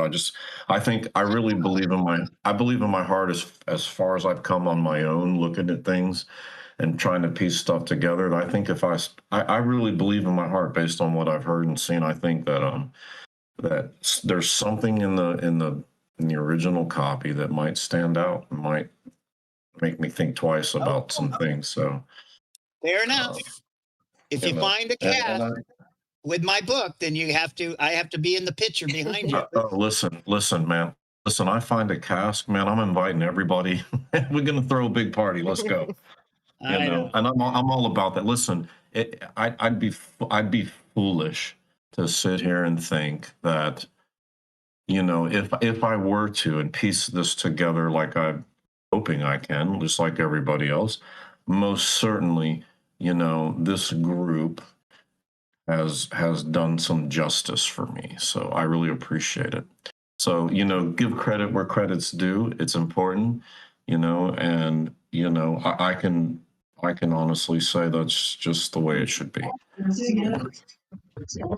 I think Erica probably. Oh, Erica, did you want to say something? Did you want to talk?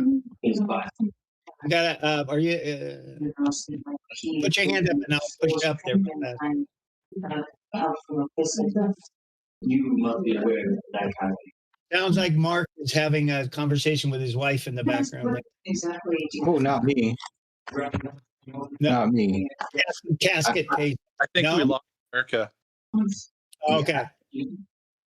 I just wanted to weigh in on the topic of having an original book versus having a second edition book. Please, I'd love to hear it. Just night and day. My personal opinion is I believe that everything you need to know and see can be seen in the second edition book. I really don't believe you need the first edition book to be successful at finding a cask. That's just my opinion on the matter.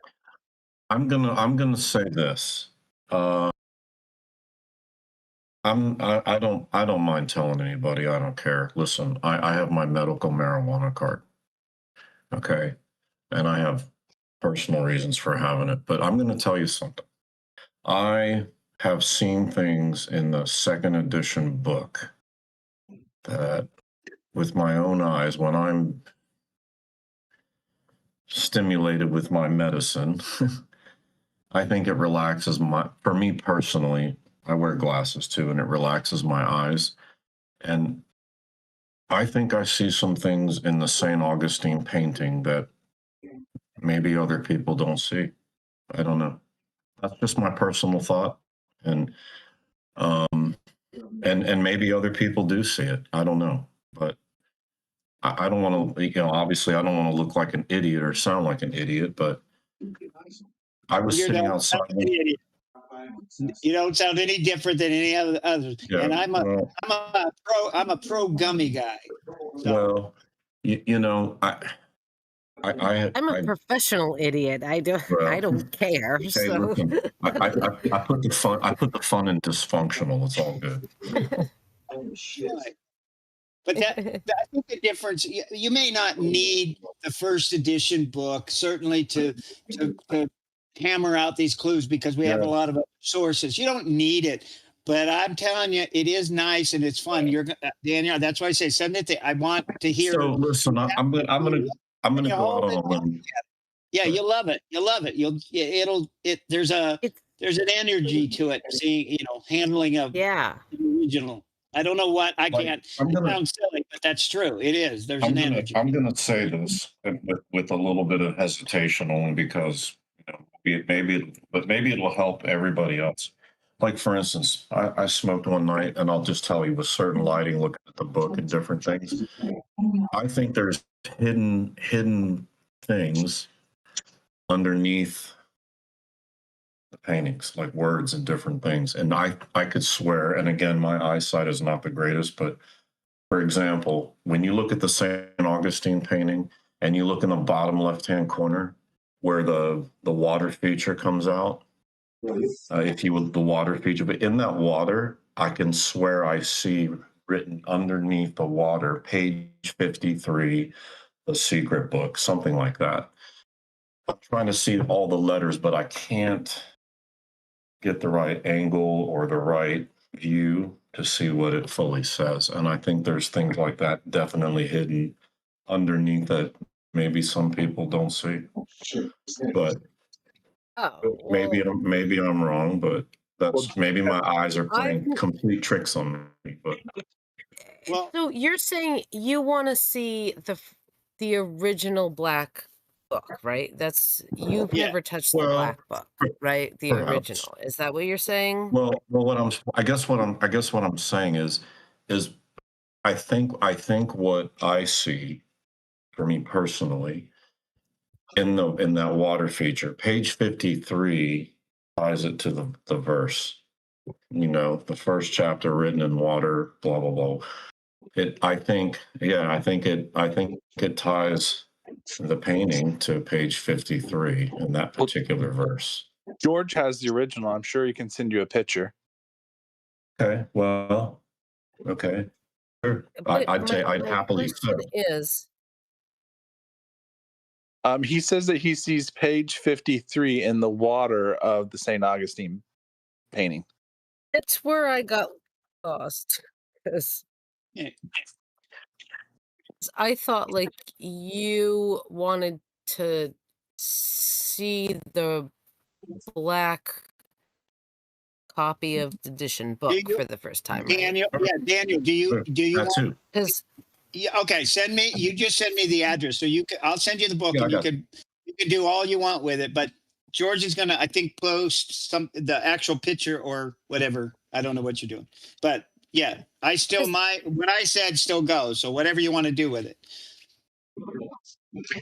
Well, because I remember the first time, if he's saying I've never held like the black first edition book, I remember. Oh, okay. I had mine before I ever saw the hard copy white new edition. Yeah.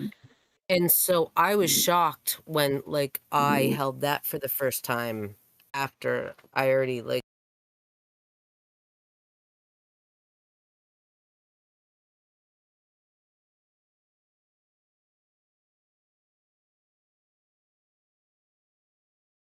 all I was gonna say. Yeah, Thank you. You'll like it. You'll like it. But yes. So I just want to know. Oh, wait a minute. Okay, wait a minute. I think Casket's talking.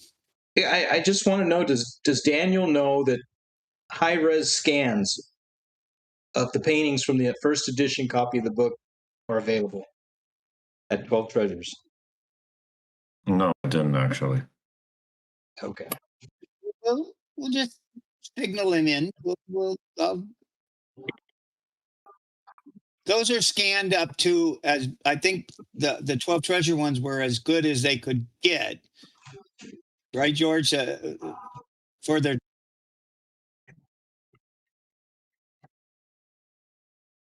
Right. I remember JJP saying something about that, I think, in one of the podcasts or interviews or something like that.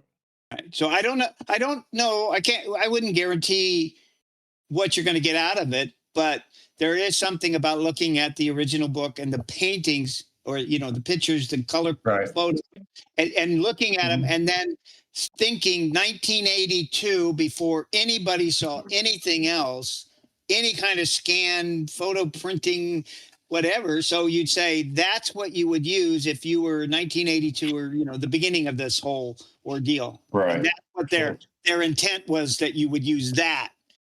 So there is a mindset that way to think 1982, and that's what you have. Right. No, not that side, George. The other side, where it looks like a stream, if you will. Yeah, there's like a puddle of water, right? And listen, what's that? There's like a puddle of water at the very bottom of the painting. Yeah, on the next to left-hand the side. aster Not flowers. under the rock. Not under the rock, on the other side.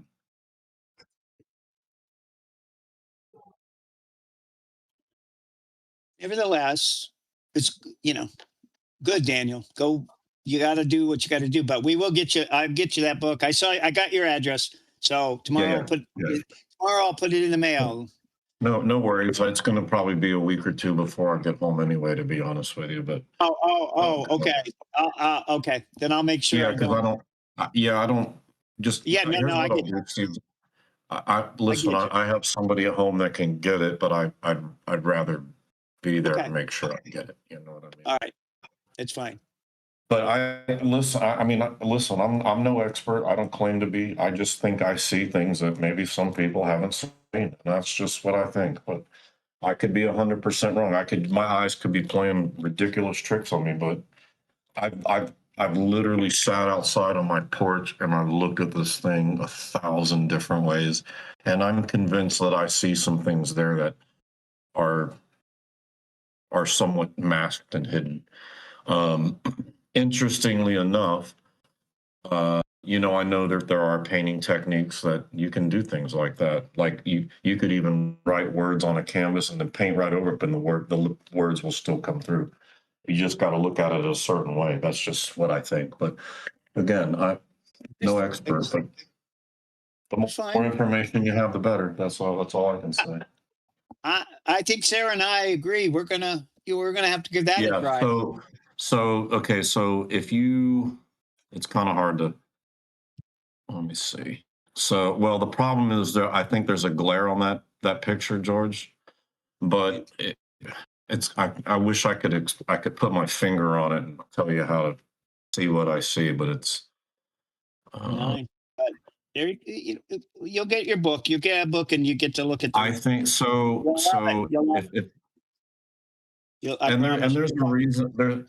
There's another reason for this too, and I am on my boots on the ground adventure a couple of weeks ago. I went to a particular place, and I'm not thoroughly convinced, but I had somebody say something pretty crazy to me, and not that it's crazy really, but it was kind of like an aha moment for me, and it was interesting.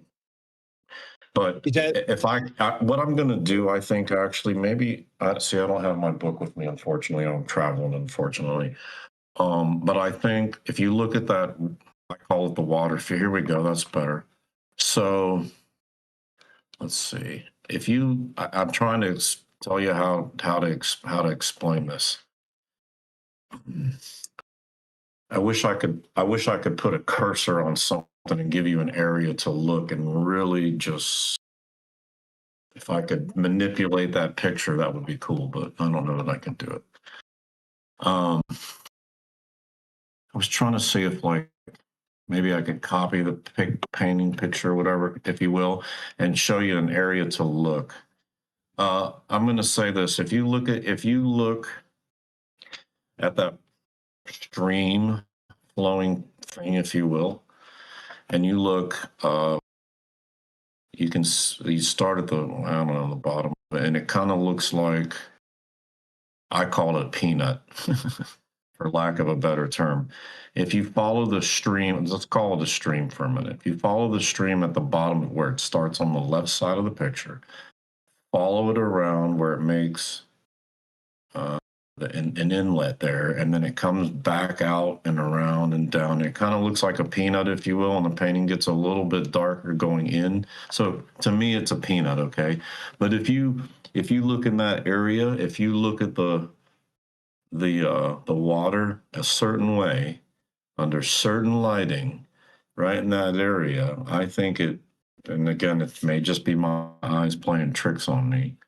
In my second edition copy of the book, I think I see writing in there, and you got to look at it a certain angle, or turn the picture upside down in the book or something, and it just sticks out like a sore thumb to me. And again, maybe my eyes are playing tricks on me. Maybe it's just brush stroke or something, but I'm personally convinced that there's a few things in these paintings underneath that are there that you've got to just manipulate it a certain way, or look at it at a certain angle, and it's more prevalent than at other times. I think Cascade Case mentions go to 12 Treasures, 12treasures.com when you have time, and look. Okay. There are some images there, and then there's look at those. If you haven't looked at those, you should look at. I will. I'll go on. See, I'll go on there, and what I'll do is I'll make it. I could do it real quick. I don't know. Well, I'm just saying, there are some images out there that you could compare to, and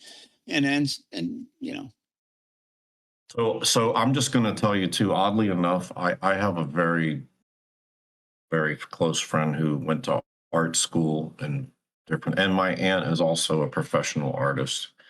And I've talked to her about different techniques and different things. And she said, oh yeah, there's all kinds of crazy things you can do. And it could be staring you right in the face and nobody sees it. So yeah. And Chicago X just said, I totally see the word secret. That's what I'm saying. It's there 100%. And I'm telling you, I believe it says page 53, The Secret. I can't see what else is there. And I think if I have a first edition copy of the book, maybe it's more prevalent. I don't know, but that's just my thought. And look, maybe I'm 100% wrong, and maybe my eyeballs are playing tricks on me. But when I get relaxed enough and look at it, I'm convinced I see something. Oh, the mountain face guy. Oh yeah. I've had some thoughts about that too. Pine cone.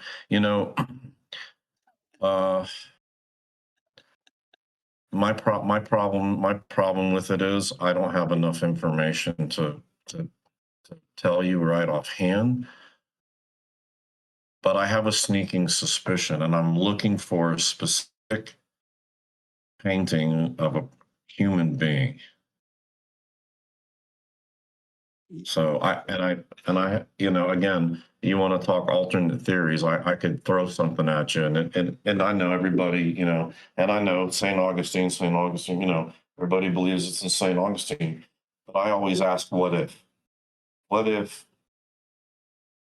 it's misdirection? What if it's this? What if it's that? I ask myself all these ridiculous questions, and some tell me, I'm telling you, I'll lay in bed at night thinking, what if something different, Daniel, just we all do that process, but so you're not crazy, you're just going through a process, and you'll figure it out. Let me just check. Casket Case, did you have anything else? We kind of cut you off a couple times, so I'm just making sure you if you want to just Mark. Maybe he doesn't. Erica, did you want to talk? Did you want to say something? Oh, here he is. I'm here, Steve. I was fumbling with the buttons. I'm still trying to get the hang of the Discord chat format here. Right. We all got it. I was just checking, seeing. Did you have anything else that you just want to bring up without causing any fuss? No, I mean, just anything you can. Just checking. Oh, I'm sorry. Say it again, Steve. I'm sorry. Just asking, is there anything anything else? Anything you want to mention? You didn't hear all the column stuff, so that's fine. We're kind of done with the No, columns for tonight. But that's fine. I just wondered if you had anything to say. No, not really. Beautiful. Nothing specific. I just thought maybe I could kind of Jump. weigh in on any particular topics you guys were already talking about. Yeah, you can weigh in anytime you want. We're just winding it up, but yeah, Yeah. if you remember any of the topics we talked about, that most of it was kind of the gift giver and columns and a lot of I don't knows. Okay. Yeah, it wasn't Okay. any specific. No, I don't know. I don't really. Well, let me see here. You have I see a picture of a spreadsheet on your profile picture. Is that the final result? Yeah, Or? well, no, that was okay. You saw the big long one that was the work in progress kind of thing all week. Yeah.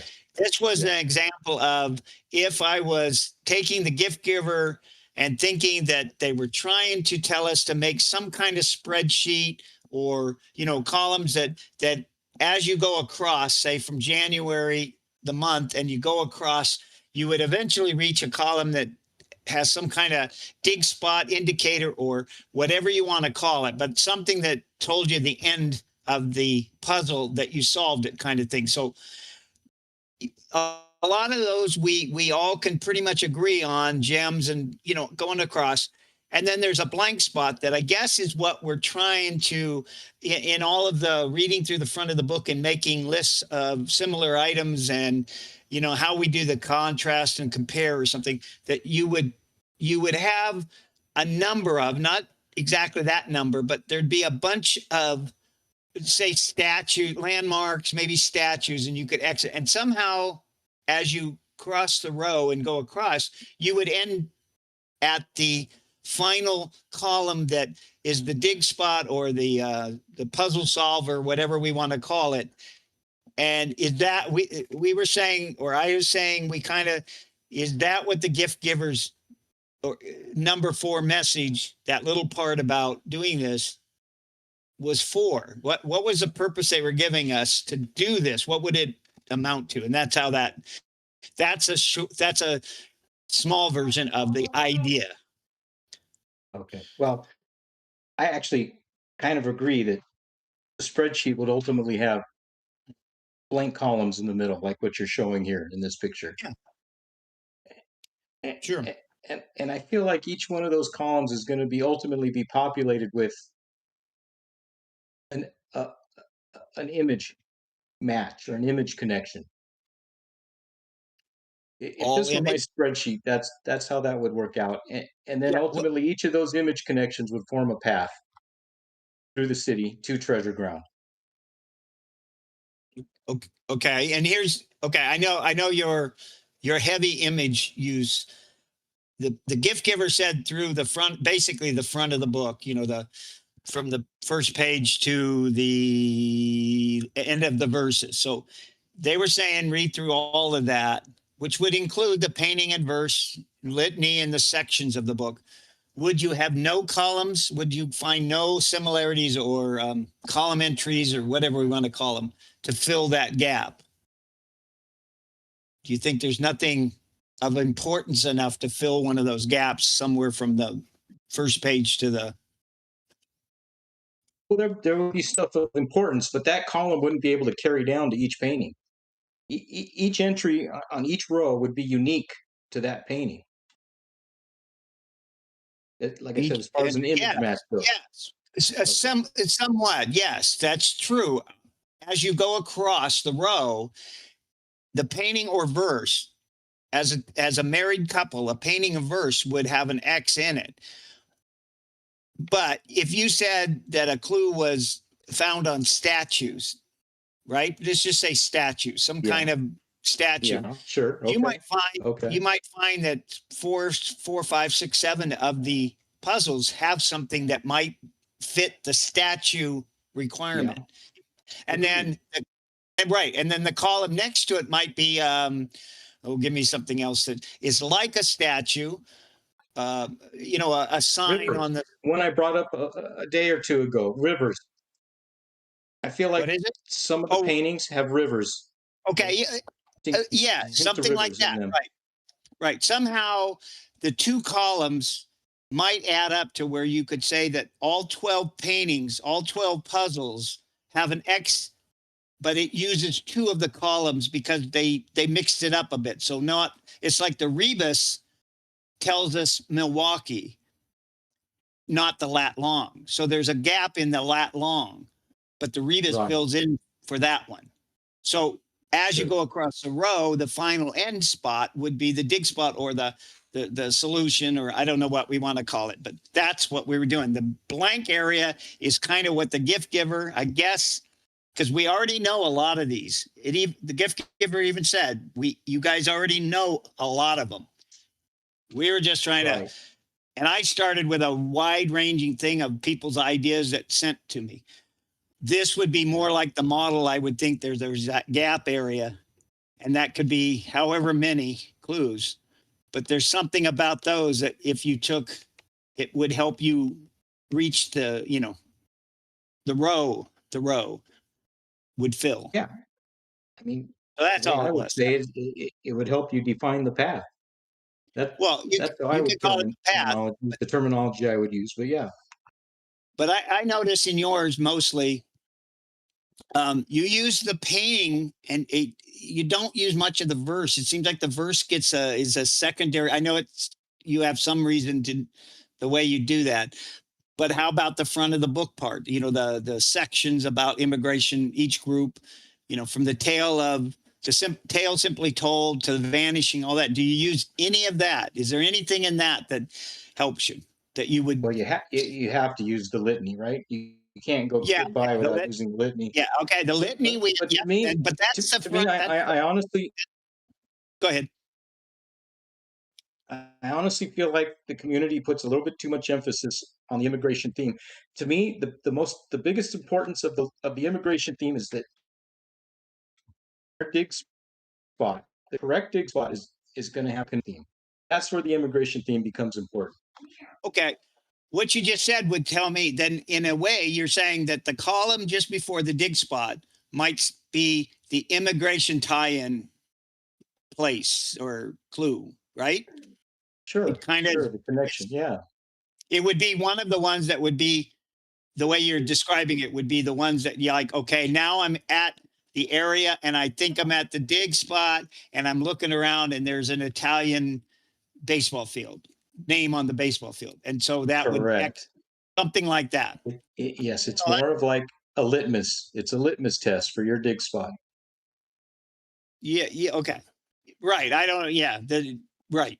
I get what and that's what we were kind of, and then we got, you can get deep into these columns and a lot of people have different ideas and mine were general and I had way too many, but I was trying to include a lot of people who had sent something saying so that I didn't feel like it wasn't all my opinion on there.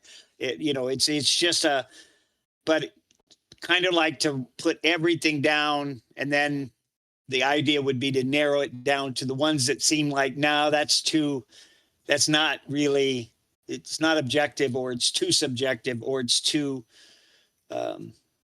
crazy. But some of the people have posted things. You may see some things on Discord on the posted that like Carly's still on. Carly Joe has some fascinating columns. I'm telling you, it's an epic. Yeah. Yeah, no, she goes into detail on different things. So obviously it may be too detailed to think it was all like that, but you get what the gist of it is, the theme of it and stuff like that. So that's what we were talking about. That's all. Nothing. We never solve anything on these. This is your first one. You were all over playing in Europe and all that last week, but we just kind of talk. People talk. Nobody gets into arguments. There's nothing to argue about because nobody knows the answer. Yeah. And it's not all my opinion. I'm not controlling anybody. You don't have to think like me. You don't have to think like George. George is just, He doesn't even, he has to ask for permission to speak. So no. So we just play around here, and sometimes we get off onto different subjects and topics but tonight was, it was asked of me, or it said, if you guys had more of a topic, it would be good, because okay, so we picked a topic that everybody probably has some comment about, and we'll go from here. I'll have to figure out, if there's another chart I can be that narrows down some of this, but it's mostly just fun, and people express, and like Daniel, he came on late, and now he told us his story, and we just can't get Pinecone to tune in and say anything, but he might have fallen asleep. So No, he talks on the chat. He chats in the talk. I know, but we want to know if he has that. I want to know if he has a thick Irish accent, right? He said he didn't in the chat. He said he didn't. Okay, I didn't read it. He's like, I'm still here. He's like right there. Okay, I can't read things and watch the button. Okay. Yeah. Well, yeah, that's I'm technically an. I can't. He's commented before I that can't look at real us and early in the morning he would wake everyone up in his house talking. Oh, really? Oh, good. Yeah, I don't know. no, we're just kidding. Right. well, because We were just kidding. We hours tried to- away from us, allegedly. Yeah, but Yeah. I don't know anybody else. settling We down can wind on this the down, and I'm streets sure and- yeah. George might even be able to go to bed if he really wanted, because he just has to turn the button off. But he could turn the button off anytime he wants. There's nothing more really that anybody needs to hear about. Chicago X, you haven't talked much tonight. Yeah, you might as well just, because now we're just. So thank you, anybody who listened and stuff. Listen up, see what you think. Send me a message, and see if we solved anything.